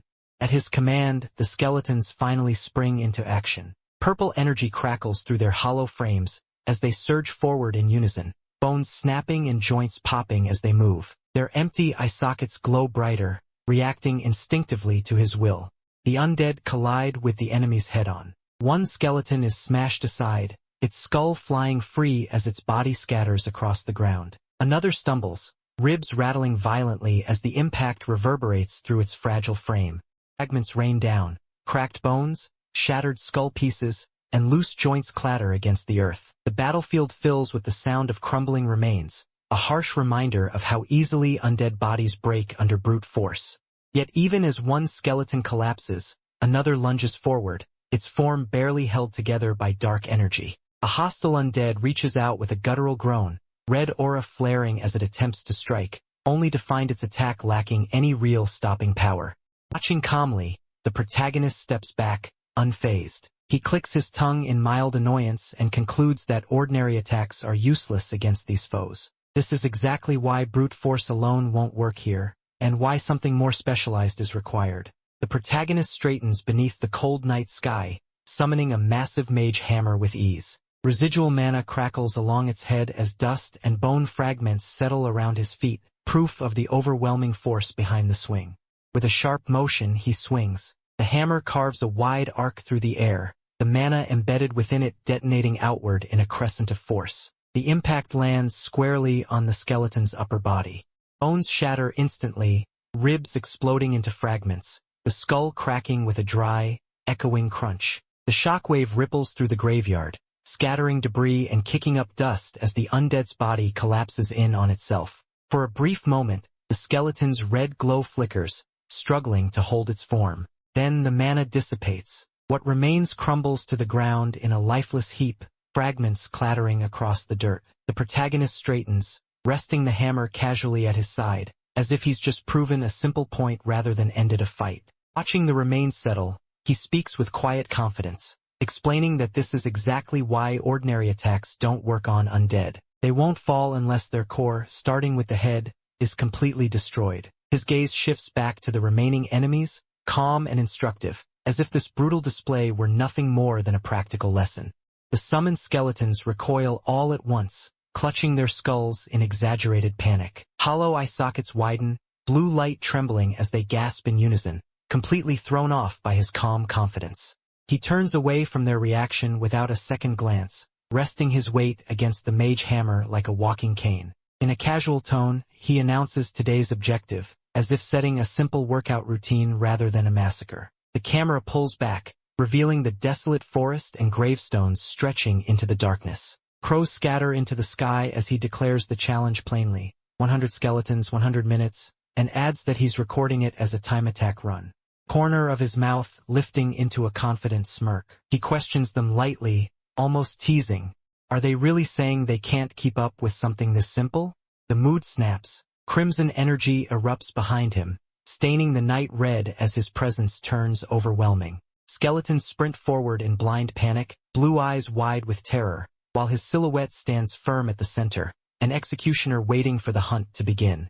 Bone fragments scatter through the night as skulls are flung skyward, snapping loose under brutal force. The sharp clang of impact echoes, followed immediately by the system's cold confirmation. Another skeleton has been slain, experience flowing in without pause. He steps forward through the chaos, the mage hammer resting easily on his shoulder. Skeletons rush in from both sides, but their movements are already predictable. With a short, satisfied hum, he admits the pace isn't bad at all. As another enemy collapses, he reflects that the new weapon hasn't slowed them down like he expected. If anything, the squad is adapting faster than planned, syncing their movements around his strikes with growing efficiency. A faint grin forms beneath his mask. He tilts his head slightly, already picturing the final result. With this tempo, the footage is going to look clean, smooth kills, clear timing, perfect for a time attack video. Suddenly, his expression sharpens. A violent stomp shakes the ground as he slams forward, mana flaring crimson around his leg. The impact sends shockwaves through dirt and bone alike, pulverizing anything caught beneath. Debris explodes outward in a blur of motion and red light. Skeletons are crushed mid-charge, their bodies collapsing into pieces before they can even react. At the center of it all, he stands dominant and unmoving, the hunt accelerating, and the real grind just beginning. A crushing presence slams down as a massive figure bursts into view. Red-black aura roars outward, shaking the ground as the skeleton warrior, level 35, looms over him, armor cracked and ancient, eyes burning with violent intelligence. This isn't ordinary undead, it's an elite. The realization hits instantly. His eyes widen, a bead of sweat sliding down his cheek as he mutters in disbelief. A skeleton warrior, an elite that almost never spawns here. The odds just shifted sharply against him. As the warrior advances, images flash through his mind, horned helms, brutal strength, overwhelming stats. The implication is clear. This thing isn't just tougher, it's worth far more. Danger and opportunity collide in the same breath. Before he can fully process it, the elite charges. The ground explodes under its feet, lesser skeletons rushing alongside it like a pack. He clicks his tongue as the formation closes in, realizing with a grim chuckle that his planned steak dinner just ran off. He twists his body and dashes forward, speed tearing through the graveyard. Even while dodging, his thoughts wander casually to food, steak, grilled strips, maybe bulgogi, his tone almost playful. In the face of an elite monster, he doesn't panic. He's already deciding what to eat after the hunt. The skeleton warrior moves first. With a violent surge of red mana, its massive weapon comes crashing down, the air screaming as the blow descends. He barely manages to twist away, boots skidding across the ground as the strike tears past him, close enough to rattle his bones. The impact detonates behind him. Stone and dirt erupt upward in a blinding explosion, shockwaves rippling across the battlefield. Lesser skeletons are flung aside like toys, their bodies shattered by the sheer force of the elite's attack. Tumbles forward, rolling to regain balance as debris rains down. His eyes narrow beneath the mask, too close. One direct hit from that thing would have meant an instant death screen before he could even counter. In a flash of movement, he lunges in. Timing the opening perfectly, he strikes not at the core, but at the joints. His attack lands squarely on the skeleton warrior's arm, the reinforced bones splintering with a sharp crack as red light flickers erratically. Elite staggers, its grip faltering as the damaged arm gives way. He exhales sharply, a hint of satisfaction cutting through the tension. Aimed for the hands, just like planned. The fight isn't over yet, but now the advantage is finally shifting in his favor. The skeleton warrior roars again, crimson energy surging violently around its massive frame as it charges forward. He plants his feet instead of retreating, tightening his grip on the hammer while calmly thinking through the next move. This is the moment to break its momentum. With a sharp burst of motion, he darts past the elite and swings low. Blue-white force trails his weapon as it slams into the battlefield, sending shockwaves ripping outward. Skeletons caught in the path are knocked off their feet, bones scattering as the ground buckles beneath the impact. He presses the advantage immediately, sprinting through the opening he created. Each step is precise and controlled as he shouts a clear command, "Go for the legs." The hammer crashes down again, targeting the joints with ruthless accuracy. The elite's balance finally breaks. Its massive body lurches, knees buckling as the damaged joints fail. Around him, the remaining skeletons collapse into a messy pile, tripped and crushed by the sudden collapse of their front line. The dust settles. He exhales, lowering the hammer slightly as he checks the field. His allies respond in unison, confirming they're fine. For a brief moment, he allows himself a relaxed smile. This went smoother than expected, though the glowing red eyes behind him hint the fight isn't truly over yet. The air suddenly shifts as a heavy presence presses down on the battlefield. Red, distorted sound effects ripple through the scene, while the protagonist stands with his back turned, hammer resting against his shoulder. The skeletal minions behind him stiffen, sensing danger, as something far more powerful approaches from the darkness ahead. A close-up captures the protagonist's calm expression beneath his hood. Despite the pressure in the air, A faint, confident smile forms on his lips. His posture remains relaxed, almost mocking, as if he has already anticipated what's coming next. From the shadows, a new enemy reveals itself, a robed skeleton mage. Purple light burns within its hollow eye sockets as flames coil around its bony hands. The ground around it scorches and cracks, announcing that this opponent is on a completely different level from the others. The mage gathers its power, drawing fire into a blazing sphere that grows hotter and brighter by the second. Flames roar upward, illuminating the graveyard and casting long,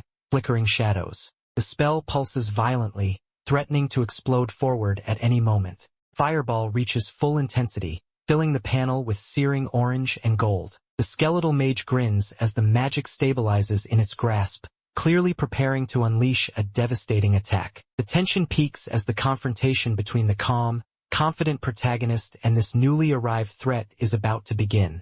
The robed skeleton throws its arms upward, purple eyes blazing as a massive fireball finishes forming above it. Flames spiral violently, swelling with heat and pressure, bathing the battlefield in an orange glow as the spell reaches its peak. With a thunderous detonation, the fireball crashes down. The ground erupts in a pillar of flame and debris, the explosion swallowing everything in its radius as shockwaves ripple outward, scorching the earth and blasting fragments into the air. Blue system windows flash into view through the fading flames, one after another, announcing the fall of a skeleton warrior. Experience points are awarded repeatedly, confirming the enemy's destruction as embers drift down like burning snow. The protagonist stands calmly amid the heat haze, embers crackling around him. His eyes widen slightly as he watches the system messages fade, surprised by how cleanly the enemy went down and how much EXP poured in at once. As the smoke clears, he exhales and grimaces, wrinkling his nose at the lingering stench of charred remains. Resting a hand against his chin, he mutters dryly that the burnt smell is only making him hungrier, while his skeletal allies loom behind him, unbothered by the destruction. A sharp system alert slams into view, its ominous tone cutting through the battlefield. The field boss has sensed the death of its underling. The atmosphere tightens instantly, as if the entire dungeon itself has turned its attention toward one point. The protagonist's eye widens beneath his hood, a bead of sweat sliding down as another notification follows. The message is worse, the field boss has located the intruder. A faint, golden ripple of mana begins to pulse outward, signaling that something far more dangerous is stirring. Blaring warning dominates the screen. The field boss has awakened. At the same time, a massive magic circle erupts from the ground, layers of glowing runes spinning and overlapping as a crushing pressure pours out, forcing even the undead nearby to brace themselves. From within the blazing light, a towering skeletal figure emerges. Its crown-like skull and radiant golden aura announce its rank instantly. The ground trembles as it clasps its hands together, divine-looking mana cascading downward like a ritual completed. Light fades just enough to reveal the full form of the awakened field boss, standing in solemn dominance before the protagonist and his skeleton allies. The undead king radiates overwhelming power, silently declaring that the real battle has only just begun. The protagonist freezes, eyes widening beneath his mask as disbelief washes over his face. The sudden revelation hits him all at once, his mind struggling to process the absurdity of what's appearing before him. The golden skeleton lets out a deafening roar, its jaw stretching unnaturally wide as radiant light pours from its eyes. The aura surrounding it flares violently, shaking the air itself and announcing its presence as something far beyond ordinary monsters. A system display confirms the nightmare golden skeleton, LV-40, boss monster. Bathed in divine-looking gold, skeletal figure sits enthroned within layers of magic circles, exuding an overwhelming pressure that dominates the battlefield. A narration reveals its true infamy, the field boss of the Forest of the Dead, the first magic-type boss ever introduced. Countless corpses litter the ground beneath it, silent proof of why veterans grimly call it the newbie slayer. Regaining his composure, the protagonist lowers his head slightly, sweat tracing down his cheek. He recalls the spawn condition, slaughtering large numbers of skeletons, and realizes too late that he triggered it himself. His expression hardens as resolve replaces shock. The fight will be brutal, but the potential reward is enormous. The moment he gives the command, a strange emptiness rushes through the battlefield. The air that once thrummed with summoning energy suddenly feels hollow, as if something vital has been ripped away.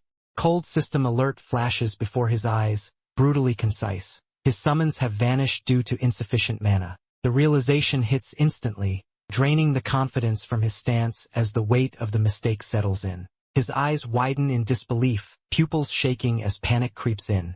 A stunned sound escapes his lips, his mind scrambling to process the sudden loss of his skeletal allies at the worst possible moment. The protagonist steels himself, confidence flickering beneath his exhaustion. He thinks through the fight with cold clarity. He already understands the enemy's patterns, already knows how to bring it down. If he could fully buff his skeleton warriors, this battle would tilt decisively in his favor. He steps forward and raises his voice, issuing a sharp command. With a forceful gesture, he orders his skeletons to prepare, the air around him rippling as mana surges outward in response to his will. The mana reacts instantly, energy rushes forward with a violent whoosh, but instead of stabilizing, it collapses. A system alert flashes into existence, blunt and unforgiving, announcing that his summons have vanished due to insufficient mana. The realization hits him at once. His eyes widen, pupils tightening as the truth sinks in. There was no way he could have any mana left after summoning 4 skeletons at once and spamming spells through the mage unit without restraint. He exhales sharply, rubbing his head in frustration as the weight of his own recklessness settles in. Letting out a tired groan, he accepts the situation with bitter resignation. His resources are gone, and now he'll have to adapt on the fly. Golden light floods the battlefield as the towering skeletal monarch straightens, its crown like horns blazing. Faced with the overwhelming presence before him, the protagonist lets out a quiet breath and accepts reality. There's no other option left but to face it head-on. He turns slightly, a sharp grin forming beneath his mask. Reaching up, he grips the collar of his cloak and gives it a firm tug, rolling his shoulder as if loosening stiff muscles. If magic and summons are off the table, then this will be a physical test, one he's been itching for. His lips curl into a confident smile as he activates his remaining ability. Blue flames erupt around his body, mana condensing tightly along his limbs. The air screams as he launches forward in a blur, the ground cracking beneath his feet from the sheer force of his acceleration. The skeletal boss reacts instantly, golden eyes flaring as it shifts its posture. Bone and divine light collide with roaring blue mana as the two rush toward each other, their killing intent slamming together like crashing waves. In a split-second clash, their gazes meet, gold against blue. The protagonist smirks, fully committed, as his fist draws back mid-charge. With no hesitation left in his heart, he surges forward, ready to test his strength against a godlike undead. Protagonist dives straight down from above, his body wrapped in streaks of blue mana. Gravity and momentum combine as he hurtles toward the skeletal monarch, his descent sharp and merciless, like a blade falling from the sky. The boss reacts instantly. Golden energy explodes outward from its body, forming a blazing aura as it braces itself. Sacred light surges, filling the space between them with crushing pressure as the undead king prepares a counterattack. A violent collision follows. The golden power detonates on impact, tearing into the ground with deafening force. The battlefield erupts, stone shatters, debris flies, and shockwaves ripple outward as the explosion slams into the protagonist midair. Despite the blast, he twists his body and skids across the ground, boots carving deep grooves into the earth. A grin spreads across his face even as sweat beads at his temple. He's reading the flow of attacks, recognizing how the boss chains devastating, one-hit kill techniques without pause. He straightens, eyes gleaming with excitement rather than fear. Watching the relentless assault pattern, he clicks his tongue in impressed disbelief. Now it makes sense why this monster has earned its reputation. With a confident smirk, he acknowledges the truth. This enemy truly deserves the title of newbie slayer. Golden magic circles bloom into existence behind the skeletal monarch, spinning with complex runes and blinding light. Watching them form, the protagonist's expression hardens. He knows that if he allows the casting to finish, the next attack will be fatal. His boots skid across the ground as he abruptly changes direction, dust and gravel spraying outward. Abandoning defense entirely, he lowers his stance and accelerates, committing to a single conclusion. He has to shut the casting down before it completes. Blue mana erupts around his body as he launches himself forward in a powerful leap. His silhouette cuts through the air, spear raised high, cloak snapping violently behind him as he closes the distance in an instant. He brings the weapon down with everything he has. The strike detonates on impact, a concentrated blast of blue energy ripping into the golden barrier. Bones explodes, fragments scatter, and the ground caves in under the force of the blow. The skeletal monarch recoils, its chant breaking as the spell collapses mid-cast. Cracks spread through the glowing sigils as its skull jerks back in shock. The protagonist lands in a low stance beneath it, eyes sharp and unwavering. Magic interrupted, momentum stolen, and the tide of battle finally shifting in his favor. With a violent crack, the golden magic circle behind the skeletal monarch shatters. Runes splinter apart mid-rotation, sparks of sacred light scattering like broken glass. The boss's skull jerks forward as the backlash ripples through its body, its casting violently interrupted. The skeletal monarch snaps its head toward the protagonist, jaw stretching wide in shock. Its glowing eyes flare brighter as it realizes what just happened. Its spell didn't fail on its own. It was stopped. The protagonist plants his feet amid broken gravestones and twisted roots, blue-black mana curling around his arm like smoke. He looks up calmly and speaks with sharp certainty, exposing the weakness he's already figured out. Every spell the boss uses is channeled through its hands. Turning his head slightly, he smirks beneath the mask, eyes glowing with cold confidence. If magic is bound to the hands, then the solution is obvious. He declares it plainly. He'll simply smash those hands to pieces and end the casting altogether. The skeletal monarch stiffens. A low, furious growl escapes its cracked jaw as golden embers spill from its mouth. At the same moment, a system message flashes into existence. The field boss stares into your soul. The protagonist pauses, brow tightening in confusion. Something is different. The air feels heavier, more hostile, as if the monster itself is acknowledging him as a true threat. Sharp system alert echoes through the air as blue notification windows snap into view. The field boss has already seen through the protagonist's intent, its awareness cutting through his plan as if his thoughts were laid bare. The atmosphere tightens, heavy with pressure, signaling that this enemy is far from mindless. Another alert follows immediately, colder and more ominous. The field boss begins gauging his strength, not with haste, but with deliberate scrutiny. The skeletal hands come together in a precise, ritual-like motion, as if the monster is calmly measuring the weight of the opponent standing before it. With a sharp swish, the skeletal fingers shift and realign, bones scraping against each other. The motion is controlled and deliberate, radiating confidence. It's clear the boss is not rushing. This is the prelude to something far more dangerous. Sudden surge erupts. Purple energy crackles violently around the field boss as the air itself distorts. The word rumble dominates the scene while power pours outward in unstable waves, dwarfing the protagonist and shaking the battlefield to its core. The ground flashes with blinding violet light as the energy detonates outward in a violent burst. The protagonist staggers, eyes wide with shock, struggling to understand what's unfolding. The flash marks a turning point. Whatever the field boss has unleashed, it's no ordinary attack, and the fight has entered a far more dangerous phase. A massive surge of violet energy erupts from the field boss, spiraling outward like a storm unleashed. The air distorts as the spell detonates, tearing chunks of rock from the ground and swallowing the battlefield in blinding light and pressure. The protagonist is hurled backward by the shockwave, boots scraping helplessly across shattered stone. He twists his body midair, barely managing to keep his footing as debris and crackling energy whip past him from all directions.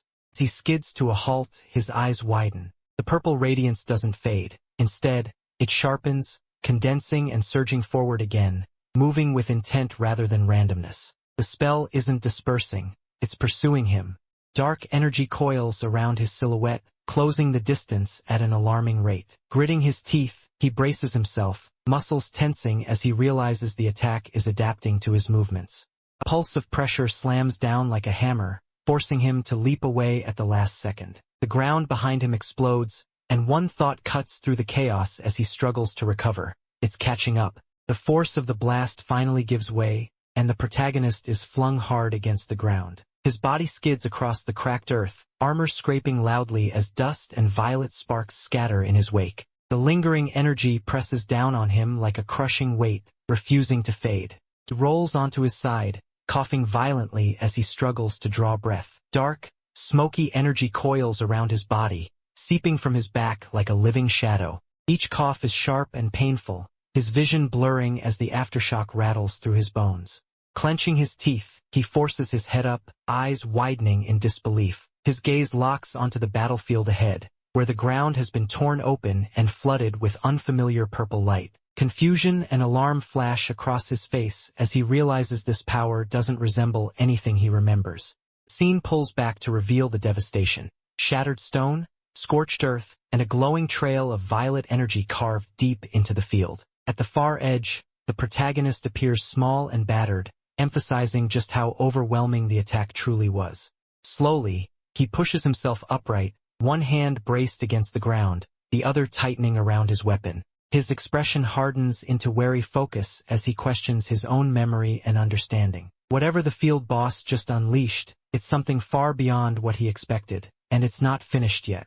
A massive golden magic circle looms behind the field boss, its intricate patterns grinding into place like interlocking gears. Sparks of violet energy leak from the edges as the skeleton straightens its posture, its presence suddenly heavier, more deliberate, no longer reckless, but calculated. The protagonist freezes mid-thought, eyes narrowing as a familiar sense of danger crawls up his spine. The question flashes through his mind: has this golden skeleton always possessed a hidden attack pattern, or is this a new adjustment forced by the system? Either answer spells trouble. He exhales sharply, forcing down panic. His internal monologue turns grim. His skeleton army is gone, his usual tactics are exhausted, and every advantage he relied on has already been stripped away. For the first time since the fight began, he's truly cornered.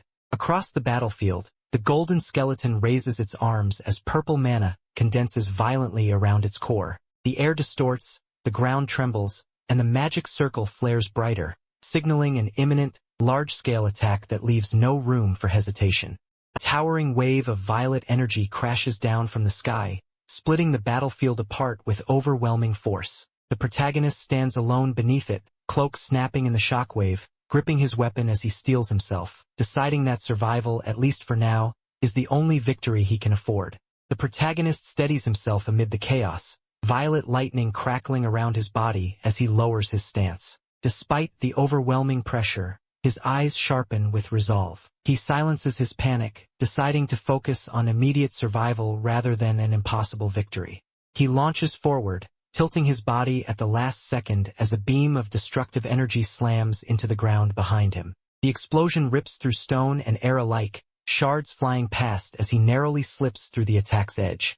More blasts rain down in rapid succession. He twists, flips, and slides across the battlefield, using momentum and timing to evade each strike. Every movement is calculated. He's reading the flow of attacks, memorizing their angles and rhythm. As another blast detonates, he leaps clear, boots scraping against shattered ground. His breathing grows heavy, but his gaze never leaves the enemy. He realizes that while the attacks are relentless, they're also patterned. Landing in a crouch, cloak snapping behind him, he clenches his fist. There's still no chance to counterattack, but not yet. If he can keep dodging and observing, a gap will eventually appear. Survival, for now, is the first step toward turning the fight around. The moment his instincts scream danger, his eyes widen in alarm. A sharp jolt of fear cuts through his focus as he realizes he's misjudged the timing. Something fast and heavy is closing in before he can react properly. Before he can react, a massive force clamps down on him. The golden skeleton's enormous hand snaps shut around his body, fingers like iron bars locking him in place. The sudden grip crushes the air from his lungs as his armor creaks under the pressure, and a pained grunt escapes him. The world lurches violently as he's yanked through the air. Motion lines streak past, debris scattering as his body is dragged helplessly, his limbs flailing as he tries, and fails, to break free. The overwhelming strength makes it clear, resistance is meaningless in this moment. The golden skeleton looms below, its glowing eyes fixed on him with chilling certainty. The creature's skull tilts slightly, as if savoring the advantage, before tightening its grasp. The sheer difference in power is undeniable, pressing down on him both physically and mentally.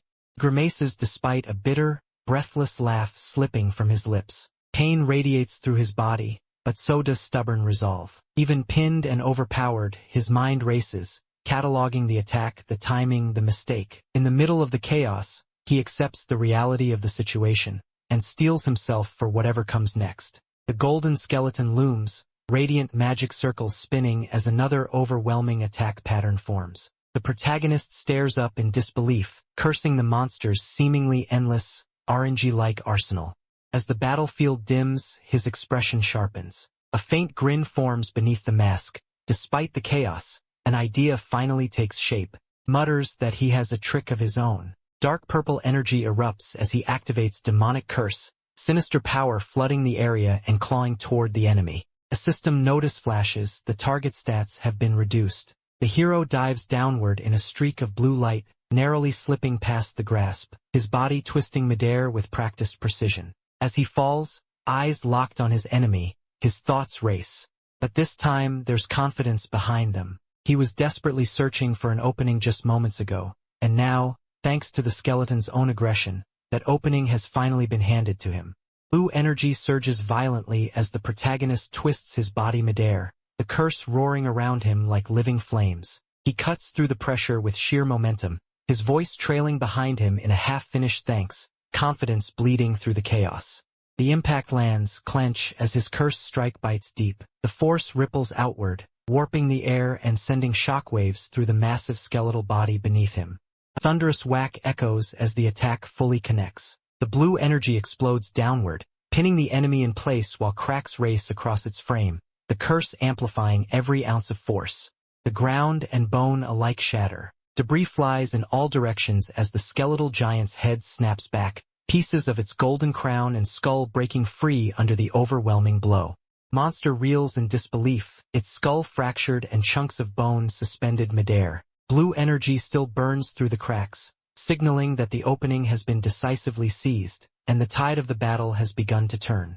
The dust hasn't even fully settled when the protagonist straightens, blue light still flickering faintly along the edges of his mask. Small fragments of stone drift down around him as his breathing steadies. His lips curl into a tired but satisfied smile, the tension finally easing from his shoulders as the system's confirmation echoes in his mind. Boss clear. The battlefield that moments ago was filled with overwhelming pressure now feels strangely silent. Behind him, the golden skeleton's massive frame begins to crumble. Cracks race across its gilded bones, glowing magic sputtering and failing as its body collapses inward. The ornate skull shakes violently, jaw opening in a final, soundless scream as the magic sustaining it unravels, chunks of gold and bone breaking apart midair. Sharp ding cuts through the silence as a translucent blue system window materializes. Text flashes crisply, "You have slain a golden skeleton." Almost immediately, more notifications stack on top of it, experience gained surging in rapid succession. The protagonist stands still, letting the information wash over him as the last remnants of the boss dissolve into light. Another series of windows appears, each one more rewarding than the last. A large sum of gold is added to his total, followed by a bold announcement granting him the title Skeleton Slayer. The glow around his body intensifies for a brief moment as the familiar sensation of growth spreads through him. Level up. Power settles deeper into his muscles, subtle but undeniable. As the system messages fade, the protagonist exhales a quiet laugh, smoke and dust curling around his silhouette. His smile widens, equal parts relief and exhilaration, eyes gleaming behind the mask. "Ha-ha, that was," he mutters, trailing off as he looks over the shattered battlefield. Exhausted yet triumphant, he stands alone amid the ruins, stronger than before, and already anticipating what comes next. With the battle finally over, Hyrkan exhales shakily, adrenaline still surging through his body. His grin is crooked and tense as he clutches his chest, heart pounding loudly in his ears. He realizes just how close the fight was. One mistake, one delay, and the outcome could have been very different. His expression shifts from relief to unease as he reflects on the fight. The lingering aura around him fades, leaving behind fatigue and a thin sheen of sweat. In his mind, he admits that if the battle had dragged on even a little longer, he might not have made it out alive. The system interface materializes before his eyes, displaying his updated stats. His gaze immediately locks onto the numbers, scanning them with sharp focus. Among them, one value stands out clearly. His magic stat has climbed to 141. Hyrkan studies the glowing figure carefully, acknowledging that it's an impressive number, considering how little he directly invested into magic. Still, his eyes narrow slightly as calculation replaces excitement. Strength like this is useful, but he knows it won't be enough for what's coming next. The panel closes on his thoughtful expression, the glow of the status window reflecting in his eyes. Despite the victory and rapid growth, a quiet tension settles in his chest. He understands now more than ever that surviving future battles will require far more than just lucky gains. It will demand deliberate preparation and control. The protagonist reflects soberly on his growth so far. Until now, he's been coasting on rapid level-ups and the bonus effects granted by his titles, using them as shortcuts to survive encounters that should have overwhelmed him. A vivid image of swirling magic and spilled mana illustrates his current dilemma. With so many spells at his disposal, his power has become difficult to manage. What once felt like versatility now borders on chaos, demanding more control than brute progress. He recalls how he invested heavily in strength to empower his skeleton warriors. But the thought sours, no matter how strong they become, summoned undead eventually disappear, making that investment feel inefficient and temporary. The issue deepens as he considers magic-focused titles and equipment. He's already claimed every title that boosts magic, and his limited funds make purchasing high-grade magic-enhancing items impossible. The path forward feels increasingly narrow. After a brief moment of frustration, he exhales and decides to stop overthinking. Smiling to himself, he resolves to send the recorded battle footage to Ramani, push ahead until level 40, and sort out the finer details later, ending the night on a lighthearted note as he jokes about celebrating with a cheap but satisfying meal. The screen freezes on the grinning, mask-clad face of Hyrkan, the words "Boss Clear" hovering triumphantly beneath him. The blue glow of magic still clings to his eyes, capturing the exact moment of victory. A cursor clicks, pausing the footage. The image dims slightly, signaling the end of the battle recording as the tension finally releases from the scene. Cut to the real world. In a dimly lit room packed with figures, posters, and cluttered shelves, a pink-haired girl slumps forward at her desk. She exhales a long, exhausted breath, shoulders sagging as the replay ends on her monitor. Suddenly, she slams her fist down on the desk. Bam! The impact rattles everything around her, stacks wobbling as disbelief and excitement surge at once. She jerks upright, eyes wide behind her glasses, mouth agape as she shouts in shock and awe. Overwhelmed by what she just witnessed, she blurts out the only thought racing through her mind. Is he actually for real? Ramani throws her arms into the air, eyes shining behind her glasses as excitement overflows. She blurts out in disbelief that he took down a higher-level monster completely solo, without getting hit even once, her voice loud with awe. Spinning back in her chair, she laughs breathlessly, replaying the fight in her head. She gushes about how his summons moved in perfect sync with his commands, like a high-octane action movie pulled off on pure instinct. Leaning back with a satisfied grin, she glances at the screen and admits the raw footage is already flawless. There's barely anything to edit. This is the kind of content creators dream of. Her fingers tap rapidly across the keyboard as she mutters to herself, brainstorming a title. The words take shape. A man who commands the undead, who soloed everything as if it were nothing at all. Suddenly, she straightens, eyes wide with inspiration. Slamming the final key with confidence, she declares the title aloud, The Emperor of Solo Play, a perfect name for the legend she just witnessed.